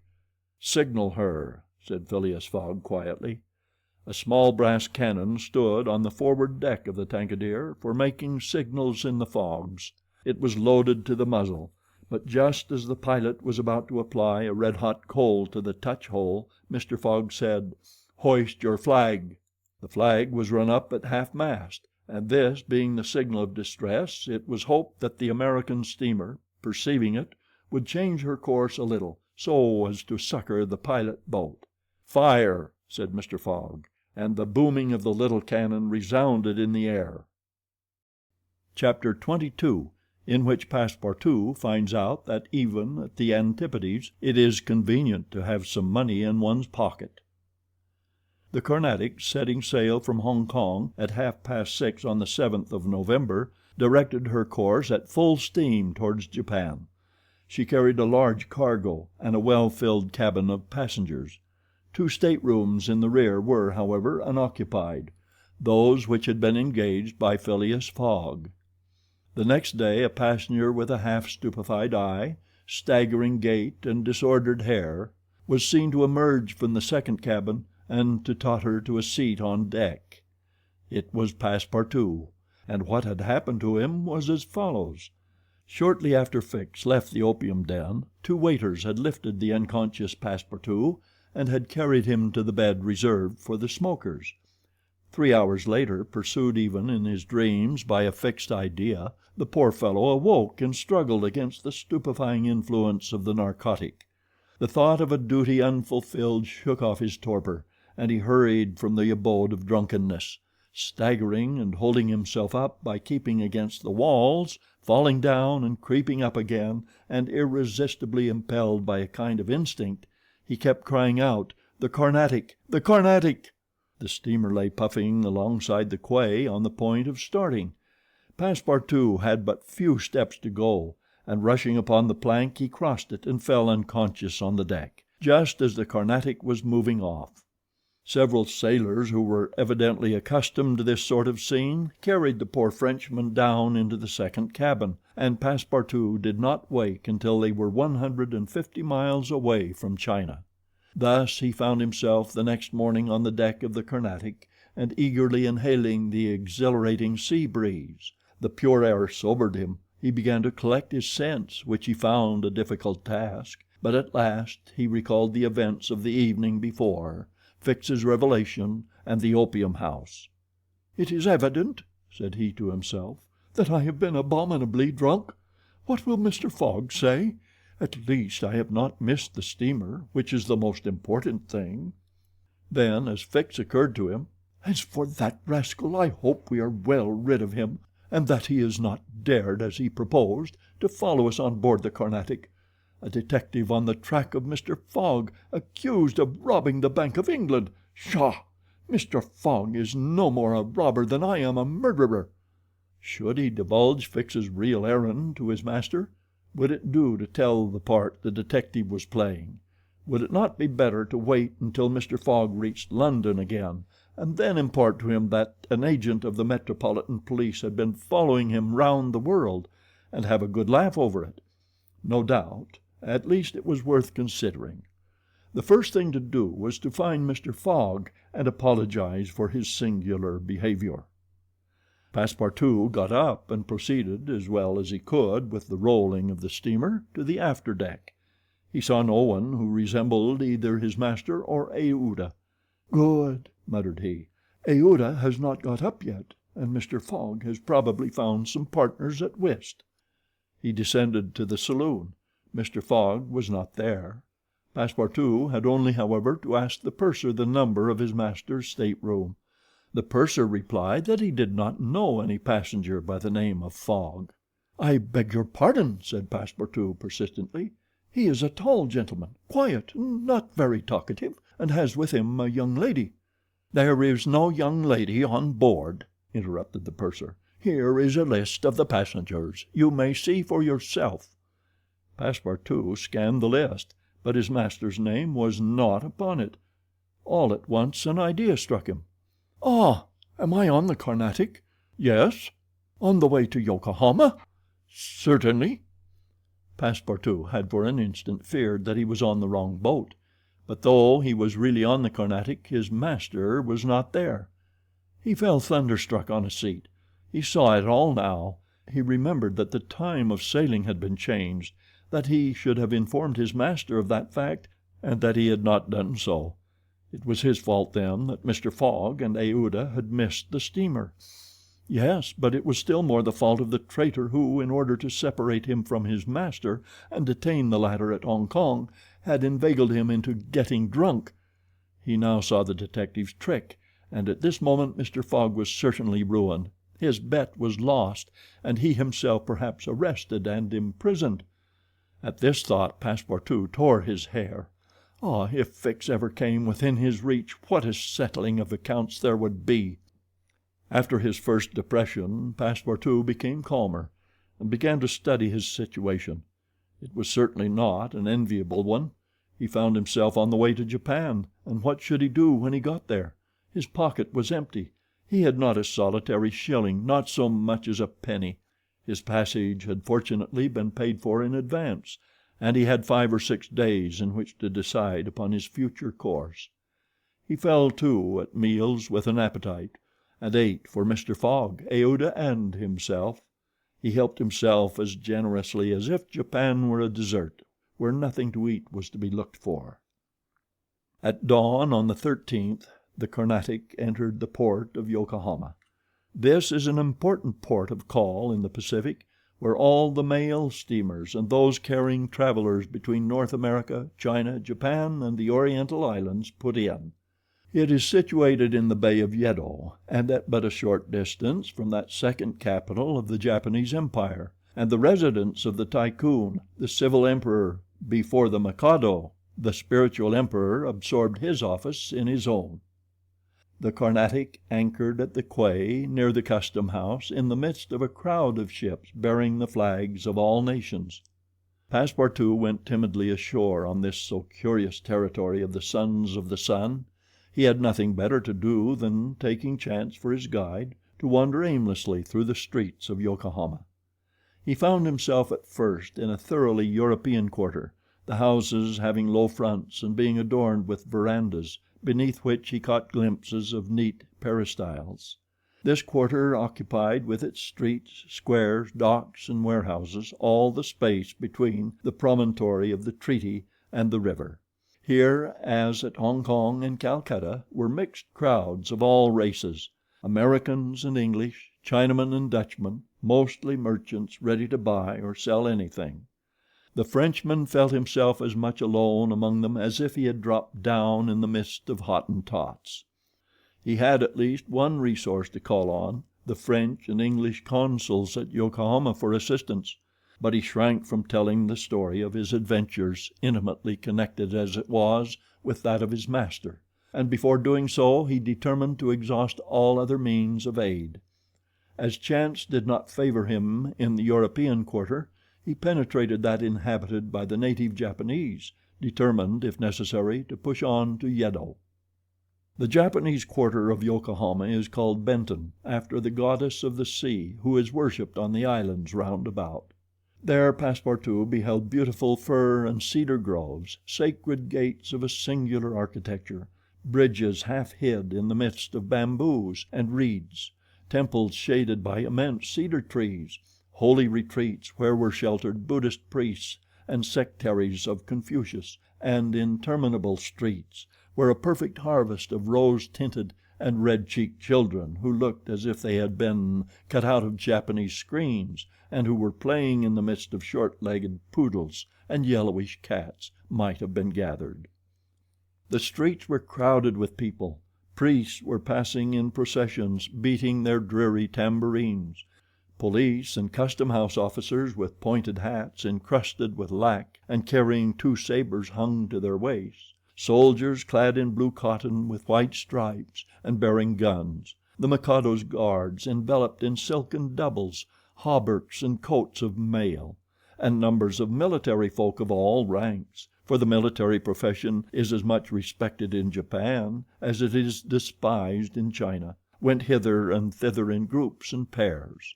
Passepartout saw, too, begging friars, long-robed pilgrims, and simple civilians with their warped and jet-black hair, big heads, long busts, slender legs, short stature, and complexions varying from copper color to a dead white, but never yellow like the Chinese, from whom the Japanese widely differ.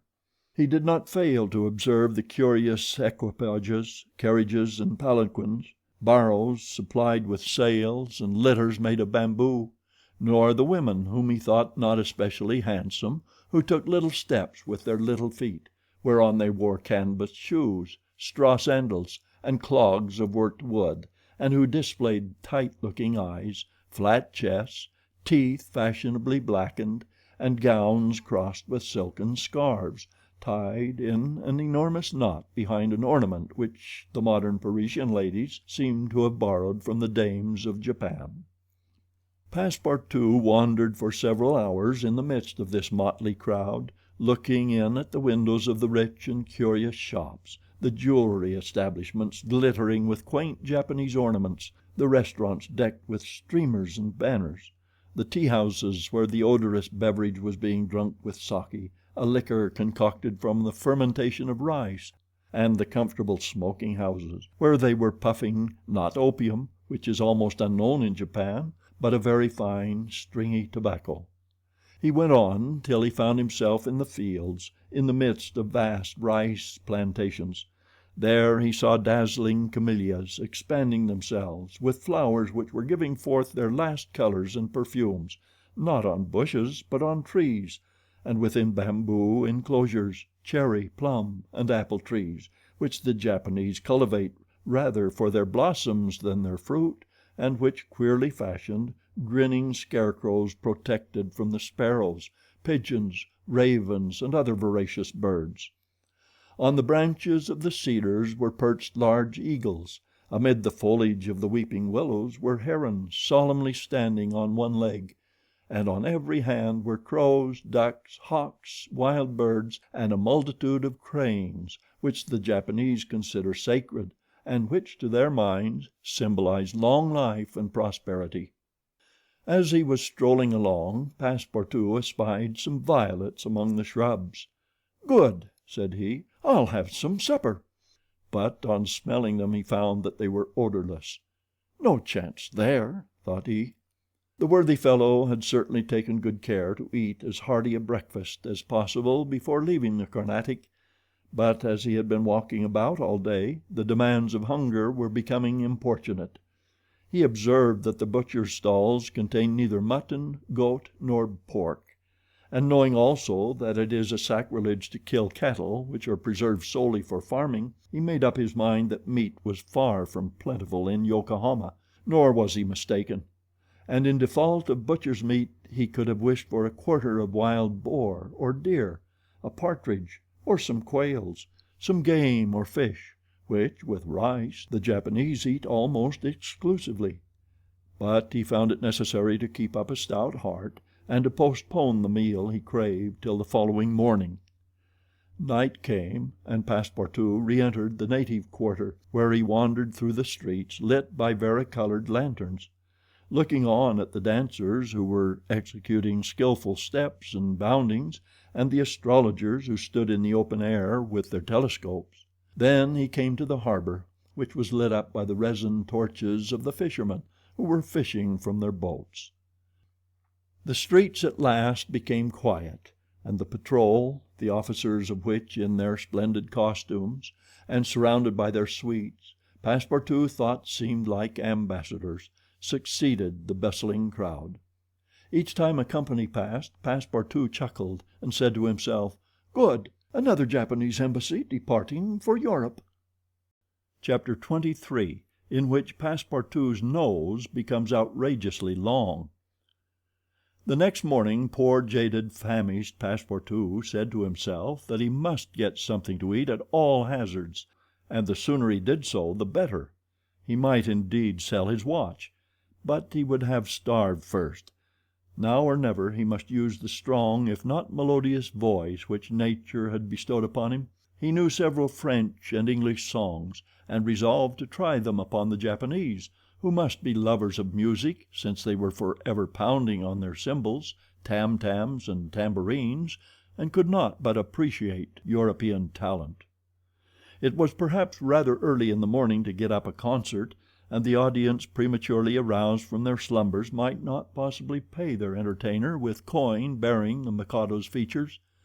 Passepartout therefore decided to wait several hours, and as he was sauntering along, it occurred to him that he would seem rather too well dressed for a wandering artist. The idea struck him to change his garments for clothes more in harmony with his project, by which he might also get a little money to satisfy the immediate cravings of hunger. The resolution taken, it remained to carry it out. It was only after a long search that Passepartout discovered a native dealer in old clothes, to whom he applied for an exchange.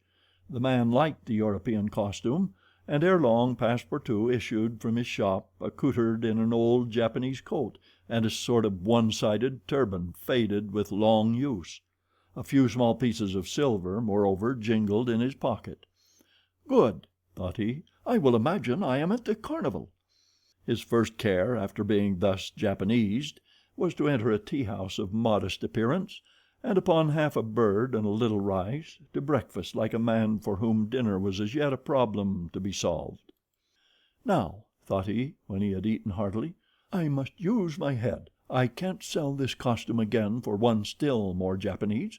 I must consider how to leave this country of the sun, of which I shall not retain the most delightful of memories, as quickly as possible."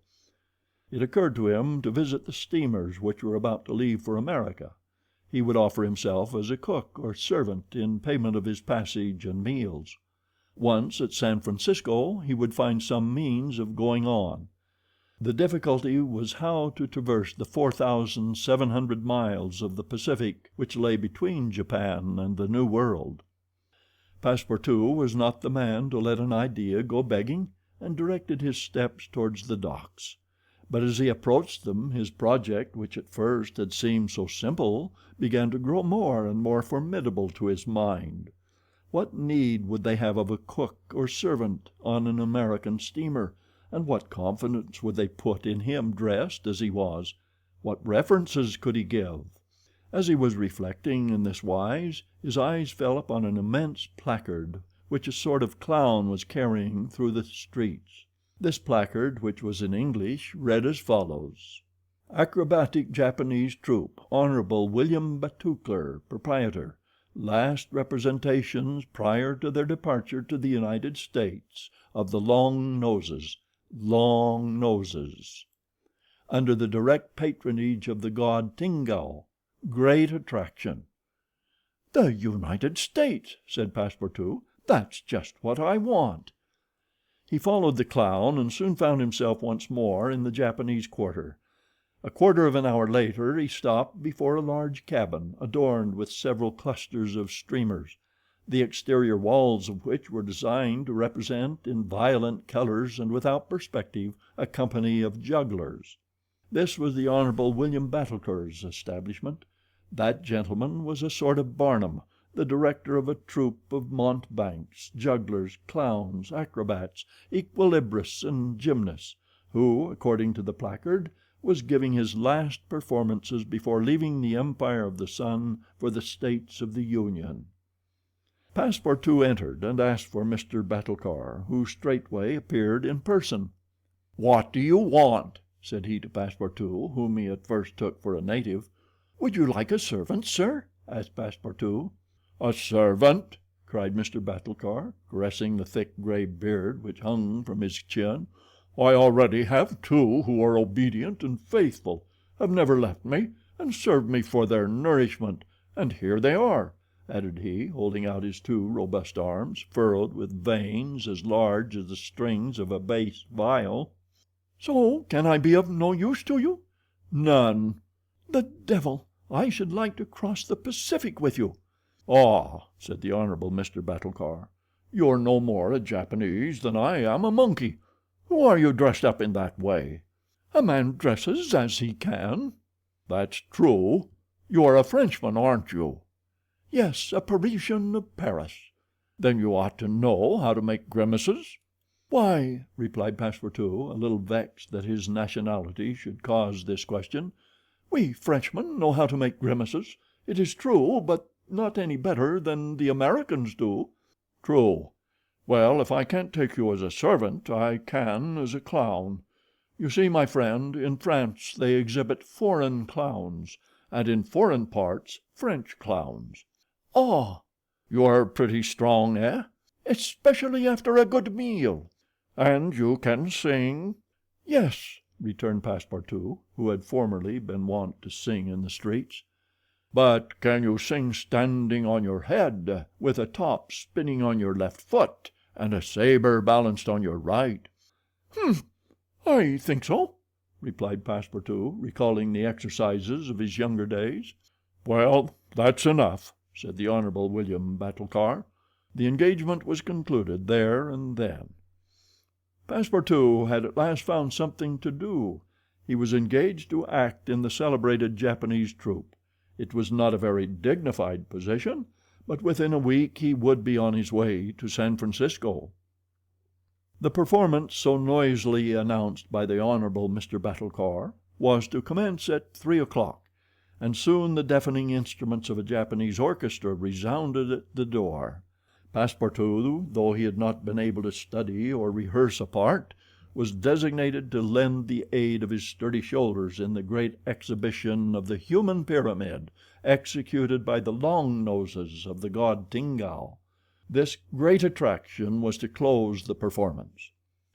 Before 3 o'clock the large shed was invaded by the spectators, comprising Europeans and natives, Chinese and Japanese, men, women, and children, who precipitated themselves upon the narrow benches and into the boxes opposite the stage. The musicians took up a position inside and were vigorously performing on their gongs, tam-tams, flutes, bones, tambourines, and immense drums. The performance was much like all acrobatic displays, but it must be confessed that the Japanese are the first equilibrists in the world. One, with a fan and some bits of paper, performed the graceful trick of the butterflies and the flowers. Another traced in the air with the odorous smoke of his pipe a series of blue words which composed a compliment to the audience, while a third juggled with some lighted candles, which he extinguished successively as they passed his lips, and relit them again without interrupting for an instant his juggling. Another reproduced the most singular combinations with a spinning top. In his hands the revolving tops seemed to be animated with a life of their own in their interminable whirling. They ran over pipe stems, the edges of sabers, wires, and even hairs stretched across the stage. They turned around on the edges of large glasses, crossed bamboo ladders, dispersed into all the corners, and produced strange musical effects by the combination of their various pitches of tone. The jugglers tossed them in the air, threw them like shuttlecocks with wooden battledores, and yet they kept on spinning. They put them into their pockets and took them out, still whirling as before. It is useless to describe the astonishing performances of the acrobats and gymnasts. The turning on ladders, poles, balls, barrels, and so on, was executed with wonderful precision. But the principal attraction was the exhibition of the long noses, a show to which Europe is as yet a stranger. The long noses form a peculiar company under the direct patronage of the god Tingao. Attired after the fashion of the Middle Ages, they bore upon their shoulders a splendid pair of wings, but what especially distinguished them was the long noses which were fastened to their faces, and the uses which they made of them. These noses were made of bamboo, and were 5, 6, and even 10 feet long, some straight, others curved, some ribboned, and some having imitation warts upon them. It was upon these appendages, fixed tightly on their real noses, that they performed their gymnastic exercises. A dozen of these sectaries of Tingao lay flat upon their backs, while others, dressed to represent lightning rods, came and frolicked on their noses, jumping from one to another and performing the most skillful leapings and somersaults. As a last scene, a human pyramid had been announced, in which 50 long noses were to represent the car of Juggernaut. But instead of forming a pyramid by mounting each other's shoulders, the artists were to group themselves on top of the noses. It happened that the performer who had hitherto formed the base of the car had quitted the troupe, and as, to fill this part, only strength and adroitness were necessary, Passepartout had been chosen to take his place. The poor fellow really felt sad when, melancholy reminiscence of his youth, he donned his costume, adorned with varicolored wings, and fastened to his natural feature a false nose 6 feet long. But he cheered up when he thought that this nose was winning him something to eat. He went upon the stage and took his place beside the rest who were to compose the best of the car of Juggernaut. They all stretched themselves on the floor, their noses pointing to the ceiling. A second group of artists disposed themselves on these long appendages, then a third above these, then a fourth, until a human monument reaching to the very cornices of the theater soon arose on top of the noses. This elicited loud applause, in the midst of which the orchestra was just striking up a deafening air, when the pyramid tottered, the balance was lost, one of the lower noses vanished from the pyramid, and the human monument was shattered like a castle built of cards. It was Passepartout's fault. Abandoning his position, clearing the footlights without the aid of his wings, and clambering up to the right-hand gallery, he fell at the feet of one of the spectators, crying: "Ah, my master! My master!" "You are here?" "Myself." "Very well, then let us go to the steamer, young man." Mr. Fogg, Aouda, and Passepartout passed through the lobby of the theater to the outside, where they encountered the Hon. Mr. Battlecar, furious with rage. He demanded damages for the breakage of the pyramid, and Phileas Fogg appeased him by giving him a handful of banknotes. At 6:30, the very hour of departure, Mr. Fogg and Aouda, followed by Passepartout, who in his hurry had retained his wings and nose 6 feet long, stepped upon the American steamer. Chapter 24, during which Mr. Fogg and party crossed the Pacific Ocean. What happened when the pilot boat came in sight of Shanghai will be easily guessed. The signals made by the Tankadere had been seen by the captain of the Yokohama steamer, who, espying the flag at half-mast, had directed his course towards the little craft.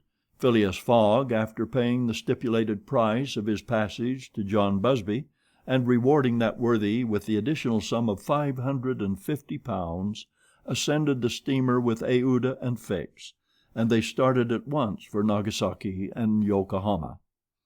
They reached their destination on the morning of the 14th of November. Phileas Fogg lost no time in going on board the Carnatic, where he learned, to Aouda's great delight, and perhaps to his own, though he betrayed no emotion, that Passepartout, a Frenchman, had really arrived on her the day before. The San Francisco steamer was announced to leave that very evening, and it became necessary to find Passepartout, if possible, without delay. Mr. Fogg applied in vain to the French and English consuls, and after wandering through the streets a long time, began to despair of finding his missing servant. Chance, or perhaps a kind of presentiment, at last led him into the Honorable Mr. Battlecar's theater. He certainly would not have recognized Passepartout in the eccentric mountebank's costume, but the latter, lying on his back, perceived his master in the gallery. He could not help starting, which so changed the position of his nose as to bring the pyramid pell-mell upon the stage. All this Passepartout learned from Aouda, who recounted to him what had taken place on the voyage from Hong Kong to Shanghai on the Tankadere, in company with one Mr. Fix. Passepartout did not change countenance on hearing this name. He thought that the time had not yet arrived to divulge to his master what had taken place between the detective and himself, and in the account he gave of his absence he simply excused himself for having been overtaken by drunkenness in smoking opium at a tavern in Hong Kong.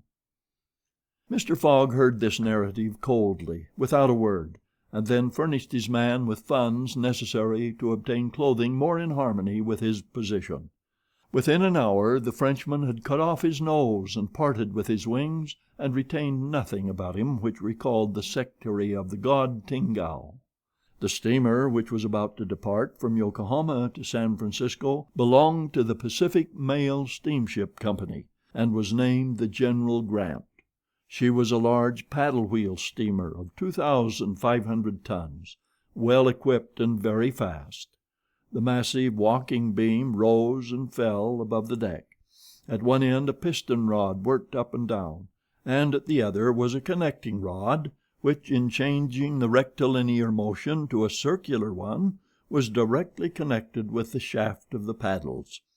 The General Grant was rigged with 3 masts, giving a large capacity for sails, and thus materially aiding the steam power. By making 12 miles an hour she would cross the ocean in 21 days. Phileas Fogg was therefore justified in hoping that he would reach San Francisco by the 2nd of December, New York by the 11th, and London on the 20th, thus gaining several hours on the fatal date of the 21st of December.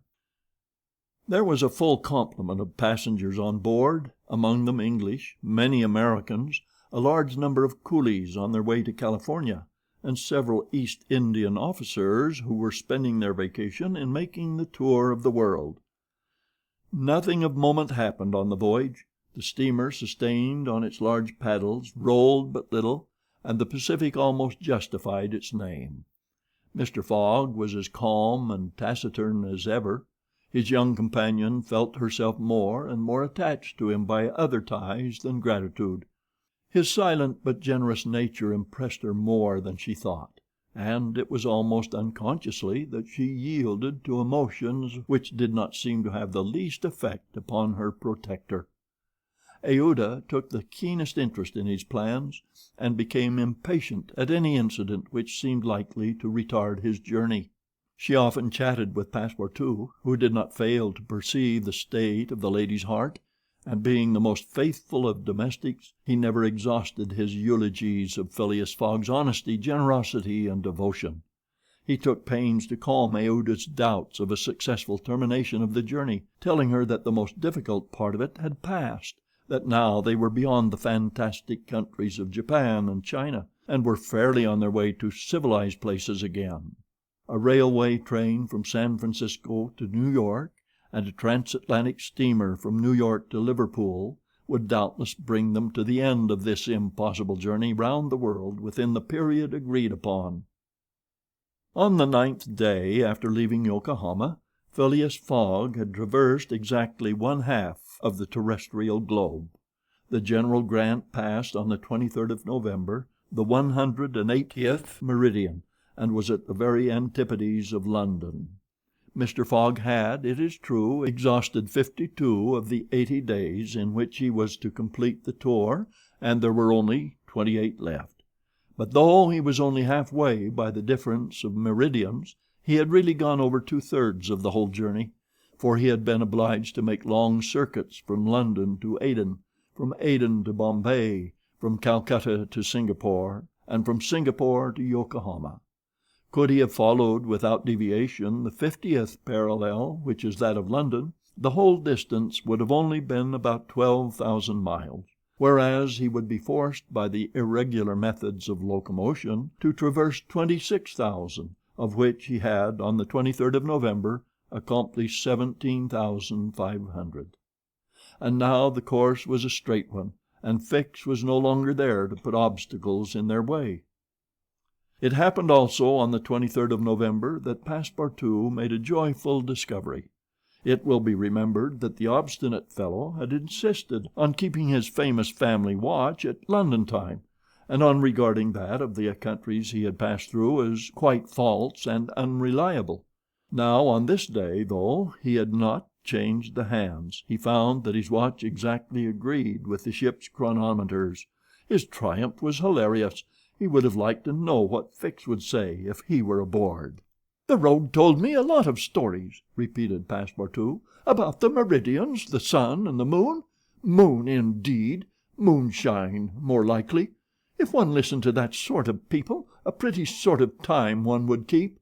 I was sure that the sun would some day regulate itself by my watch."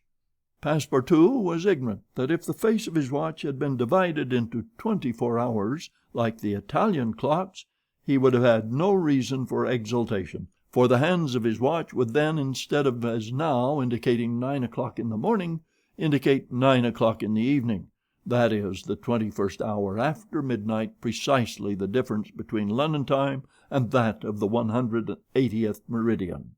But if Fix had been able to explain this purely physical effect, Passepartout would not have admitted, even if he had comprehended it. Moreover, if the detective had been on board at that moment, Passepartout would have joined issue with him on a quite different subject, and in an entirely different manner. Where was Fix at that moment? He was actually on board the General Grant. On reaching Yokohama, the detective, leaving Mr. Fogg, whom he expected to meet again during the day, had repaired at once to the English consulate, where he at last found the warrant of arrest. It had followed him from Bombay, and had come by the Carnatic, on which steamer he himself was supposed to be. Fix's disappointment may be imagined when he reflected that the warrant was now useless. Mr. Fogg had left English ground, and it was now necessary to procure his extradition. "Well," thought Fix, after a moment of anger, "my warrant is not good here, but it will be in England. The rogue evidently intends to return to his own country, thinking he has thrown the police off his track. Good. I will follow him across the Atlantic. As for the money, heaven grant there may be some left. But the fellow has already spent in traveling, rewards, trials, bail, elephants, and all sorts of charges, more than £5,000. Yet, after all, the bank is rich." His course decided on, he went on board the General Grant, and was there when Mr. Fogg and Aouda arrived. To his utter amazement he recognized Passepartout, despite his theatrical disguise. He quickly concealed himself in his cabin to avoid an awkward explanation, and hoped, thanks to the number of passengers, to remain unperceived by Mr. Fogg's servant. On that very day, however, he met Passepartout face to face on the forward deck. The latter, without a word, made a rush for him, grasped him by the throat, and, much to the amusement of a group of Americans, who immediately began to bet on him, administered to the detective a perfect volley of blows, which proved the great superiority of French over English pugilistic skill. When Passepartout had finished, he found himself relieved and comforted. Fix got up in a somewhat rumpled condition, and looking at his adversary, coldly said, "Have you done?" "For this time, yes." "Then let me have a word with you." "But I—" "In your master's interests." Passepartout seemed to be vanquished by Fix's coolness, for he quietly followed him, and they sat down aside from the rest of the passengers. "You have given me a thrashing," said Fix. "Good. I expected it. Now listen to me. Up to this time I have been Mr. Fogg's adversary. I am now in his game." "Aha!" cried Passepartout. "You are convinced he is an honest man?" "No," replied Fix coldly. "I think him a rascal. Shh! Don't budge, and let me speak. As long as Mr. Fogg was on English ground, it was for my interest to detain him there until my warrant of arrest arrived. I did everything I could to keep him back. I sent the Bombay priests after him. I got you intoxicated at Hong Kong. I separated you from him, and I made him miss the Yokohama steamer." Passepartout listened with closed fists. "Now," resumed Fix, "Mr. Fogg seems to be going back to England. Well, I will follow him there, but hereafter I will do as much to keep obstacles out of his way as I have done up to this time to put them in his path. I've changed my game, you see, and simply because it was for my interest to change it. Your interest is the same as mine, for it is only in England that you will ascertain whether you are in the service of a criminal or an honest man." Passepartout listened very attentively to Fix, and was convinced that he spoke with entire good faith. "Are we friends?" asked the detective. "Friends? No," replied Passepartout, "but allies, perhaps. At the least sign of treason, however, I'll twist your neck for you." "Agreed," said the detective quietly. 11 days later, on the 3rd of December, the General Grant entered the bay of the Golden Gate and reached San Francisco. Mr. Fogg had neither gained nor lost a single day. Chapter 25, in which a slight glimpse is had of San Francisco. It was 7 in the morning when Mr. Fogg, Aouda, and Passepartout set foot upon the American continent, if this name can be given to the floating quay upon which they disembarked. These quays, rising and falling with the tide, thus facilitate the loading and unloading of vessels. Alongside them were clippers of all sizes, steamers of all nationalities, and the steamboats, with several decks rising one above the other, which ply on the Sacramento and its tributaries. There were also heaped up the products of a commerce which extends to Mexico, Chile, Peru, Brazil, Europe, Asia, and all the Pacific islands. Passepartout, in his joy on reaching at last the American continent, thought he would manifest it by executing a perilous vault in fine style, but tumbling upon some worm-eaten planks he fell through them.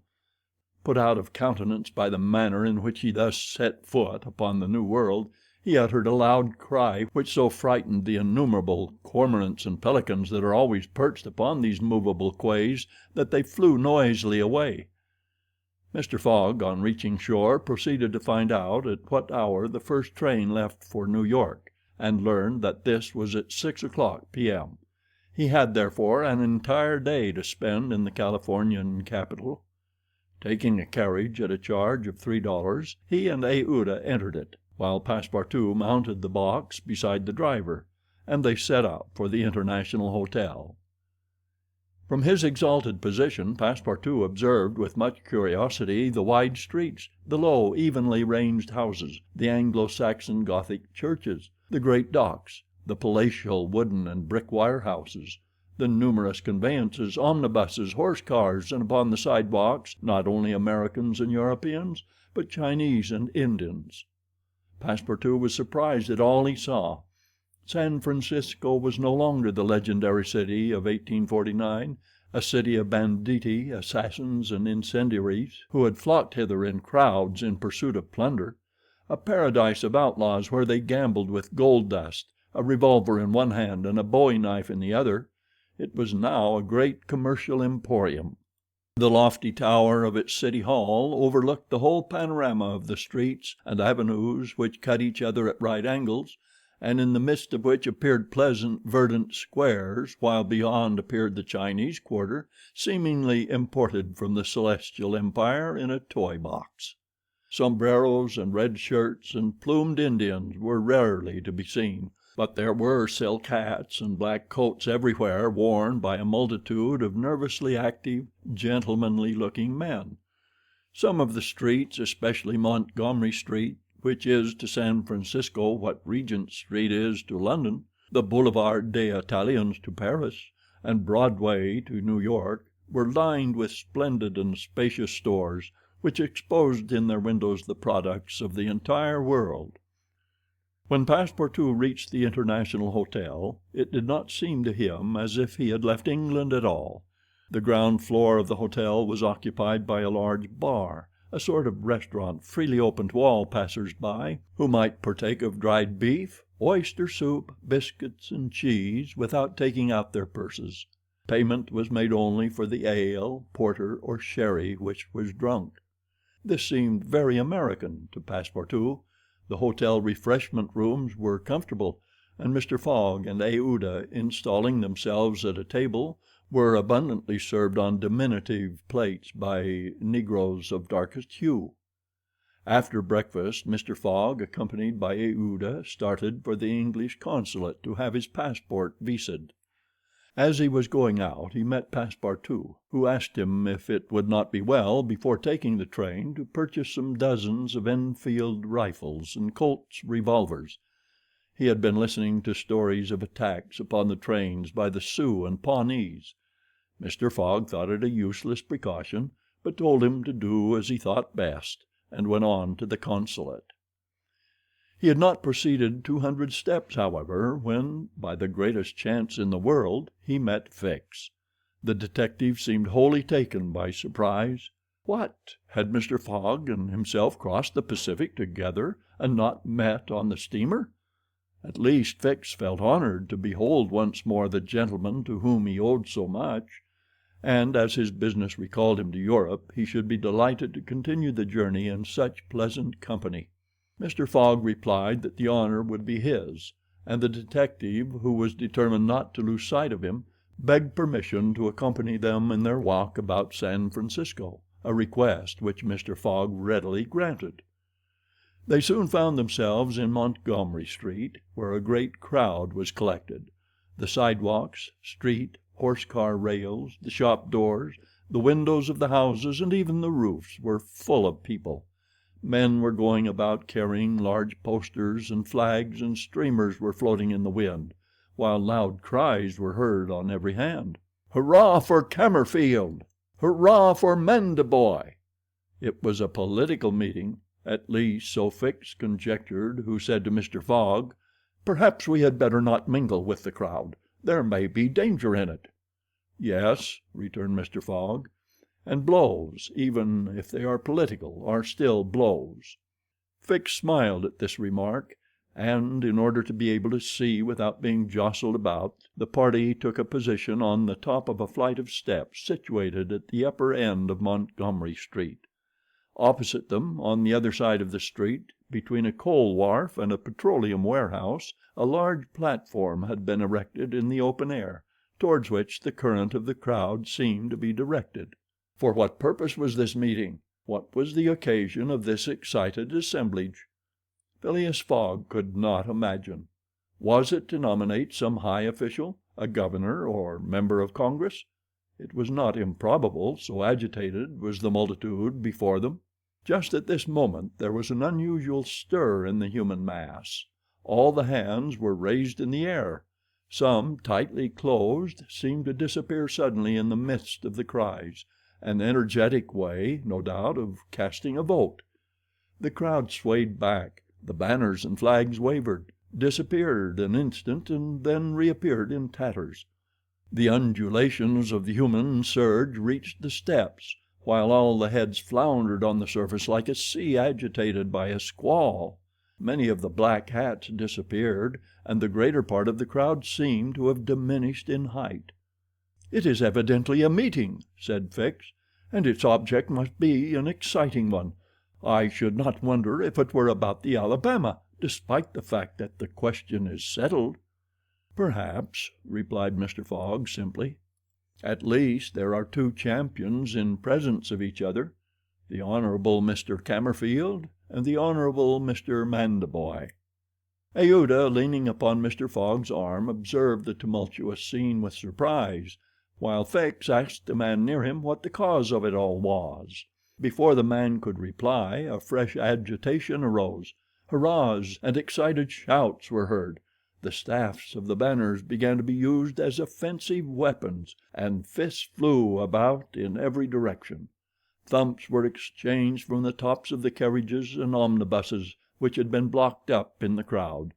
Boots and shoes went whirling through the air, and Mr. Fogg thought he even heard the crack of revolvers mingling in the din. The rout approaching the stairway and flowed over the lower step. One of the parties had evidently been repulsed, but the mere lookers-on could not tell whether Mandaboy or Cammerfield had gained the upper hand. "It would be prudent for us to retire," said Fix, who was anxious that Mr. Fogg should not receive any injury, at least until they got back to London. "If there is any question about England in all this, and we were recognized, I fear it would go hard with us."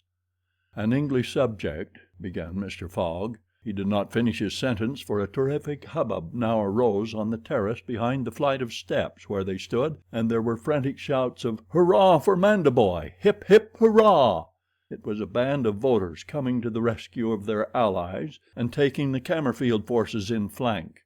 Mr. Fogg, Aouda, and Fix found themselves between two fires. It was too late to escape. The torrent of men armed with loaded canes and sticks was irresistible. Phileas Fogg and Fix were roughly hustled in their attempts to protect their fair companion. The former, as cool as ever, tried to defend himself with the weapons which nature has placed at the end of every Englishman's arm, but in vain. A big, brawny fellow with a red beard, flushed face, and broad shoulders, who seemed to be the chief of the band, raised his clenched fist to strike Fogg, whom he would have given a crushing blow, had not Fix rushed in and received it in his stead. An enormous bruise immediately made its appearance under the detective's silk hat, which was completely smashed in. "Yankee!" exclaimed Mr. Fogg, darting a contemptuous look at the ruffian. "Englishman," returned the other, "we will meet again." "When you please. What is your name?" "Phileas Fogg. And yours?" "Colonel Stamp Proctor." The human tide now swept by after overturning Fix, who speedily got upon his feet again, though with tattered clothes. Happily he was not seriously hurt. His traveling overcoat was divided into two unequal parts, and his trousers resembled those of certain Indians, which fit less compactly than they are easy to put on. Aouda had escaped unharmed, and Fix alone bore marks of the fray in his black and blue bruise. "Thanks," said Mr. Fogg to the detective as soon as they were out of the crowd.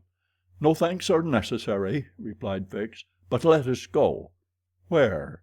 "To a tailor's." Such a visit was indeed opportune. The clothing of both Mr. Fogg and Fix was in rags, as if they had themselves been actively engaged in the contest between Cammerfield and Mandaboy. An hour after, they were once more suitably attired, and with Aouda returned to the International Hotel. Passepartout was waiting for his master, armed with half a dozen six-barreled revolvers.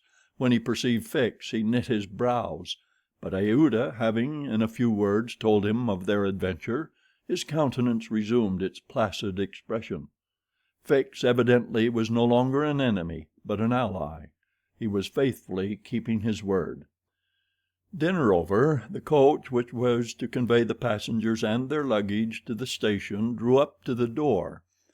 As he was getting in, Mr. Fogg said to Fix, "You have not seen this Colonel Proctor again?" "No." "I will come back to America to find him," said Phileas Fogg calmly. "It would not be right for an Englishman to permit himself to be treated in that way without retaliating." The detective smiled, but did not reply. It was clear that Mr. Fogg was one of those Englishmen who, while they do not tolerate dueling at home, fight abroad when their honor is attacked. At 6:15 the travelers reached the station and found the train ready to depart. As he was about to enter it, Mr. Fogg called a porter and said to him, "My friend, was there not some trouble today in San Francisco?" "It was a political meeting, sir," replied the porter. "But I thought there was a great deal of disturbance in the streets." "It was only a meeting assembled for an election." "The election of a general-in-chief, no doubt?" asked Mr. Fogg. "No, sir, of a justice of the peace." Phileas Fogg got into the train, which started off at full speed. Chapter 26, in which Phileas Fogg and party travel by the Pacific Railroad. From ocean to ocean, so say the Americans, and these four words compose the general designation of the great trunk line which crosses the entire width of the United States. The Pacific Railroad is, however, really divided into two distinct lines, the Central Pacific, between San Francisco and Ogden, and the Union Pacific, between Ogden and Omaha. 5 main lines connect Omaha with New York. New York and San Francisco are thus united by an uninterrupted metal ribbon, which measures no less than 3,786 miles. Between Omaha and the Pacific the railway crosses a territory which is still infested by Indians and wild beasts, and a large tract which the Mormons, after they were driven from Illinois in 1845, began to colonize. The journey from New York to San Francisco consumed formerly, under the most favorable conditions, at least 6 months. It is now accomplished in 7 days. It was in 1862 that, in spite of the Southern members of Congress who wished a more southerly route, it was decided to lay the road between the 41st and 42nd parallels. President Lincoln himself fixed the end of the line at Omaha, in Nebraska. The work was at once commenced and pursued with true American energy. Nor did the rapidity with which it went on injuriously affect its good execution. The road grew on the prairies 1.5 miles a day. A locomotive running on the rails laid down the evening before brought the rails to be laid on the morrow, and advanced upon them as fast as they were put in position. The Pacific Railroad is joined by several branches in Iowa, Kansas, Colorado, and Oregon. On leaving Omaha, it passes along the left bank of the Platte River as far as the junction of its northern branch, follows its southern branch, crosses the Laramie Territory and the Wasatch Mountains, turns the Great Salt Lake and reaches Salt Lake City, the Mormon capital, plunges into the Tooele Valley, across the American desert, Cedar and Humboldt Mountains, the Sierra Nevada, and descends via Sacramento to the Pacific, its grade even on the Rocky Mountains never exceeding 112 feet to the mile. Such was the road to be traversed in 7 days, which would enable Phileas Fogg, at least, so he hoped, to take the Atlantic steamer at New York on the 11th for Liverpool. The car which he occupied was a sort of long omnibus on 8 wheels, and with no compartments in the interior. It was supplied with 2 rows of seats perpendicular to the direction of the train on either side of an aisle which conducted to the front and rear platforms. These platforms were found throughout the train, and the passengers were able to pass from one end of the train to the other. It was supplied with saloon cars, balcony cars, restaurants and smoking cars. Theater cars alone were wanting, and they will have these some day. Book and news dealers, sellers of edibles, drinkables, and cigars, who seemed to have plenty of customers, were continually circulating in the aisles. The train left Oakland station at 6 o'clock. It was already night, cold and cheerless, the heavens being overcast with clouds which seemed to threaten snow. The train did not proceed rapidly. Counting the stoppages, it did not run more than 20 miles an hour, which was a sufficient speed, however, to enable it to reach Omaha within its designated time. There was but little conversation in the car, and soon many of the passengers were overcome with sleep. Passepartout found himself beside the detective, but he did not talk to him. After recent events, their relations with each other had grown somewhat cold. There could no longer be mutual sympathy or intimacy between them. Fix's manner had not changed, but Passepartout was very reserved and ready to strangle his former friend on the slightest provocation. Snow began to fall an hour after they started, a fine snow, however, which happily could not obstruct the train. Nothing could be seen from the windows but a vast white sheet, against which the smoke of the locomotive had a grayish aspect. At 8 o'clock a steward entered the car and announced that the time for going to bed had arrived, and in a few minutes the car was transformed into a dormitory. The backs of the seats were thrown back, bedsteads carefully packed were rolled out by an ingenious system, berths were suddenly improvised, and each traveler had soon at his disposition a comfortable bed, protected from curious eyes by thick curtains. The sheets were clean and the pillows soft. It only remained to go to bed and sleep, which everybody did, while the train sped on across the state of California. The country between San Francisco and Sacramento is not very hilly. The Central Pacific, taking Sacramento for its starting point, extends eastward to meet the road from Omaha. The line from San Francisco to Sacramento runs in a northeasterly direction along the American River, which empties into San Pablo Bay. The 120 miles between these cities were accomplished in 6 hours, and towards midnight, while fast asleep, the travelers passed through Sacramento, so that they saw nothing of that important place, the seat of the state government, with its fine quays, its broad streets, its noble hotels, squares, and churches. The train, on leaving Sacramento, passing the Junction, Rocklin, Auburn, and Colfax, entered the range of the Sierra Nevada. Cisco was reached at 7 in the morning, and an hour later the dormitory was transformed into an ordinary car, and the travelers could observe the picturesque beauties of the mountain region through which they were steaming.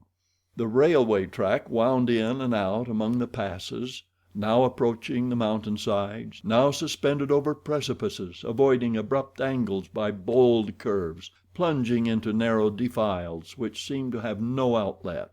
The locomotive, its great funnel emitting a weird light, with its sharp bell and its cowcatcher extended like a spur, mingled its shrieks and bellowings with the noise of torrents and cascades, and twined its smoke among the branches of the gigantic pines. There were few or no bridges or tunnels on the route.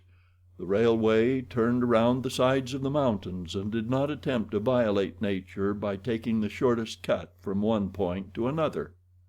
The train entered the state of Nevada through the Carson Valley about 9 o'clock, going always northeasterly, and at midday reached Reno, where there was a delay of 20 minutes for breakfast. From this point the road running along Humboldt River passed northward for several miles by its banks, then it turned eastward and kept by the river until it reached the Humboldt Range, nearly at the extreme eastern limit of Nevada. Having breakfasted, Mr. Fogg and his companions resumed their places in the car and observed the varied landscape which unfolded itself as they passed along the vast prairies. The mountains lining the horizon, and the creeks with their frothy, foaming streams. Sometimes a great herd of buffaloes, massing together in the distance, seemed like a movable dam. These innumerable multitudes of ruminating beasts often form an insurmountable obstacle to the passage of the trains. Thousands of them have been seen passing over the track for hours together in compact ranks. The locomotive is then forced to stop and wait till the road is once more clear. This happened, indeed, to the train in which Mr. Fogg was traveling. About 12 o'clock a troop of 10 or 12,000 head of buffalo encumbered the track. The locomotive, slackening its speed, tried to clear the way with its cowcatcher, but the mass of animals was too great. The buffaloes marched along with a tranquil gait, uttering now and then deafening bellowings. There was no use of interrupting them, for, having taken a particular direction, nothing can moderate and change their course. It is a torrent of living flesh which no dam could contain. The travelers gazed on this curious spectacle from the platforms, but Phileas Fogg, who had the most reason of all to be in a hurry, remained in his seat and waited philosophically until it should please the buffaloes to get out of the way. Passepartout was furious at the delay they occasioned, and longed to discharge his arsenal of revolvers upon them. "What a country!" cried he. "Mere cattle stop the trains and go by in a procession, just as if they were not impeding travel. Parbleu! I should like to know if Mr. Fogg foresaw this mishap in his programme. And here's an engineer who doesn't dare to run the locomotive into this herd of beasts." The engineer did not try to overcome the obstacle, and he was wise. He would have crushed the first buffaloes, no doubt, with the cowcatcher, but the locomotive, however powerful, would soon have been checked. The train would inevitably have been thrown off the track, and would then have been helpless. The best course was to wait patiently and regain the lost time by greater speed when the obstacle was removed. The procession of buffaloes lasted 3 full hours, and it was night before the track was clear. The last ranks of the herd were now passing over the rails, while the first had already disappeared below the southern horizon. It was 8 o'clock when the train passed through the defiles of the Humboldt Range, and 9:30 when it penetrated Utah, the region of the Great Salt Lake, the singular colony of the Mormons. Chapter 27, in which Passepartout undergoes, at a speed of 20 miles an hour, a course of Mormon history. During the night of the 5th of December, the train ran southeasterly for about 50 miles, then rose an equal distance in a northeasterly direction towards the Great Salt Lake.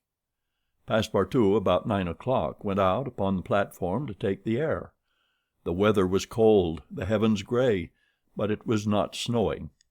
The sun's disk, enlarged by the mist, seemed an enormous ring of gold, and Passepartout was amusing himself by calculating its value in pounds sterling, when he was diverted from this interesting study by a strange-looking personage who made his appearance on the platform.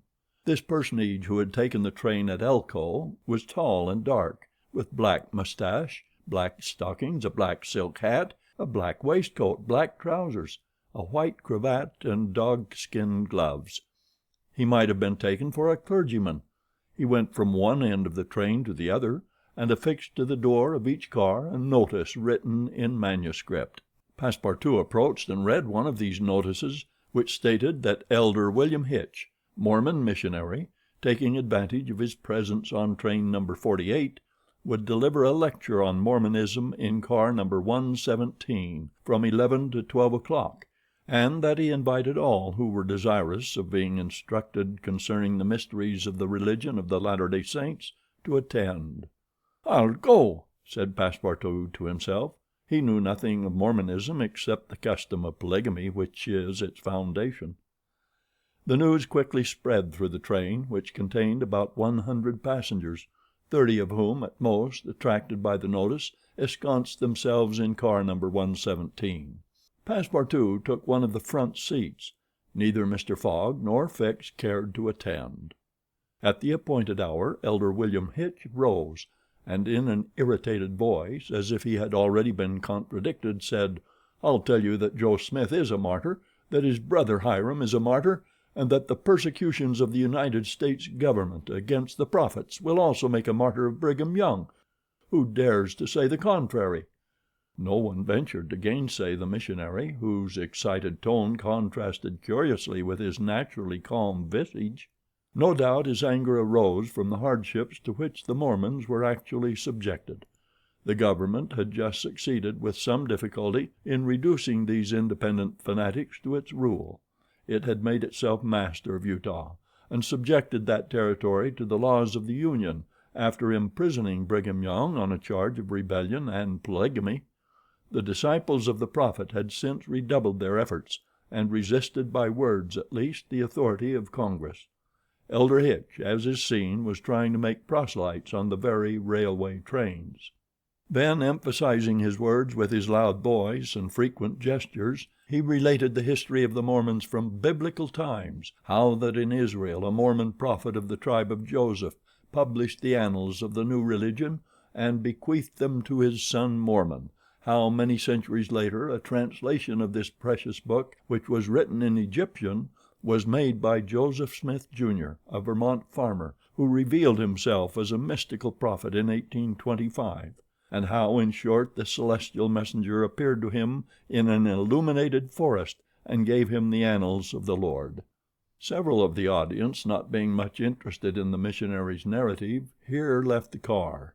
But Elder Hitch, continuing his lecture, related how Smith, Jr., with his father, 2 brothers, and a few disciples, founded the Church of the Latter-day Saints, which adopted, not only in America, but in England, Norway, and Sweden and Germany, counts many artisans as well as men engaged in the liberal professions among its members. How a colony was established in Ohio, a temple erected there at a cost of $200,000, and a town built at Kirtland. How Smith became an enterprising banker, and received from a simple mummy showman a papyrus scroll written by Abraham and several famous Egyptians. The elder's story became somewhat wearisome, and his audience grew gradually less, until it was reduced to 20 passengers, but this did not disconcert the enthusiast, who proceeded with the story of Joseph Smith's bankruptcy in 1837, and how his ruined creditors gave him a coat of tar and feathers. His reappearance some years afterwards, more honorable and honored than ever, at Independence, Missouri, the chief of a flourishing colony of 3,000 disciples, and his pursuit thence by outraged Gentiles and retirement into the far West. 10 hearers only were now left, among them honest Passepartout, who was listening with all his ears. Thus he learned that after long persecutions Smith reappeared in Illinois, and in 1839 founded a community at Nauvoo, on the Mississippi, numbering 25,000 souls, of which he became mayor, chief justice, and general-in-chief. That he announced himself in 1843 as a candidate for the presidency of the United States, and that finally, being drawn into the ambuscade at Carthage, he was thrown into prison and assassinated by a band of men disguised in masks. Passepartout was now the only person left in the car, and the elder, looking him full in the face, reminded him that 2 years after the assassination of Joseph Smith, the inspired prophet, Brigham Young, his successor, left Nauvoo for the banks of the Great Salt Lake, where, in the midst of that fertile region, directly on the route of the emigrants who crossed Utah on their way to California, the new colony, thanks to the polygamy practiced by the Mormons, had flourished beyond expectations. "And this," added Elder William Hitch, "this is why the jealousy of Congress has been aroused against us. Why have the soldiers of the Union invaded the soil of Utah? Why has Brigham Young, our chief, been imprisoned in contempt of all justice? Shall we yield to force? Never! Driven from Vermont, driven from Illinois, driven from Ohio, driven from Missouri, driven from Utah, we shall yet find some independent territory on which to plant our tents. And you, my brother," continued the elder, fixing his angry eyes upon his single auditor, "will you not plant yours there, too, under the shadow of our flag?" "No," replied Passepartout courageously, in his turn retiring from the car and leaving the elder to preach to vacancy. During the lecture the train had been making good progress, and towards 12:30 it reached the northwest border of the Great Salt Lake. Thence the passengers could observe the vast extent of this interior sea, which is also called the Dead Sea, and into which flows an American Jordan.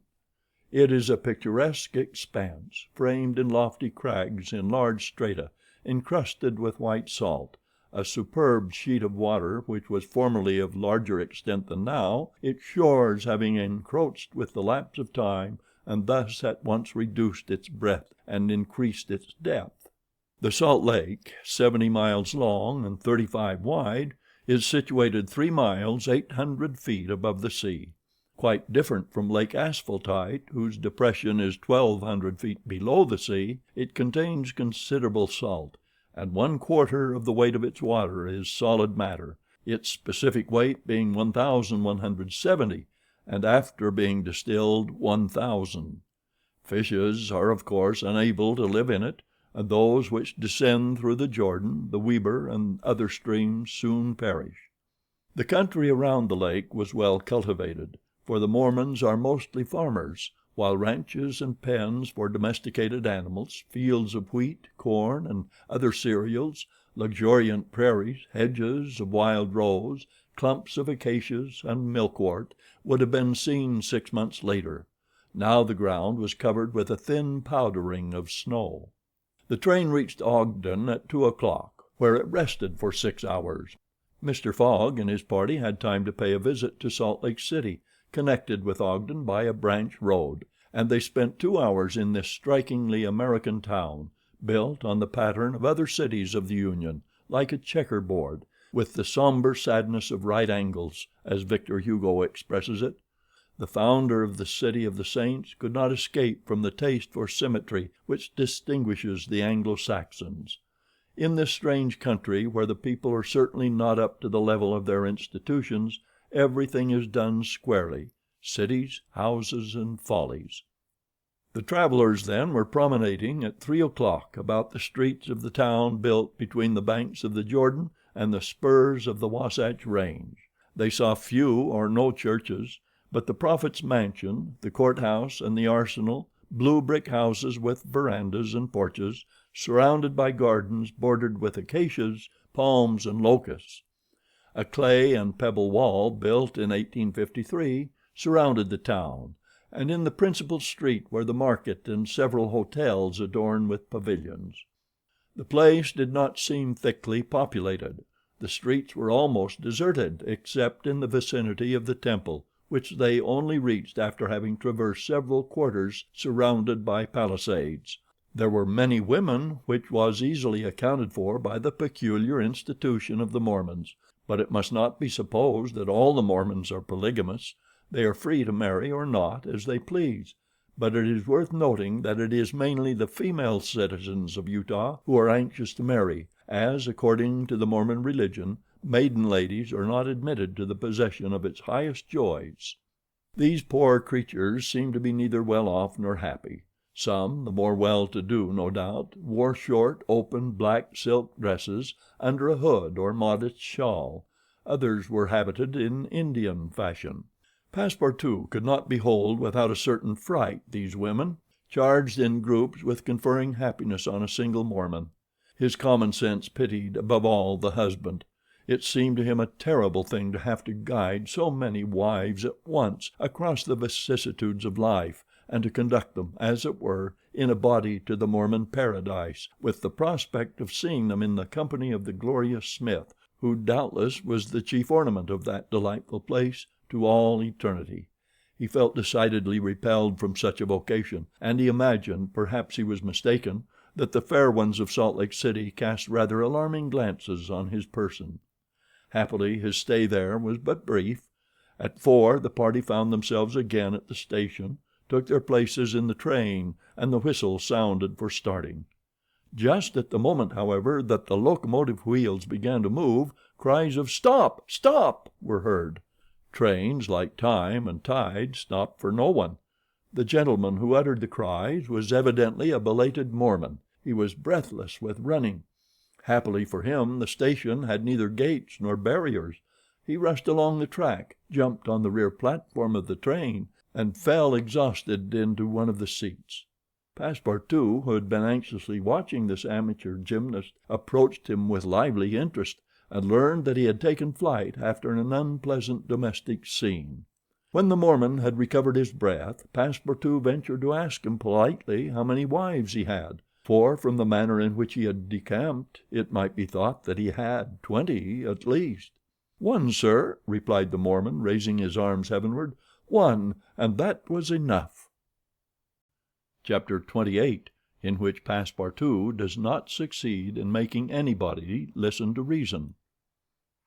The train, on leaving Great Salt Lake at Ogden, passed northward for an hour as far as Weber River, having completed nearly 900 miles from San Francisco. From this point it took an easterly direction towards the jagged Wasatch Mountains. It was in the section included between this range and the Rocky Mountains that the American engineers found the most formidable difficulties in laying the road, and that the government granted a subsidy of $48,000 per mile instead of $16,000 allowed for the work done on the plains.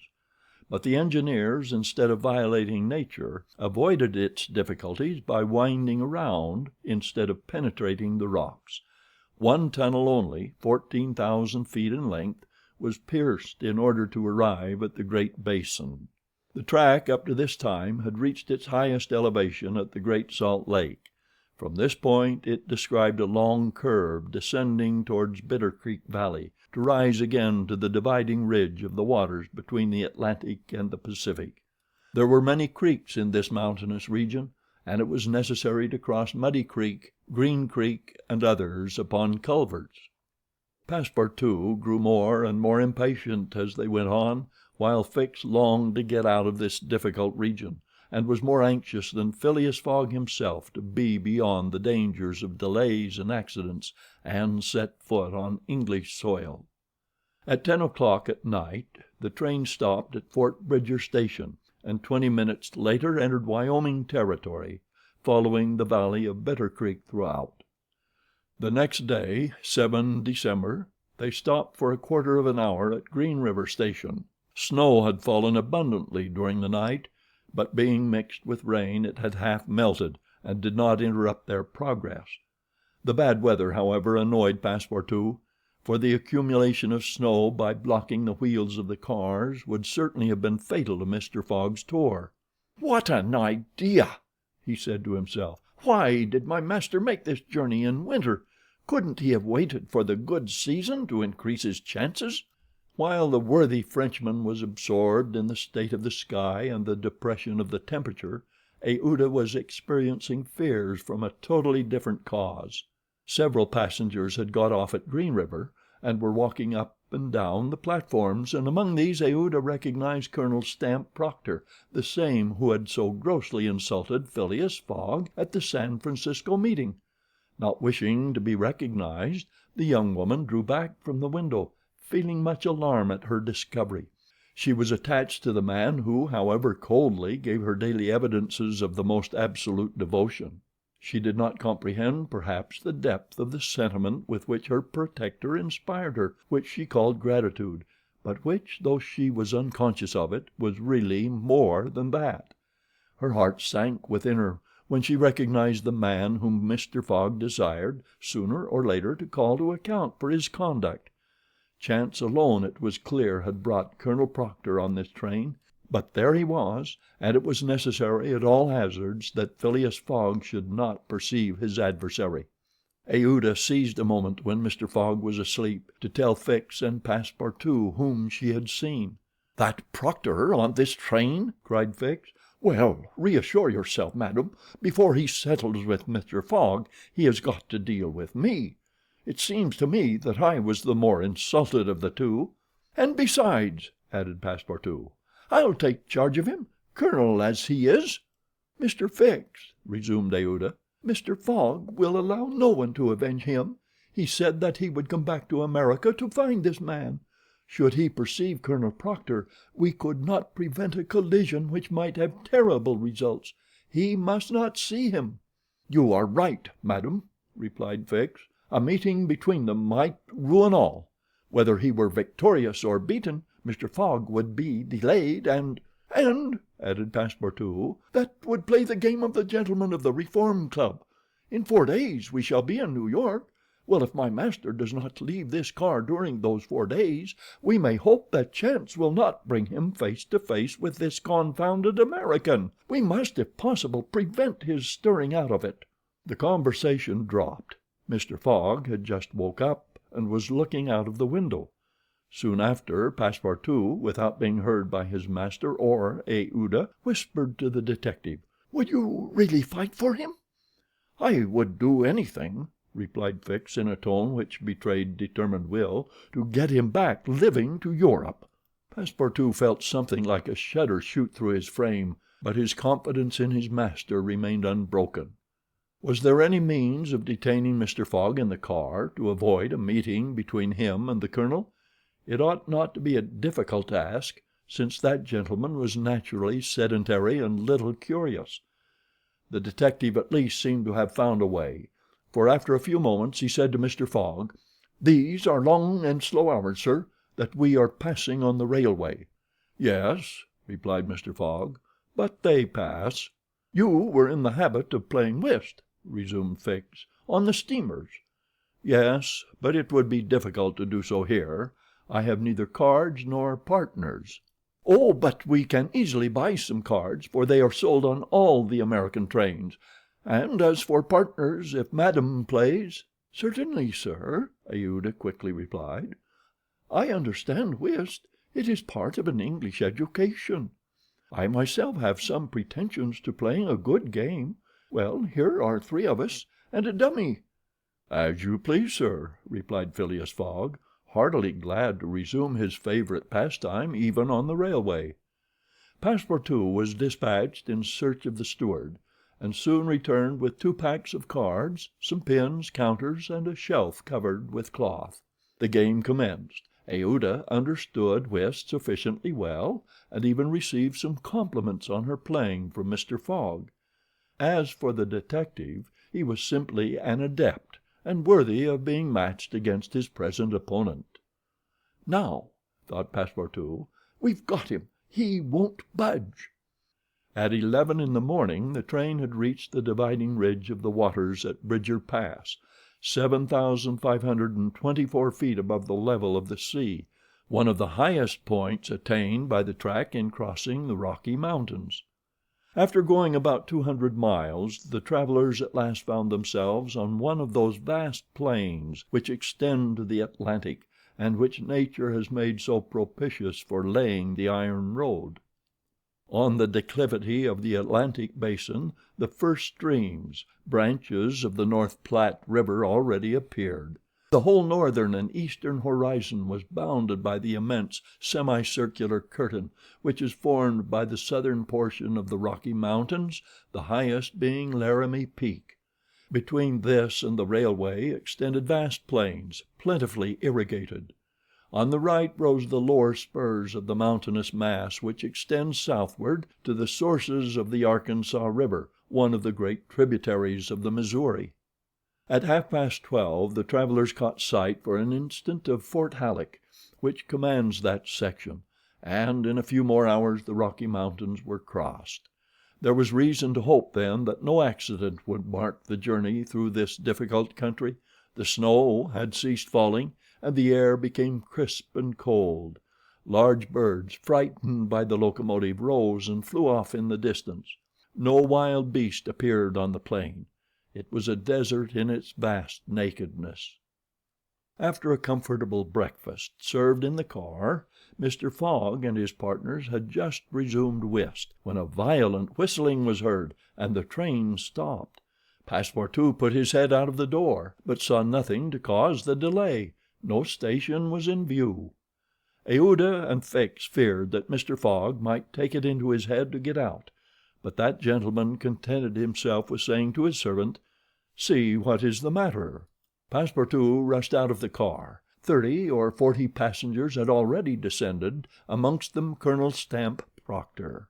The train had stopped before a red signal which blocked the way. The engineer and conductor were talking excitedly with a signalman, whom the station master at Medicine Bow, the next stopping place, had sent on before. The passengers drew around and took part in the discussion, in which Colonel Proctor, with his insolent manner, was conspicuous. Passepartout, joining the group, heard the signalman say, "No, you can't pass. The bridge at Medicine Bow is shaky and would not bear the weight of the train." This was a suspension bridge thrown over some rapids about a mile from the place where they now were. According to the signalman, it was in a ruinous condition, several of the iron wires being broken, and it was impossible to risk the passage. He did not in any way exaggerate the condition of the bridge. It may be taken for granted that, rash as the Americans usually are, when they are prudent there is good reason for it. Passepartout, not daring to apprise his master of what he heard, listened with set teeth, immovable as a statue. Cried Colonel Proctor. "But we are not going to stay here, I imagine, and take root in the snow." "Colonel," replied the conductor, "we have telegraphed to Omaha for a train, but it is not likely that it will reach Medicine Bow in less than 6 hours." "6 hours!" cried Passepartout. "Certainly," returned the conductor. "Besides, it will take us as long as that to reach Medicine Bow on foot." "But it is only a mile from here," said one of the passengers. "Yes, but it's on the other side of the river." "And we can't cross that in a boat?" asked the colonel. "That's impossible. The creek is swelled by the rains. It is a rapid, and we shall have to make a circuit of 10 miles to the north to find a ford." The colonel launched a volley of oaths, denouncing the railway company and the conductor, and Passepartout, who was furious, was not disinclined to make common cause with him. Here was an obstacle indeed which all his master's banknotes could not remove. There was a general disappointment among the passengers, who, without reckoning the delay, saw themselves compelled to trudge 15 miles over a plain covered with snow. They grumbled and protested, and would certainly have thus attracted Phileas Fogg's attention if he had not been completely absorbed in his game. Passepartout found that he could not avoid telling his master what had occurred, and with hanging head he was turning towards the car when the engineer, a true Yankee named Forster, called out: "Gentlemen, perhaps there is a way, after all, to get over." "On the bridge?" asked a passenger. "On the bridge." "With our train?" "With our train." Passepartout stopped short and eagerly listened to the engineer. "But the bridge is unsafe," urged the conductor. "No matter," replied Forster. "I think that by putting on the very highest speed we might have a chance of getting over." "The devil!" muttered Passepartout.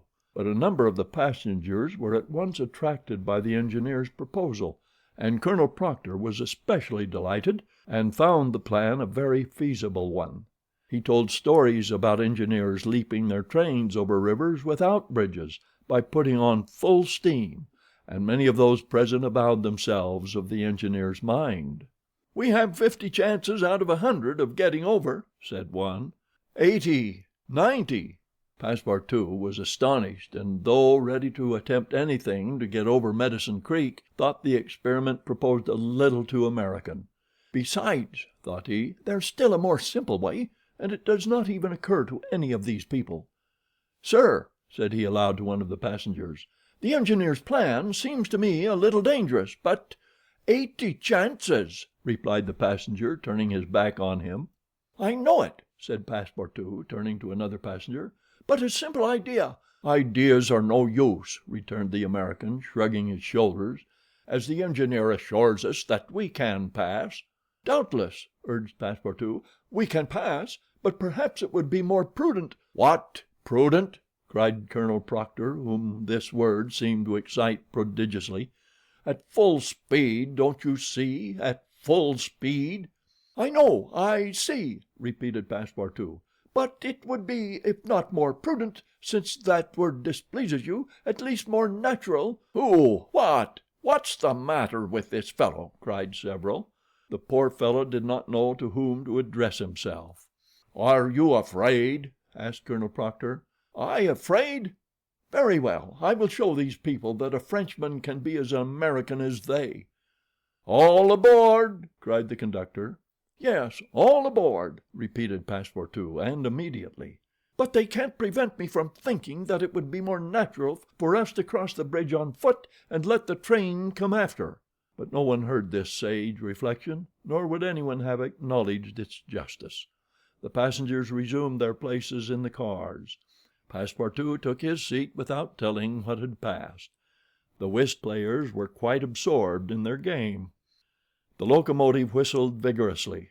The engineer, reversing the steam, backed the train for nearly a mile, retiring like a jumper in order to take a longer leap. Then, with another whistle, he began to move forward. The train increased its speed, and soon its rapidity became frightful. A prolonged screech issued from the locomotive. The piston worked up and down 20 strokes to the second. They perceived that the whole train, rushing on at the rate of 100 miles an hour, hardly bore upon the rails at all.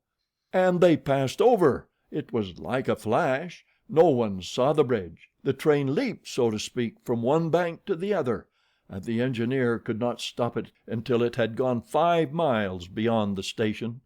But scarcely had the train passed the river when the bridge, completely ruined, fell with a crash into the rapids of Medicine Bow. Chapter 29, in which certain incidents are narrated which are only to be met with on American railroads. The train pursued its course that evening without interruption, passing Fort Saunders, crossing Cheyenne Pass, and reaching Evans Pass. The road here attained the highest elevation of the journey, 8,092 feet above the level of the sea.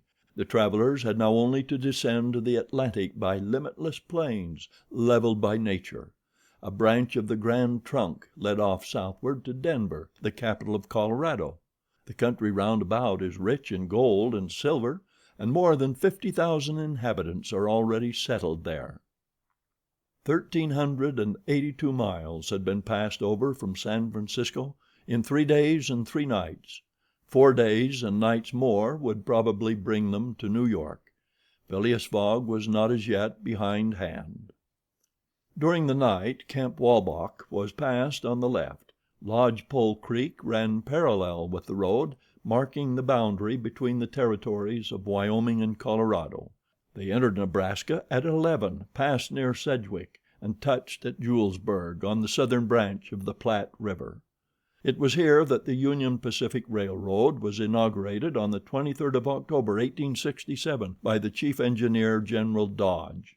2 powerful locomotives carrying 9 cars of invited guests, amongst whom was Thomas C. Durant, vice president of the road, stopped at this point.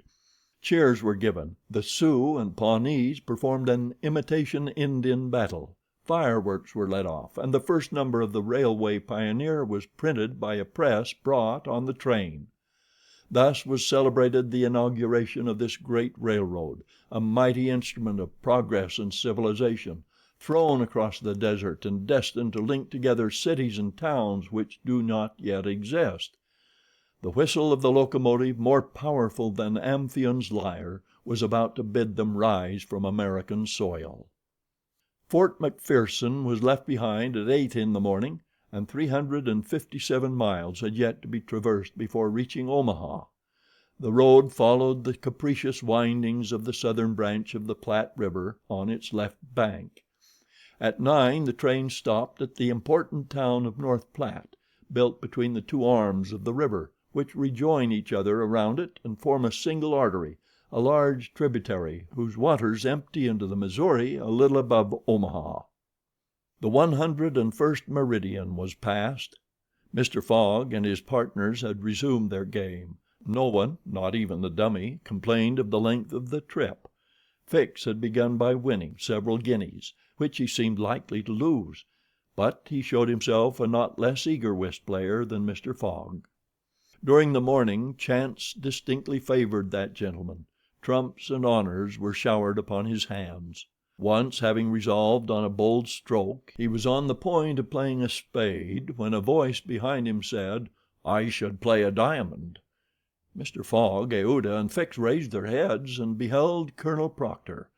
Stamp Proctor and Phileas Fogg recognized each other at once. "Ah, it's you, is it, Englishman?" cried the colonel. "It's you who are going to play a spade." "And who plays it?" replies Phileas Fogg coolly, throwing down the 10 of spades. "Well, it pleases me to have it diamonds," replied Colonel Proctor in an insolent tone. He made a movement as if to seize the card which had just been played, adding, "You don't understand anything about whist." "Perhaps I do, as well as another," said Phileas Fogg, rising. "You have only to try, son of John Bull," replied the colonel. Aouda turned pale and her blood ran cold. She seized Mr. Fogg's arm and gently pulled him back. Passepartout was ready to pounce upon the American, who was staring insolently at his opponent. But Fix got up and going to Colonel Proctor said, "You forget that it is I with whom you have to deal, sir, for it was I whom you not only insulted but struck." "Mr. Fix," said Mr. Fogg, "pardon me, but this affair is mine and mine only. The colonel has again insulted me by insisting that I should not play a spade, and he shall give me satisfaction for it." "When and where you will," replied the American, "and with whatever weapon you choose." Aouda in vain attempted to retain Mr. Fogg. As vainly did the detective endeavor to make the quarrel his. Passepartout wished to throw the colonel out of the window, but a sign from his master checked him. Phileas Fogg left the car, and the American followed him upon the platform. "Sir," said Mr. Fogg to his adversary, "I am in a great hurry to get back to Europe, and any delay whatever will be greatly to my disadvantage." "Well, what's that to me?" replied Colonel Proctor. "Sir," said Mr. Fogg very politely, "after our meeting in San Francisco, I determined to return to America and find you as soon as I had completed the business which called me to England." "Really?" "Will you appoint a meeting for 6 months hence?" "Why not 10 years hence?" "I say 6 months," returned Phileas Fogg, "and I shall be at the place of meeting promptly." "All this is an evasion," cried Stamp Proctor. "Now or never." "Very good. You are going to New York?" "No." "To Chicago?" "No." "To Omaha?" "What difference is it to you? Do you know Plum Creek?" "No," replied Mr. Fogg. "It's the next station. The train will be there in an hour, and we will stop there 10 minutes. In 10 minutes several revolver shots could be exchanged." "Very well," said Mr. Fogg. "I will stop at Plum Creek." "And I guess you'll stay there, too," added the American insolently.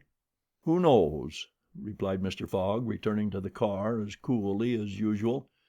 He began to reassure Aouda, telling her that blusterers were never to be feared, and begged Fix to be his second at the approaching duel, a request which the detective could not refuse. Mr. Fogg resumed the interrupted game with perfect calmness. At 11 o'clock the locomotive's whistle announced that they were approaching Plum Creek Station. Mr. Fogg rose and, followed by Fix, went out upon the platform. Passepartout accompanied him, carrying a pair of revolvers. Aouda remained in the car, as pale as death. The door of the next car opened, and Colonel Proctor appeared on the platform, attended by a Yankee of his own stamp as his second. But just as the combatants were about to step from the train, the conductor hurried up and shouted, "You can't get off, gentlemen." "Why not?" asked the colonel. "We are 20 minutes late, and we shall not stop." "But I am going to fight a duel with this gentleman." "I am sorry," said the conductor, "but we shall be off at once. There's the bell ringing now." The train started. "I'm really very sorry, gentlemen," said the conductor. "Under any other circumstances I should have been happy to oblige you; but after all, as you have not had time to fight here, why not fight as we go along?" "That wouldn't be convenient, perhaps, for this gentleman," said the colonel in a jeering tone. "It would be perfectly so," replied Phileas Fogg. "Well, are we really in America?" thought Passepartout, "and the conductor is a gentleman of the first order." So muttering, he followed his master. The two combatants, their seconds, and the conductor passed through the cars to the rear of the train. The last car was only occupied by a dozen passengers, whom the conductor politely asked if they would not be so kind as to leave it vacant for a few moments, as two gentlemen had an affair of honor to settle. The passengers granted the request with alacrity and straightway disappeared on the platform. The car, which was some 50 feet long, was very convenient for their purpose. The adversaries might march on each side in the aisle and fire at their ease. Never was duel more easily arranged. Mr. Fogg and Colonel Proctor, each provided with 2 6-barreled revolvers, entered the car. The seconds remaining outside shut them in. They were to begin firing at the first whistle of the locomotive. After an interval of 2 minutes what remained of the 2 gentlemen would be taken from the car. Nothing could be more simple. Indeed, it was all so simple that Fix and Passepartout felt their hearts beating as if they would crack. They were listening for the whistle agreed upon, when suddenly savage cries resounded in the air, accompanied by reports which certainly did not issue from the car where the duelists were. The reports continued in front and the whole length of the car. Cries of terror proceeded from the interior of the cars. Colonel Proctor and Mr. Fogg, revolvers in hand, hastily quitted their prison and rushed forward where the noise was most clamorous. They then perceived that the train was attacked by a band of Sioux. This was not the first attempt of these daring Indians, for more than once they had waylaid trains on the road. 100 of them had, according to their habit, jumped upon the steps without stopping the train, with the ease of a clown mounting a horse at full gallop. The Sioux were armed with guns, from which came the reports, to which the passengers, who were almost all armed, responded by revolver shots. The Indians had first mounted the engine, and half stunned the engineer and stoker with blows from their muskets. A Sioux chief, wishing to stop the train but not knowing how to work the regulator, had opened wide instead of closing the steam valve, and the locomotive was plunging forward with terrific velocity. The Sioux had at the same time invaded the cars, skipping like enraged monkeys over the roofs, thrusting open the doors and fighting hand to hand with the passengers. Penetrating the baggage car, they pillaged it, throwing the trunks out of the train. The cries and shots were constant.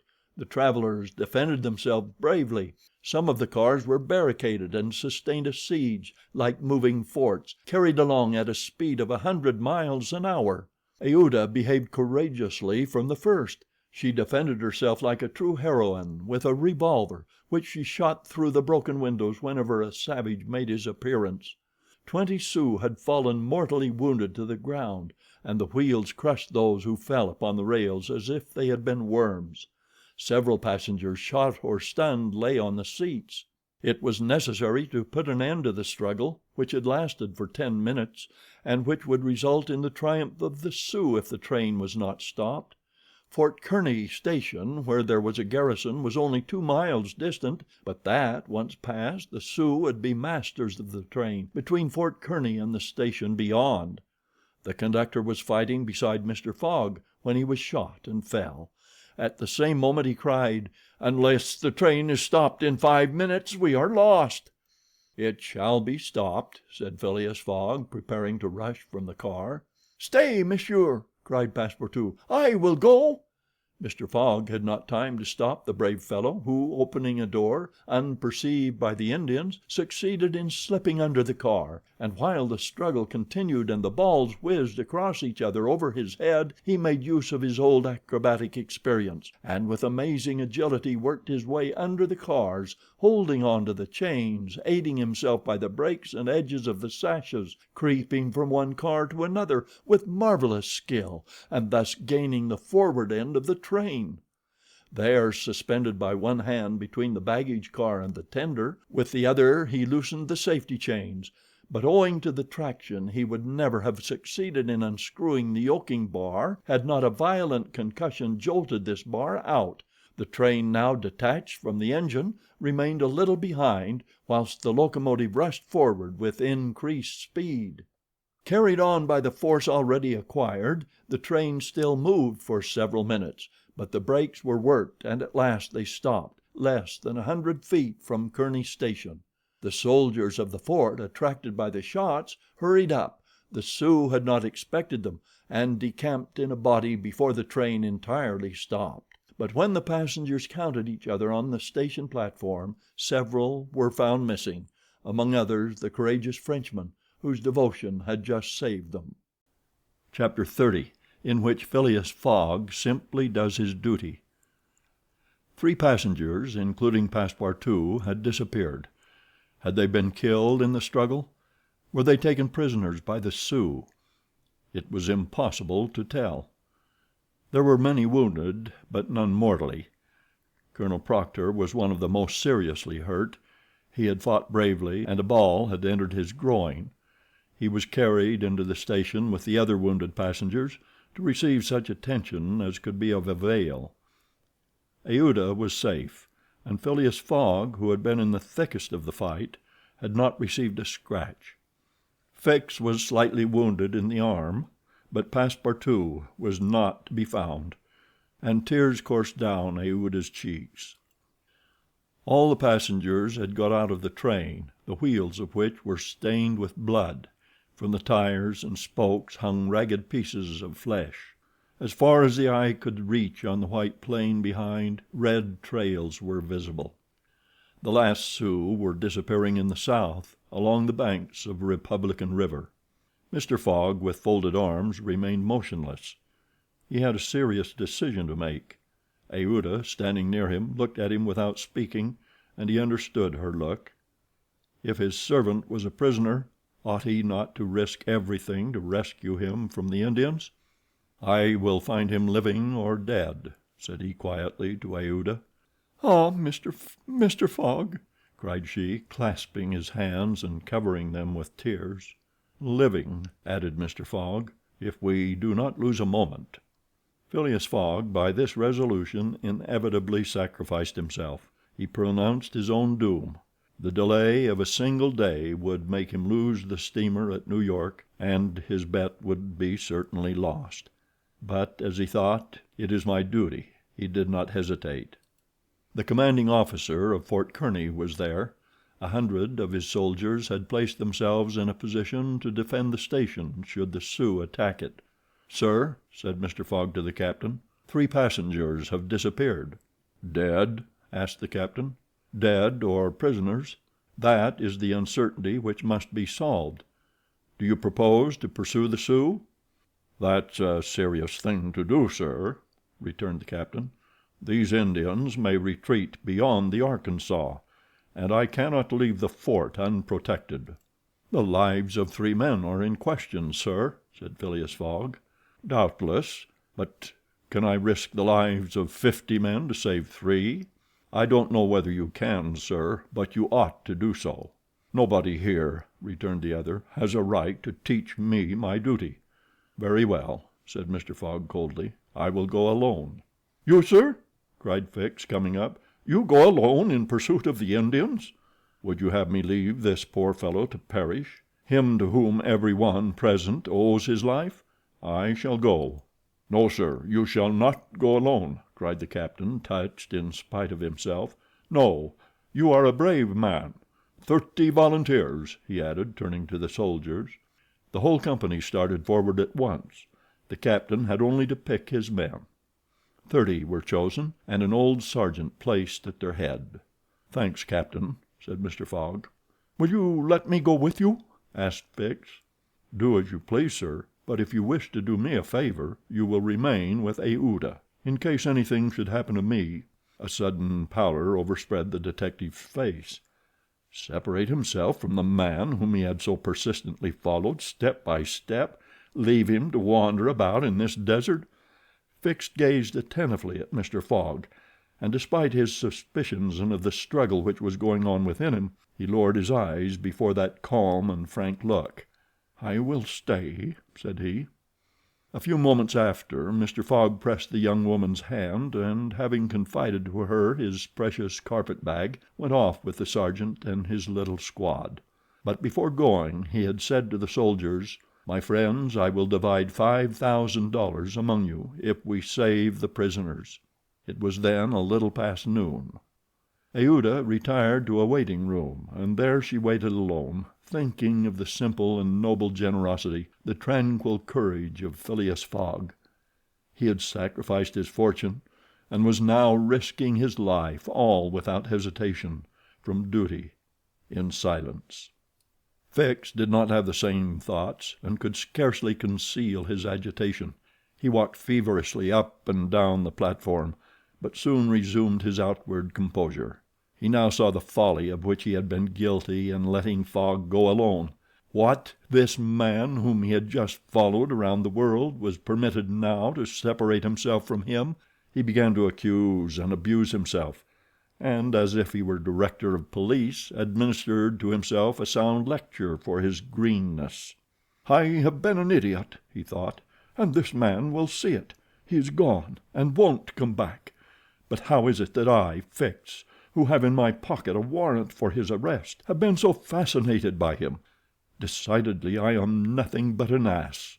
So reasoned the detective, while the hours crept by all too slowly. He did not know what to do. Sometimes he was tempted to tell Aouda all, but he could not doubt how the young woman would receive his confidences. What course should he take? He thought of pursuing Fogg across the vast white plains. It did not seem impossible that he might overtake him. Footsteps were easily printed in the snow. But soon, under a new sheet, every imprint would be effaced. Fix became discouraged. He felt a sort of insurmountable longing to abandon the game altogether. He could now leave Fort Kearny station and pursue his journey homeward in peace. Towards 2 o'clock in the afternoon, while it was snowing hard, long whistles were heard approaching from the east. A great shadow, preceded by a wild light, slowly advanced, appearing still larger through the mist, which gave it a fantastic aspect. No train was expected from the east, neither had there been time for the succor asked for by telegraph to arrive. The train from Omaha to San Francisco was not due till the next day. The mystery was soon explained. The locomotive, which was slowly approaching with deafening whistles, was that which, having been detached from the train, had continued its route with such terrific rapidity, carrying off the unconscious engineer and stoker. It had run several miles, when, the fire becoming low for want of fuel, the steam had slackened, and it had finally stopped an hour after, some 20 miles beyond Fort Kearny. Neither the engineer nor the stoker was dead, and, after remaining for some time in their swoon, had come to themselves. The train had then stopped. The engineer, when he found himself in the desert and the locomotive without cars, understood what had happened. He could not imagine how the locomotive had become separated from the train, but he did not doubt that the train left behind was in distress. He did not hesitate what to do. It would be prudent to continue on to Omaha, for it would be dangerous to return to the train, which the Indians might still be engaged in pillaging. Nevertheless, he began to rebuild the fire in the furnace. The pressure again mounted, and the locomotive returned, running backwards, to Fort Kearny. This it was which was whistling in the mist. The travelers were glad to see the locomotive resume its place at the head of the train. They could now continue the journey so terribly interrupted. Aouda, on seeing the locomotive come up, hurried out of the station and asked the conductor, "Are you going to start?" "At once, madam."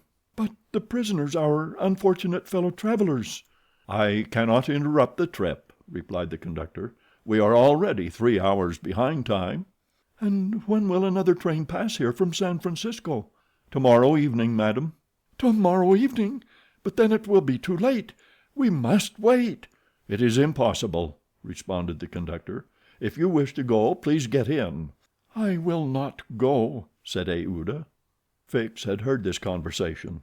A little while before, when there was no prospect of proceeding on the journey, he had made up his mind to leave Fort Kearny; but now that the train was there, ready to start, and he had only to take his seat in the car, an irresistible influence held him back. The station platform burned his feet, and he could not stir. The conflict in his mind again began. Anger and failure stifled him. He wished to struggle on to the end. Meanwhile, the passengers and some of the wounded, among them Colonel Proctor, whose injuries were serious, had taken their places in the train. The buzzing of the overheated boiler was heard, and the steam was escaping from the valves. The engineer whistled. The train started, and soon disappeared, mingling its white smoke with the eddies of the densely falling snow. The detective had remained behind. Several hours passed. The weather was dismal, and it was very cold. Fix sat motionless on a bench in the station. He might have been thought asleep. Aouda, despite the storm, kept coming out of the waiting room, going to the end of the platform, and peering through the tempest of snow, as if to pierce the mist which narrowed the horizon around her, and to hear, if possible, some welcome sound. She heard and saw nothing. Then she would return, chilled through, to issue out again after the lapse of a few moments, but always in vain. Evening came, and the little band had not returned. Where could they be? Had they found the Indians, and were they having a conflict with them, or were they still wandering amid the mist? The commander of the fort was anxious, though he tried to conceal his apprehensions. As night approached, the snow fell less plentifully, but it became intensely cold. Absolute silence rested on the plains. Neither flight of bird nor passing of beast troubled the perfect calm. Throughout the night Aouda, full of sad forebodings, her heart stifled with anguish, wandered about on the verge of the plains. Her imagination carried her far off, and showed her innumerable dangers. What she suffered through the long hours it would be impossible to describe. Fix remained stationary in the same place, but did not sleep.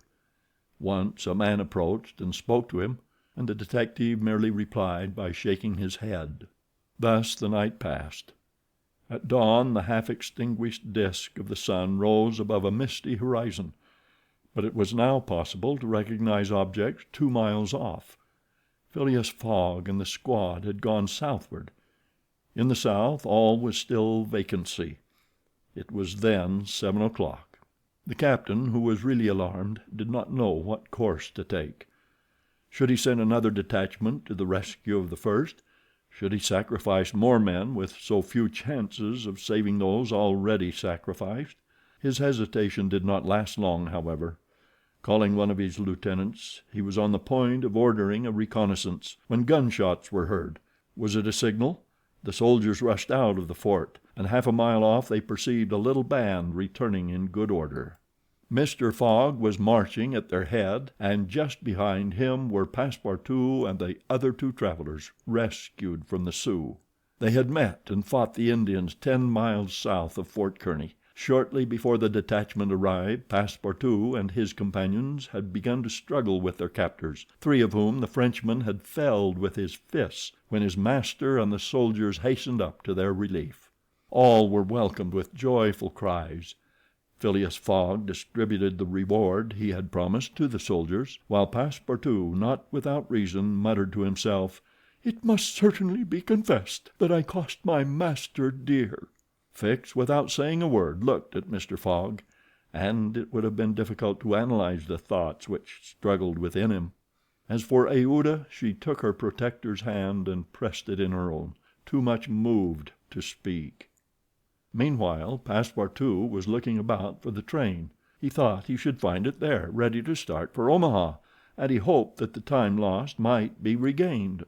"The train! The train!" cried he. "Gone," replied Fix. "And when does the next train pass here?" said Phileas Fogg. "Not till this evening." "Ah," returned the impassible gentleman quietly. Chapter 31, in which Fix, the detective, considerably furthers the interests of Phileas Fogg. Phileas Fogg found himself 20 hours behind time. Passepartout, the involuntary cause of this delay, was desperate. He had ruined his master. At this moment the detective approached Mr. Fogg, and, looking him intently in the face, said, "Seriously, sir, are you in great haste?" "Quite seriously." "I have a purpose in asking," resumed Fix. "It is absolutely necessary that you should be in New York on the 11th, before 9 o'clock in the evening, the time that the steamer leaves for Liverpool?" "It is absolutely necessary." "And if your journey had not been interrupted by these Indians, you would have reached New York on the morning of the 11th?" "Yes, with 11 hours to spare before the steamer left." "Good. You are, therefore, 20 hours behind. 12 from 20 leaves 8. You must regain 8 hours. Do you wish to try to do so?" "On foot?" asked Mr. Fogg. "No, on a sledge," replied Fix. "On a sledge with sails. A man has proposed such a method to me." It was the man who had spoken to Fix during the night, and whose offer he had refused. Phileas Fogg did not reply at once, but Fix having pointed out the man, who was walking up and down in front of the station, Mr. Fogg went up to him. An instant after, Mr. Fogg and the American, whose name was Mudge, entered a hut built just below the fort. There Mr. Fogg examined a curious vehicle, a kind of frame on two long beams, a little raised in front like the runners of a sledge, and upon which there was room for 5 or 6 persons. A high mast was fixed on the frame, held firmly by metallic lashings, to which was attached a large brigantine sail. This mast held an iron stay upon which to hoist a jib sail. Behind, a sort of rudder served to guide the vehicle. It was, in short, a sledge rigged like a sloop. During the winter, when the trains are blocked up by the snow, these sledges make extremely rapid journeys across the frozen plains from one station to another. Provided with more sails than a cutter, and with the wind behind them, they slip over the surface of the prairies with a speed equal, if not superior, to that of the express trains. Mr. Fogg readily made a bargain with the owner of this land craft. The wind was favorable, being fresh and blowing from the west. The snow had hardened, and Mudge was very confident of being able to transport Mr. Fogg in a few hours to Omaha. Thence the trains eastward run frequently to Chicago and New York. It was not impossible that the lost time might yet be recovered, and such an opportunity was not to be rejected. Not wishing to expose Aouda to the discomforts of traveling in the open air, Mr. Fogg proposed to leave her with Passepartout at Fort Kearny, the servant taking upon himself to escort her to Europe by a better route and under more favorable conditions. But Aouda refused to separate from Mr. Fogg, and Passepartout was delighted with her decision, for nothing could induce him to leave his master while Fix was with him. It would be difficult to guess the detective's thoughts. Was this conviction shaken by Phileas Fogg's return, or did he still regard him as an exceedingly shrewd rascal, who, his journey around the world completed, would think himself absolutely safe in England? Perhaps Fix's opinion of Phileas Fogg was somewhat modified, but he was nevertheless resolved to do his duty, and to hasten the return of the whole party to England as much as possible. At 8 o'clock the sledge was ready to start. The passengers took their places on it and wrapped themselves up closely in their traveling cloaks. The 2 great sails were hoisted, and under the pressure of the wind the sledge slid over the hardened snow with a velocity of 40 miles an hour. The distance between Fort Kearny and Omaha, as the birds fly, is at most 200 miles.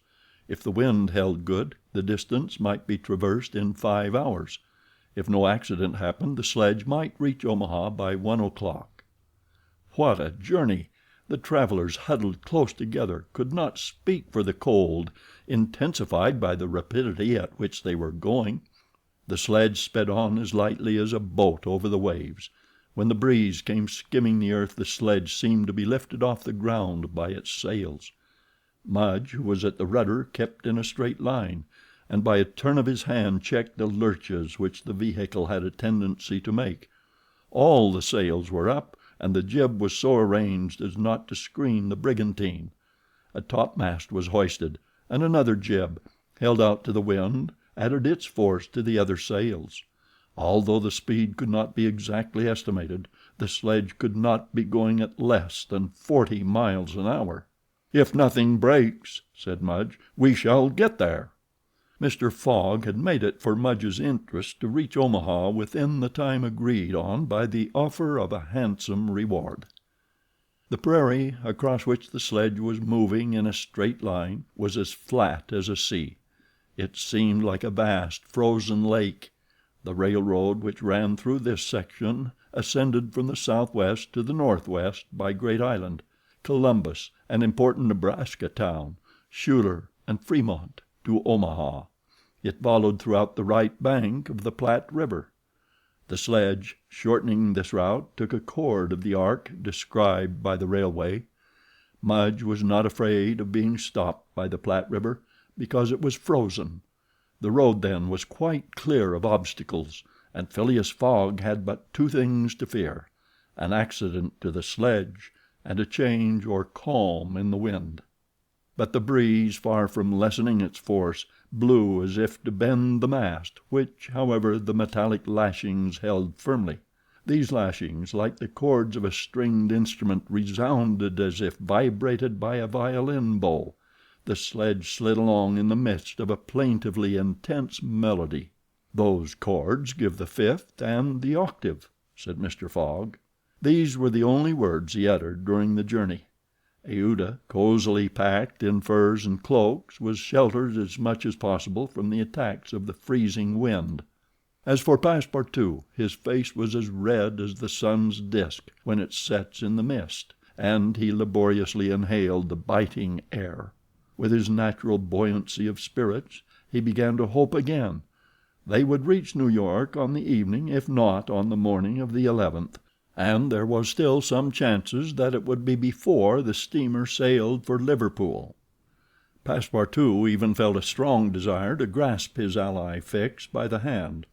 He remembered that it was the detective who procured the sledge, the only means of reaching Omaha in time; but, checked by some presentiment, he kept his usual reserve. One thing, however, Passepartout would never forget, and that was the sacrifice which Mr. Fogg had made without hesitation to rescue him from the Sioux. Mr. Fogg had risked his fortune and his life. No, his servant would never forget that. While each of the party was absorbed in reflections so different, the sledge flew over the vast carpet of snow. The creeks it passed over were not perceived. Fields and streams disappeared under the uniform whiteness. The plain was absolutely deserted. Between the Union Pacific Road and the branch which unites Kearney with St. Joseph, it formed a great uninhabited island. Neither village, station, nor fort appeared. From time to time they sped by some phantom-like tree, whose white skeleton twisted and rattled in the wind. Sometimes flocks of wild birds rose, or bands of gaunt, famished, ferocious prairie wolves ran howling after the sledge. Passepartout, revolver in hand, held himself ready to fire on those which came too near. Had an accident then happened to the sledge, the travelers attacked by these beasts would have been in the most terrible danger; but it held on its even course, soon gained on the wolves, and ere long left the howling band at a safe distance behind. About noon Mudge perceived by certain landmarks that he was crossing the Platte River. He said nothing, but he felt certain that he was now within 20 miles of Omaha. In less than an hour he left the rudder and furled his sails, whilst the sledge, carried forward by the great impetus the wind had given it, went on half a mile further with its sails unspread. It stopped at last, and Mudge, pointing to a mass of roofs white with snow, said: "We have got there! Arrived at the station which is in daily communication by numerous trains with the Atlantic seaboard." Passepartout and Fix jumped off, stretched their stiffened limbs, and aided Mr. Fogg and the young woman to descend from the sledge. Phileas Fogg generously rewarded Mudge, whose hand Passepartout warmly grasped, and the party directed their steps to the Omaha railway station. The Pacific Railroad proper finds its terminus at this important Nebraska town. Omaha is connected with Chicago by the Chicago and Rock Island Railroad, which runs directly east, and passes 50 stations. A train was ready to start when Mr. Fogg and his party reached the station, and they only had time to get into the cars. They had seen nothing of Omaha, but Passepartout confessed to himself that this was not to be regretted, as they were not traveling to see the sights. The train passed rapidly across the state of Iowa, by Council Bluffs, Des Moines, and Iowa City. During the night it crossed the Mississippi at Davenport, and by Rock Island entered Illinois. The next day, which was the 10th, at 4 o'clock in the evening, it reached Chicago, already risen from its ruins and more proudly seated than ever on the borders of its beautiful Lake Michigan. 900 miles separated Chicago from New York, but trains are not wanting at Chicago. Mr. Fogg passed at once from one to the other, and the locomotive of the Pittsburgh, Fort Wayne and Chicago Railway left at full speed, as if it fully comprehended that that gentleman had no time to lose. It traversed Indiana, Ohio, Pennsylvania and New Jersey like a flash, rushing through towns with antique names, some of which had streets and car tracks, but as yet no houses. At last the Hudson came into view, and at 11:15 in the evening of the 11th the train stopped in the station on the right bank of the river, before the very pier of the Cunard line. The China for Liverpool had started 3/4 of an hour before. Chapter 32, in which Phileas Fogg engages in a direct struggle with bad fortune. The China, in leaving, seemed to have carried off Phileas Fogg's last hope. None of the other steamers were able to serve his projects. The Perrier of the French Transatlantic Company, whose admirable steamers are equal to any in speed and comfort, did not leave until the 14th. The Hamburg boats did not go directly to Liverpool or London, but to Havre, and the additional trip from Havre to Southampton would render Phileas Fogg's last efforts of no avail. The Inman steamer did not depart till the next day, and could not cross the Atlantic in time to save the wager. Mr. Fogg learned all this in consulting his Bradshaw, which gave him the daily movements of the transatlantic steamers. Passepartout was crushed. It overwhelmed him to lose the boat by 3/4 of an hour. It was his fault, for instead of helping his master he had not ceased putting obstacles in his path, and when he recalled all the incidents of the tour, when he counted up the sums expended in pure loss and on his own account, when he thought that the immense stake added to the heavy charges of this useless journey would completely ruin Mr. Fogg, he overwhelmed himself with bitter self-accusations.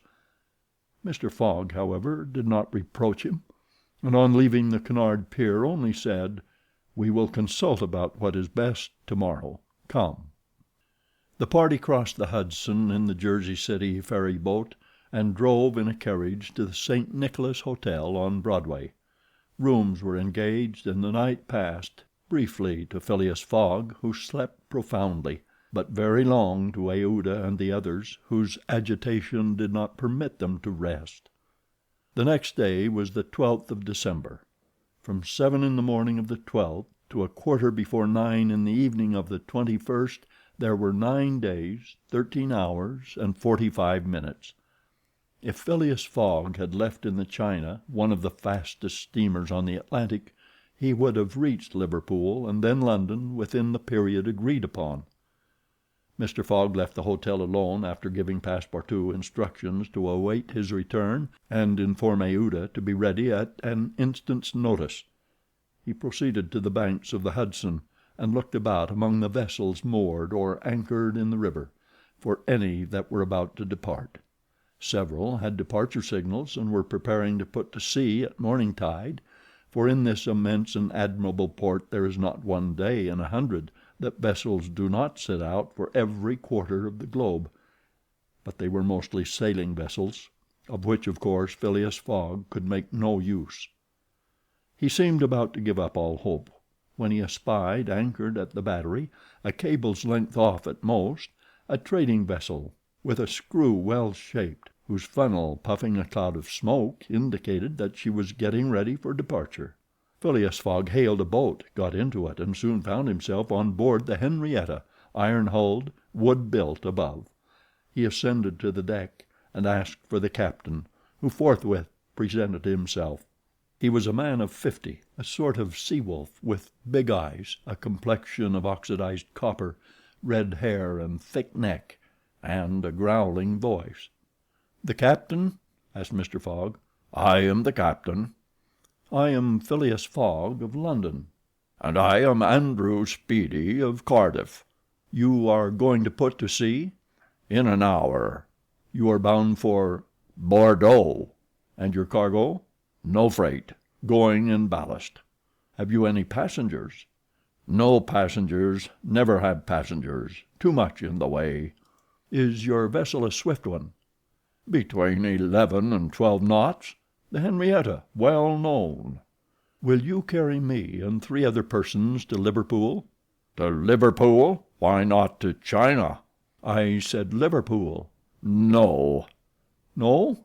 No, I am setting out for Bordeaux and shall go to Bordeaux. Money is no object? None. The captain spoke in a tone which did not admit of a reply. But the owners of the Henrietta, resumed Phileas Fogg. The owners are myself, replied the captain. The vessel belongs to me. I will freight it for you. No.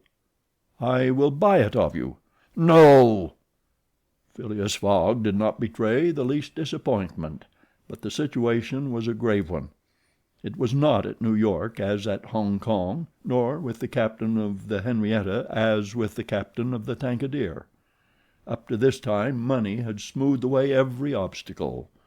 Now money failed.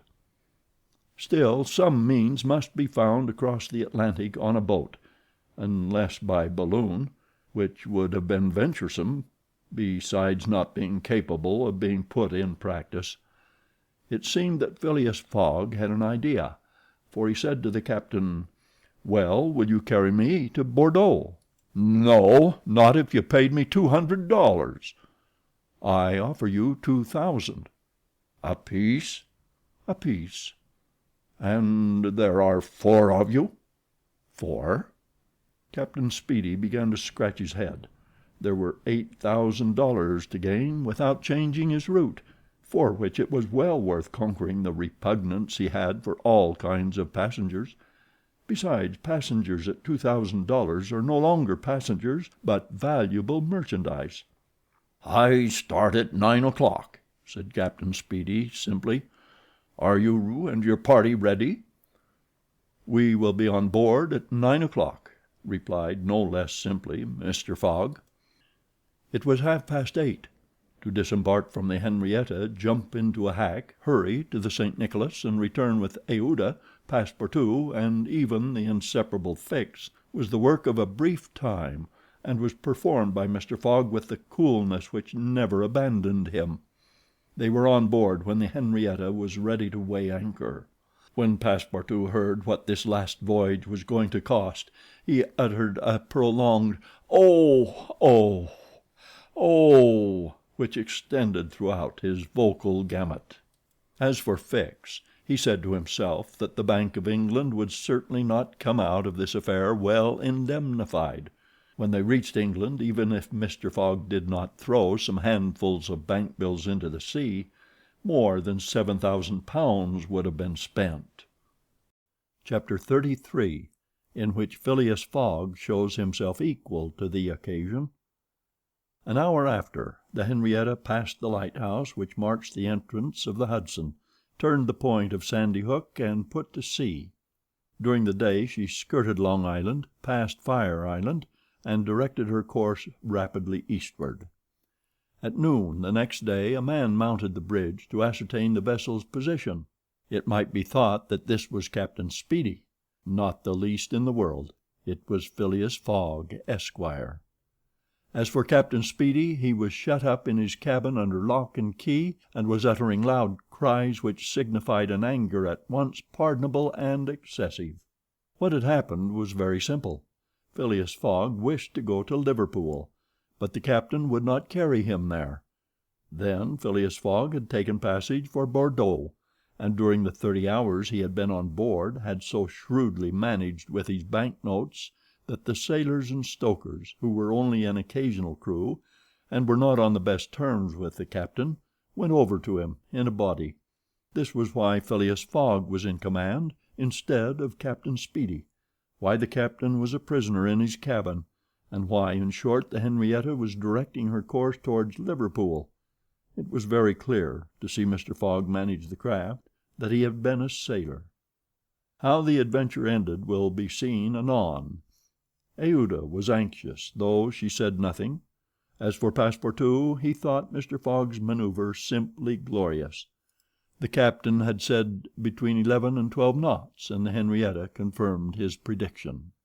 If then, for there were ifs still, the sea did not become too boisterous, if the wind did not veer round to the east, if no accident happened to the boat or its machinery, the Henrietta might cross the 3,000 miles from New York to Liverpool in the 9 days between the 12th and the 21st of December.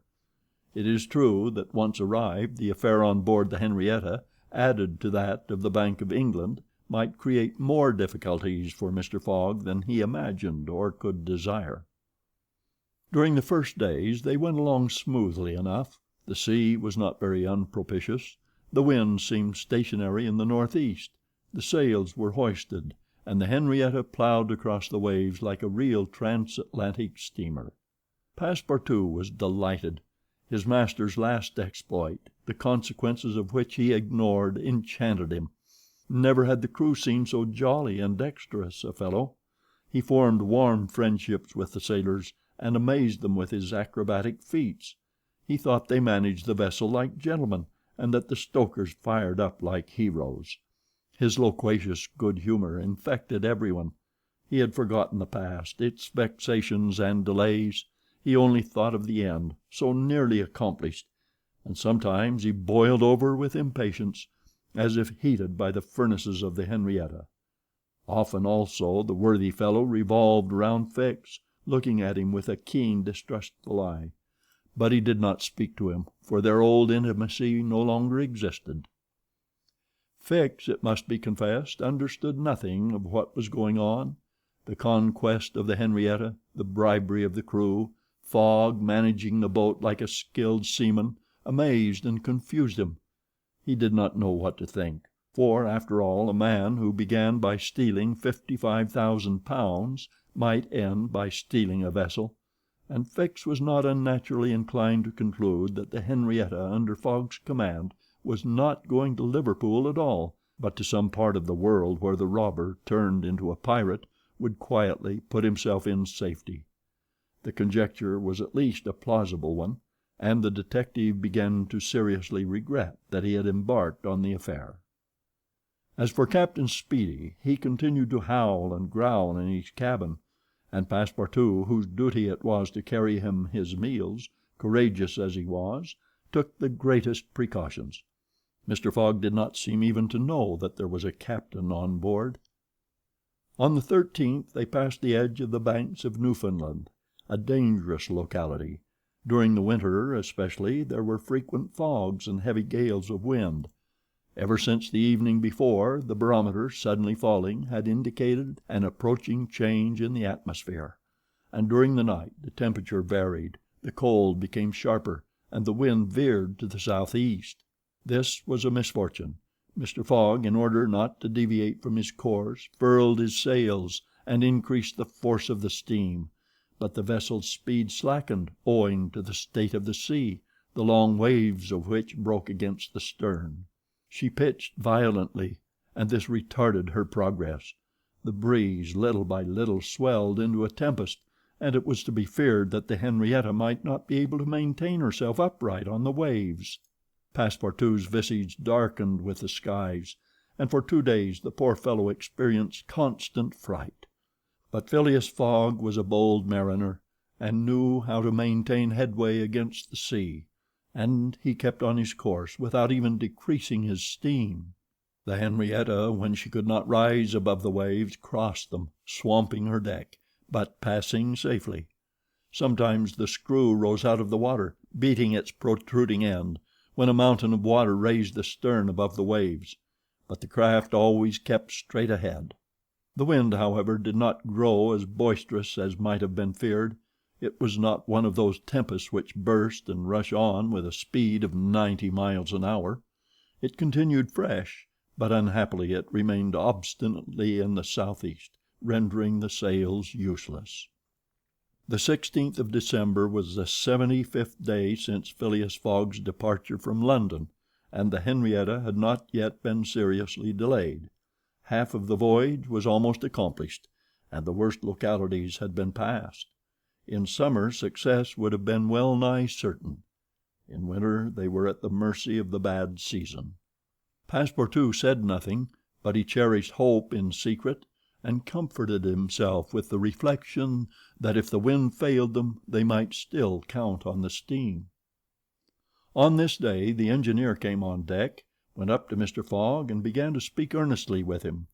Without knowing why it was a presentiment, perhaps, Passepartout became vaguely uneasy. He would have given one of his ears to hear with the other what the engineer was saying. He finally managed to catch a few words, and was sure he heard his master say, "You are certain of what you tell me?" "Certain, sir," replied the engineer.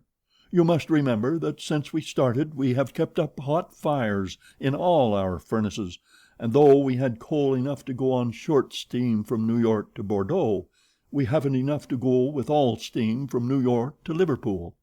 "I will consider," replied Mr. Fogg. Passepartout understood it all. He was seized with mortal anxiety. The coal was giving out. "Ah, if my master can get over that," muttered he, "he'll be a famous man."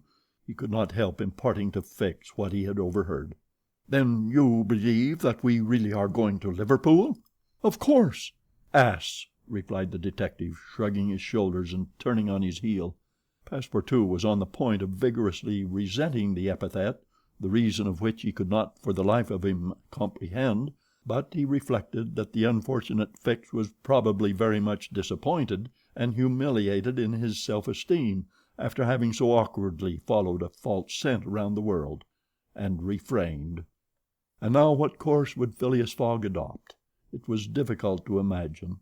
Nevertheless, he seemed to have decided upon one, for that evening he sent for the engineer and said to him, "Feed all the fires until the coal is exhausted." A few moments after, the funnel of the Henrietta vomited forth torrents of smoke. The vessel continued to proceed with all steam on. But on the 18th the engineer, as he had predicted, announced that the coal would give out in the course of the day. "Do not let the fires go down," replied Mr. Fogg. "Keep them up to the last. Let the valves be filled." Towards noon, Phileas Fogg, having ascertained their position, called Passepartout and ordered him to go for Captain Speedy. It was as if the honest fellow had been commanded to unchain a tiger. He went to the poop, saying to himself, "He will be like a madman." In a few moments, with cries and oaths, a bomb appeared on the poop deck. The bomb was Captain Speedy. It was clear that he was on the point of bursting. "Where are we?" were the first words his anger permitted him to utter. Had the poor man been an apoplectic, he could never have recovered from his paroxysm of wrath. "Where are we?" he repeated with purple face. 707 miles from Liverpool," replied Mr. Fogg with imperturbable calmness. "Pirate!" cried Captain Speedy. "I have sent for you, sir." "Picaroon!" "Sir," continued Mr. Fogg, "to ask you to sell me your vessel." "No, by all devils, no." "But I shall be obliged to burn her." "Burn the Henrietta?" "Yes, at least the upper part of her. The coal has given out." "Burn my vessel!" cried Captain Speedy, who could scarcely pronounce the words. "A vessel worth $50,000?" "Here are 60,000," replied Phileas Fogg, handing the captain a roll of bank bills. This had a prodigious effect on Andrew Speedy. An American can scarcely remain unmoved at the sight of $60,000. The captain forgot in an instant his anger, his imprisonment, and all his grudges against his passenger. The Henrietta was 20 years old. It was a great bargain. The bomb would not go off after all. Mr. Fogg had taken away the match. "And I shall still have the iron hull," said the captain in a softer tone. "The iron hull and the engine. Is it agreed?" "Agreed." And Andrew Speedy, seizing the bank notes, counted them and consigned them to his pocket. During this colloquy Passepartout was as white as a sheet, and Fix seemed on the point of having an apoplectic fit. Nearly £20,000 had been expended, and Fogg left the hull and engine to the captain. that is, near the whole value of the craft. It was true, however, that £55,000 had been stolen from the bank. When Andrew Speedy had pocketed the money, Mr. Fogg said to him, "Don't let this astonish you, sir. You must know that I shall lose £20,000 unless I arrive in London by a quarter before 9 on the evening of the 21st of December. I missed the steamer at New York, and as you refused to take me to Liverpool—" "And I did well," cried Andrew Speedy, "for I have gained at least $40,000 by it." He added more sedately, "Do you know one thing, Captain Fogg? Captain Fogg, you've got something of the Yankee about you." And having paid his passenger what he considered a high compliment, he was going away when Mr. Fogg said, "The vessel now belongs to me?" "Certainly, from the keel to the truck of the mass. All the wood, that is." "Very well. Have the interior seats, bunks, and frames pulled down and burn them." It was necessary to have dry wood to keep the steam up to the adequate pressure, and on that day the poop, cabins, bunks, and the spare deck were sacrificed. On the next day, the 19th of December, the masts, rafts, and spars were burned. The crew worked lustily, keeping up the fires.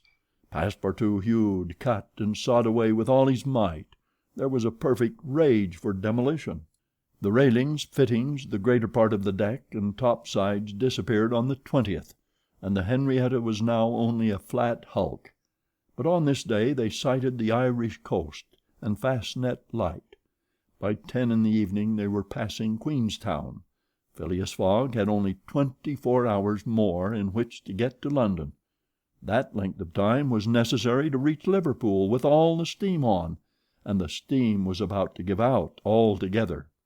"Sir," said Captain Speedy, who was now deeply interested in Mr. Fogg's project, "I really commiserate with you. Everything is against you. We are only opposite Queenstown." "Ah," said Mr. Fogg, "is that the place where we see the lights, Queenstown?" "Yes." "Can we enter the harbor?" "Not under 3 hours, only at high tide." "Stay," replied Mr. Fogg calmly, without betraying in his features that by a supreme inspiration he was about to attempt once more to conquer ill fortune. "Queenstown is the Irish port at which the transatlantic steamers stop to put off the mails. These mails are carried to Dublin by express trains, always held in readiness to start. From Dublin they are sent on to Liverpool by the most rapid boats, and thus gain 12 hours on the Atlantic steamers. Phileas Fogg counted on gaining 12 hours in the same way. Instead of arriving at Liverpool the next evening by the Henrietta, he would be there by noon, and would therefore have time to reach London before a quarter before 9 in the evening. The Henrietta entered Queenstown harbor at 1 o'clock in the morning, it then being high tide, and Phileas Fogg, after being grasped heartily by the hand by Captain Speedy, left that gentleman on the leveled hulk of his craft, which was still worth half what he had sold it for. The party went on shore at once. Fix was greatly tempted to arrest Mr. Fogg on the spot, but he did not. Why? What struggle was going on within him? Had he changed his mind about his man? Did he understand that he had made a grave mistake? He did not, however, abandon Mr. Fogg. They all got upon the train, which was just ready to start, at 1:30. At dawn of day they were in Dublin, and they lost no time in embarking on a steamer, which, disdaining to rise upon the waves, invariably cut through them. Phileas Fogg at last disembarked on the Liverpool quay at 20 minutes before 12, 21st of December. He was only 6 hours distant from London. But at this moment Fix came up, put his hand upon Mr. Fogg's shoulder, and showing his warrant, said, "You are really Phileas Fogg?" "I am." "I arrest you in the Queen's name." Chapter 34, in which Phileas Fogg at last reaches London. Phileas Fogg was in prison. He had been shut up in the custom house, and he was to be transferred to London the next day. Passepartout, when he saw his master arrested, would have fallen upon Fix had he not been held back by some policemen. Aouda was thunderstruck at the suddenness of an event which she could not understand. Passepartout explained to her how it was that the honest and courageous Fogg was arrested as a robber. The young woman's heart revolted against so heinous a charge, and when she saw that she could attempt to do nothing to save her protector, she wept bitterly. As for Fix, he had arrested Mr. Fogg because it was his duty, whether Mr. Fogg were guilty or not. The thought then struck Passepartout that he was the cause of this new misfortune. Had he not concealed Fix's errand from his master? When Fix revealed his true character and purpose, why had he not told Mr. Fogg? If the latter had been warned, he would no doubt have given Fix proof of his innocence, and satisfied him of his mistake.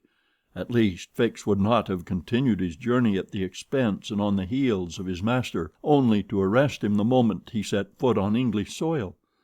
Passepartout wept till he was blind, and felt like blowing his brains out.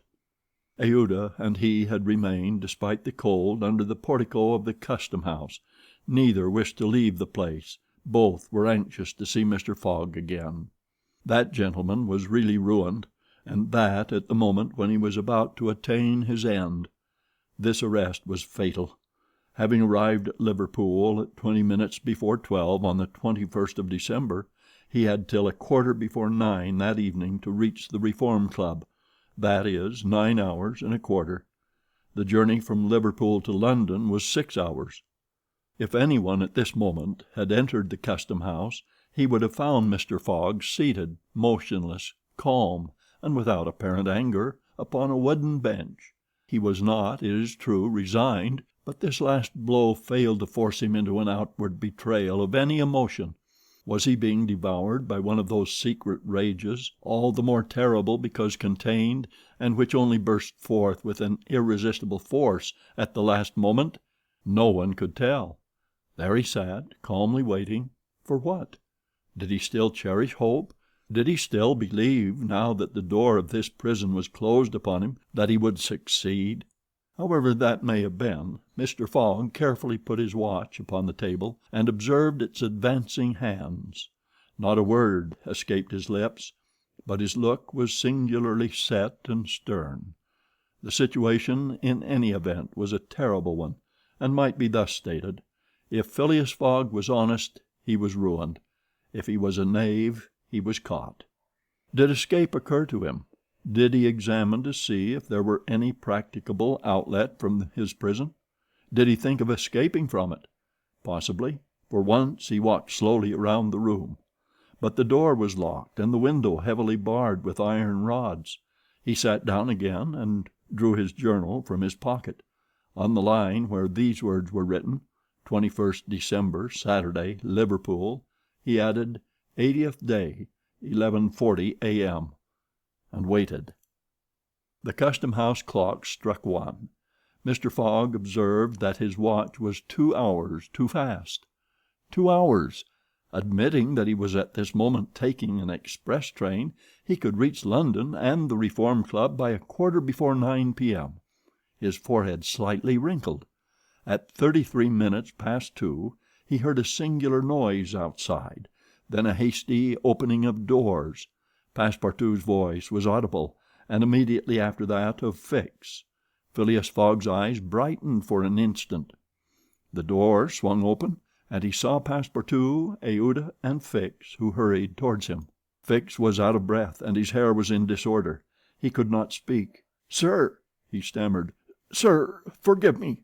Most unfortunate resemblance. Robber arrested 3 days ago. You are free." Phileas Fogg was free. He walked to the detective, looked him steadily in the face, and with the only rapid motion he had ever made in his life, or which he ever would make, drew back his arms, and with the precision of a machine knocked Fix down. "Well hit!" cried Passepartout. "Parbleu! That's what you might call a good application of English fists." Fix, who found himself on the floor, did not utter a word. He had only received his deserts. Mr. Fogg, Aouda, and Passepartout left the custom house without delay, got into a cab, and in a few moments descended at the station. Phileas Fogg asked if there was an express train about to leave for London. It was 40 minutes past 2. The express train had left 35 minutes before. Phileas Fogg then ordered a special train. There were several rapid locomotives on hand, but the railway arrangements did not permit the special train to leave until 3 o'clock. At that hour Phileas Fogg, having stimulated the engineer by the offer of a generous reward, at last set out towards London with Aouda and his faithful servant.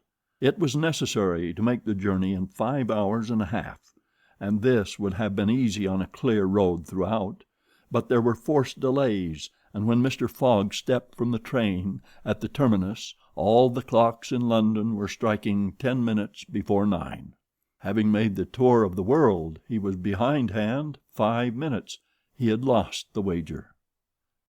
Chapter 35, in which Phileas Fogg does not have to repeat his orders to Passepartout twice. The dwellers in Savile Row would have been surprised the next day if they had been told that Phileas Fogg had returned home. His doors and windows were still closed, no appearance of change was visible. After leaving the station, Mr. Fogg gave Passepartout instructions to purchase some provisions, and quietly went to his domicile.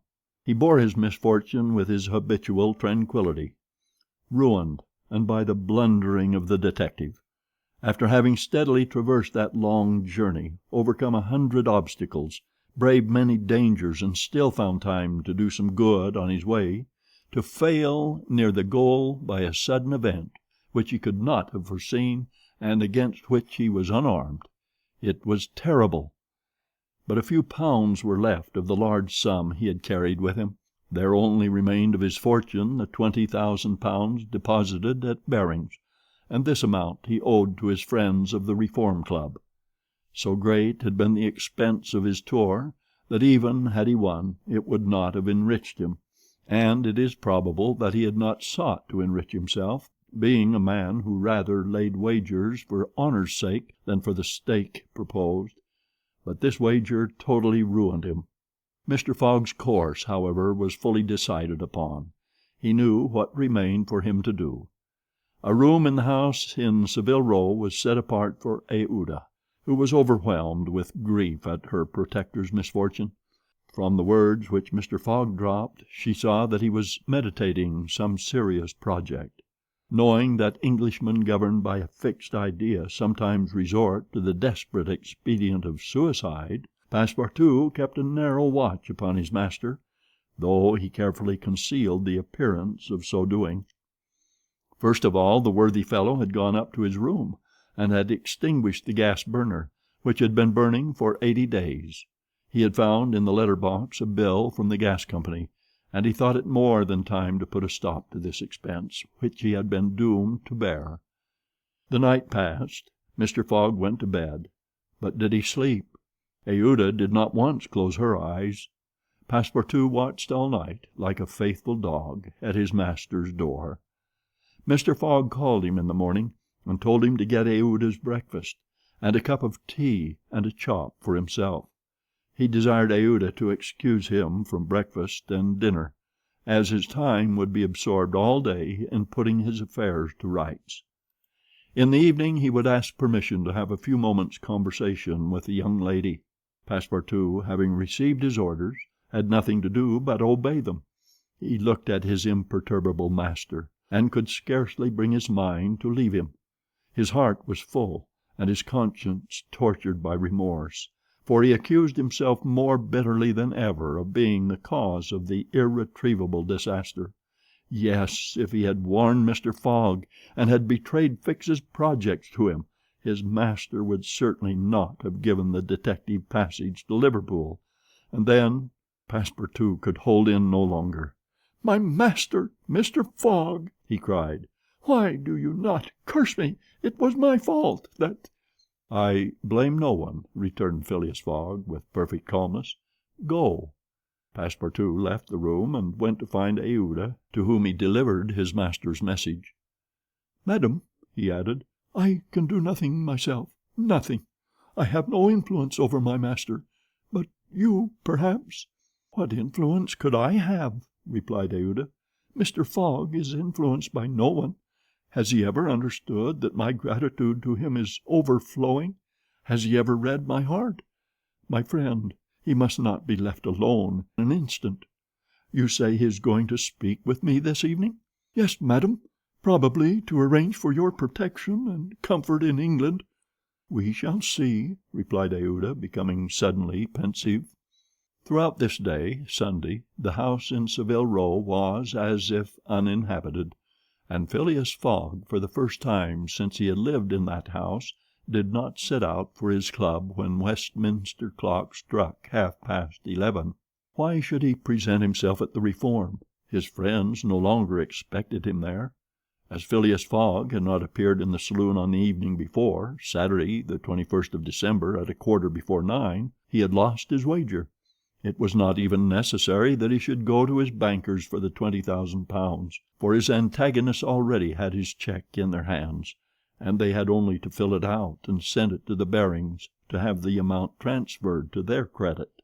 Mr. Fogg, therefore, had no reason for going out, and so he remained at home. He shut himself up in his room, and busied himself putting his affairs in order. Passepartout continually ascended and descended the stairs. The hours were long for him. He listened at his master's door, and looked through the keyhole, as if he had a perfect right so to do, and as if he feared that something terrible might happen at any moment. Sometimes he thought of Fix, but no longer in anger. Fix, like all the world, had been mistaken in Phileas Fogg, and had only done his duty in tracking and arresting him, while he, Passepartout— This thought haunted him, and he never ceased cursing his miserable folly. Finding himself too wretched to remain alone, he knocked at Aouda's door, went into her room, seated himself without speaking in a corner, and looked ruefully at the young woman. Aouda was still pensive. About 7:30 in the evening Mr. Fogg sent to know if Aouda would receive him, and in a few moments he found himself alone with her. Phileas Fogg took a chair and sat down near the fireplace, opposite Aouda. No emotion was visible on his face. Fogg returned was exactly the Fogg who had gone away. There was the same calm, the same impassibility. He sat several minutes without speaking. Then, bending his eyes on Aouda, "Madam," said he, "will you pardon me for bringing you to England?" "I, Mr. Fogg?" replied Aouda, checking the pulsations of her heart. "Please let me finish," returned Mr. Fogg. "When I decided to bring you far away from the country which was so unsafe for you, I was rich, and counted on putting a portion of my fortune at your disposal. Then your existence would have been free and happy. But now I am ruined." "I know it, Mr. Fogg," replied Aouda, "and I ask you in my turn, will you forgive me for having followed you, and, who knows, for having perhaps delayed you, and thus contributed to your ruin?" "Madam, you could not remain in India, and your safety could only be assured by bringing you to such a distance that your persecutors could not take you." "So, Mr. Fogg," resumed Aouda, "not content with rescuing me from a terrible death, you thought yourself bound to secure my comfort in a foreign land?" "Yes, madam, but circumstances have been against me. Still, I beg to place the little I have left at your service." "But what will become of you, Mr. Fogg?" "As for me, madam," replied the gentleman coldly, "I have need of nothing." "But how do you look upon the fate, sir, which awaits you?" "As I am in the habit of doing." "At least," said Aouda, "want should not overtake a man like you. Your friends—" "I have no friends, madam." "Your relatives—" "I have no longer any relatives." "I pity you, then, Mr. Fogg, for solitude is a sad thing, with no heart to which to confide your griefs. They say, though, that misery itself, shared by two sympathetic souls, may be borne with patience." "They say so, madam." "Mr. Fogg," said Aouda, rising and seizing his hand, "do you wish at once a kinswoman and friend? Will you have me for your wife?" Mr. Fogg, at this, rose in his turn. There was an unwonted light in his eyes, and a slight trembling of his lips. Aouda looked into his face. The sincerity, rectitude, firmness, and sweetness of this soft glance of a noble woman, who could dare all to save him, to whom she owed all, at first astonished and then penetrated him. He shut his eyes for an instant, as if to avoid her look. When he opened them again, "I love you," he said, simply. "Yes, by all that is holiest, I love you, and I am entirely yours." "Ah!" cried Aouda, pressing his hand to her heart. Passepartout was summoned, and appeared immediately. Mr. Fogg still held Aouda's hand in his own. Passepartout understood, and his big round face became as radiant as the tropical sun at its zenith. Mr. Fogg asked him if it was not too late to notify the Reverend Samuel Wilson, of Marylebone Parish, that evening. Passepartout smiled his most genial smile, and said, "Never too late." It was 5 minutes past 8. "Will it be for tomorrow, Monday?" "For tomorrow, Monday," said Mr. Fogg, turning to Aouda. "Yes, for tomorrow, Monday," she replied. Passepartout hurried off as fast as his legs would carry him. Chapter 36, in which Phileas Fogg's name is once more at a premium on 'Change. It is time to relate what a change took place in English public opinion when it transpired that the real bank robber, a certain James Strand, had been arrested on the 17th day of December, at Edinburgh. 3 days before, Phileas Fogg had been a criminal who was being desperately followed up by the police. Now he was an honorable gentleman, mathematically pursuing his eccentric journey around the world. The papers resumed their discussion about the wager. All those who had laid bets for or against him revived their interest. As if by magic, the Phileas Fogg bonds again became negotiable, and many new wagers were made. Phileas Fogg's name was once more at a premium on 'Change. His 5 friends of the Reform Club passed these 3 days in a state of feverish suspense. Would Phileas Fogg, whom they had forgotten, reappear before their eyes? Where was he at this moment? The 17th of December, the day of James Strand's arrest, was the 76th since Phileas Fogg's departure, and no news of him had been received. Was he dead? Had he abandoned the effort? Or was he continuing his journey along the route agreed upon? And would he appear on Saturday, the 21st of December, at 9:15 in the evening, on the threshold of the Reform Club saloon? The anxiety in which, for 3 days, London society existed cannot be described. Telegrams were sent to America and Asia for news of Phileas Fogg. Messengers were dispatched to the house in Savile Row, morning and evening. No news. The police were ignorant what had become of the detective, Fix, who had so unfortunately followed up a false scent. Bets increased, nevertheless, in number and value. Phileas Fogg, like a racehorse, was drawing near his last turning point. The bonds were quoted no longer at 100 below par, but at 20, at 10, and at 5, and paralytic old Lord Albemarle bet even in his favor. A great crowd was collected in Pall Mall and the neighboring streets on Saturday evening. It seemed like a multitude of brokers permanently established around the Reform Club. Circulation was impeded, and everywhere disputes, discussions, and financial transactions were going on. The police had great difficulty in keeping back the crowd, and as the hour when Phileas Fogg was due approached, the excitement rose to its highest pitch. The 5 antagonists of Phileas Fogg had met in the great saloon of the club: John Sullivan and Samuel Fallentin, the bankers; Andrew Stewart, the engineer; Gauthier Ralph, the director of the Bank of England; and Thomas Flanagan, the brewer. One and all waited anxiously.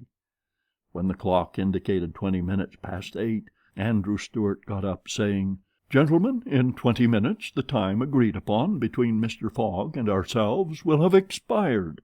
"What time did the last train arrive from Liverpool?" asked Thomas Flanagan. "At 23 minutes past 7, replied Gauthier Ralph, "and the next does not arrive till 10 minutes after 12. "Well, gentlemen," resumed Andrew Stewart, "if Phileas Fogg had come in the 7:23 train, he would have got here by this time. We can, therefore, regard the bet as won." "Wait, don't let us be too hasty," replied Samuel Fallentin. "You know that Mr. Fogg is very eccentric. His punctuality is well known. He never arrives too soon or too late, and I should not be surprised if he appeared before us at the last minute." "Why," said Andrew Stuart nervously, "if I should see him I should not believe it was he."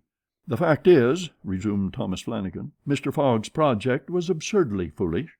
Whatever his punctuality, he could not prevent the delays which were certain to occur, and a delay of only 2 or 3 days would be fatal to his tour." "Observe, too," added John Sullivan, "that we have received no intelligence from him, though there are telegraphic lines all along his route." "He has lost, gentlemen," said Andrew Stuart. "He has 100 times lost. You know, besides, that the China, the only steamer he could have taken from New York to get here in time, arrived yesterday. I have seen a list of the passengers, and the name of Phileas Fogg is not among them. Even if we admit that fortune has favored him, he can scarcely have reached America. I think he will be at least 20 days behindhand, and that Lord Albemarle will lose a cool 5,000. "It is clear," replied Gauthier Routh, "and we have nothing to do but to present Mr. Fogg's check at Barings tomorrow." At this moment the hands of the club clock pointed to 20 minutes to 9. "5 minutes more," said Andrew Stuart. The 5 gentlemen looked at each other. Their anxiety was becoming intense, but not wishing to betray it, they readily assented to Mr. Fallentin's proposal of a rubber. "I wouldn't give up my 4,000 of the bet," said Andrew Stuart, as he took his seat, "for 3,999. The clock indicated 18 minutes to 9. The players took up their cards, but could not keep their eyes off the clock. Certainly, however secure they felt, minutes had never seemed so long to them. 17 minutes to 9, said Thomas Flanagan, as he cut the cards which Ralph handed to him. Then there was a moment of silence. The great saloon was perfectly quiet, but the murmurs of the crowd outside were heard, with now and then a shrill cry. The pendulum beat the seconds, which each player eagerly counted, as he listened, with mathematical regularity. 16 minutes to 9, said John Sullivan, in a voice which betrayed his emotion. 1 minute more, and the wager would be won. Andrew Stuart and his partners suspended their game. They left their cards and counted the seconds. At the 40th second, nothing. At the 50th, still nothing. At the 55th, a loud cry was heard in the street, followed by applause, hurrahs, and some fierce growls. The players rose from their seats. At the 57th second, the door of the saloon opened, and the pendulum had not beat the 60th second when Phileas Fogg appeared, followed by an excited crowd who had forced their way through the club doors, and in his calm voice said, "Here I am, gentlemen." Chapter 37, in which it is shown that Phileas Fogg gained nothing by his tour around the world, unless it were happiness. Yes, Phileas Fogg in person. The reader will remember that at 5 minutes past 8 in the evening, about 25 hours after the arrival of the travellers in London, Passepartout had been sent by his master to engage the services of the Reverend Samuel Wilson in a certain marriage ceremony which was to take place the next day. Passepartout went on his errand enchanted. He soon reached the clergyman's house, but found him not at home. Passepartout waited a good 20 minutes, and when he left the reverend gentleman it was 35 minutes past 8. But in what a state he was! With his hair in disorder, and without his hat, he ran along the street as never man was seen to run before, overturning passers-by, rushing over the sidewalk like a waterspout. In 3 minutes he was in Savile Row again, and staggered back into Mr. Fogg's room. He could not speak. "What is the matter?" asked Mr. Fogg. "My master!" gasped Passepartout. "Marriage! Impossible!" "Impossible?" "Impossible for tomorrow." "Why so?" "Because tomorrow is Sunday." "Monday," replied Mr. Fogg. "No, today is Saturday." "Saturday? Impossible." "Yes, yes, yes, yes!" cried Passepartout. "You have made a mistake of 1 day. We arrived 24 hours ahead of time. but there are only 10 minutes left." Passepartout had seized his master by the collar and was dragging him along with irresistible force. Phileas Fogg, thus kidnapped without having time to think, left his house, jumped into a cab, promised £100 to the cabman, and having run over 2 dogs and overturned 5 carriages, reached the Reform Club. The clock indicated 9:15 when he appeared in the great saloon. Phileas Fogg had accomplished the journey round the world in 80 days. Phileas Fogg had won his wager of £20,000. How was it that a man so exact and fastidious could have made this error of a day? How came he to think that he had arrived in London on Saturday, the 21st day of December, when it was really Friday, the 20th, the 79th day only from his departure? The cause of the error is very simple. Phileas Fogg had, without suspecting it, gained 1 day on his journey, and this merely because he had traveled constantly eastward. He would, on the contrary, have lost a day had he gone in the opposite direction, that is, westward. In journeying eastward he had gone towards the sun, and the days therefore diminished for him as many times 4 minutes as he crossed the degrees in this direction. There are 360 degrees on the circumference of the earth, and these 360 degrees multiplied by 4 minutes gives precisely 24 hours. That is the day unconsciously gained. In other words, while Phileas Fogg, going eastward, saw the sun pass the meridian 80 times, his friends in London only saw it pass the meridian 79 times. This is why they awaited him at the Reform Club on Saturday, and not Sunday, as Mr. Fogg thought. And Passepartout's famous family watch, which had always kept London time, would have betrayed this fact if it had marked the days as well as the hours and the minutes. Phileas Fogg, then, had won the £20,000, but as he had spent nearly 19,000 on the way, the pecuniary gain was small. His object was, however, to be victorious and not to win money. He divided the £1,000 that remained between Passepartout and the unfortunate Fix, against whom he cherished no grudge. He deducted, however, from Passepartout's share the cost of the gas, which had burned in his room for 1920 hours, for the sake of regularity. That evening Mr. Fogg, as tranquil and phlegmatic as ever, said to Aouda, "Is our marriage still agreeable to you?" "Mr. Fogg," replied she, "it is for me to ask that question. You were ruined, but now you are rich again." "Pardon me, madam, my fortune belongs to you. If you had not suggested our marriage, my servant would not have gone to the Reverend Samuel Wilson's. I should not have been apprised of my error, and—" "Dear Mr. Fogg," said the young woman. "Dear Aouda," replied Phileas Fogg. It need not be said that the marriage took place 48 hours after, and that Passepartout, glowing and dazzling, gave the bride away. Had he not saved her, and was he not entitled to this honor? The next day, as soon as it was light, Passepartout rapped vigorously at his master's door. Mr. Fogg opened it, and asked, "What's the matter, Passepartout?" "What is it, sir? Why, I've just this instant found out—" "What?" "That we might have made the tour of the world in only 78 days." "No doubt," returned Mr. Fogg, "by not crossing India. But if I had not crossed India, I should not have saved Aouda. She would not have been my wife, and—" Mr. Fogg quietly shut the door. Phileas Fogg had won his wager, and had made his journey around the world in 80 days. To do this he had employed every means of conveyance: steamers, railways, carriages, yachts, trading vessels, sledges, elephants. The eccentric gentleman had throughout displayed all his marvelous qualities of coolness and exactitude. But what then? What had he really gained by all this trouble? What had he brought back from this long and weary journey? Nothing, you say? Perhaps so. Nothing but a charming woman, who, strange as it may appear, made him the happiest of men. Truly, would you not for less than that make the tour around the world? End of chapter 37. End of Around the World in 80 Days by Jules Verne. Translated by George Makepeace Towell.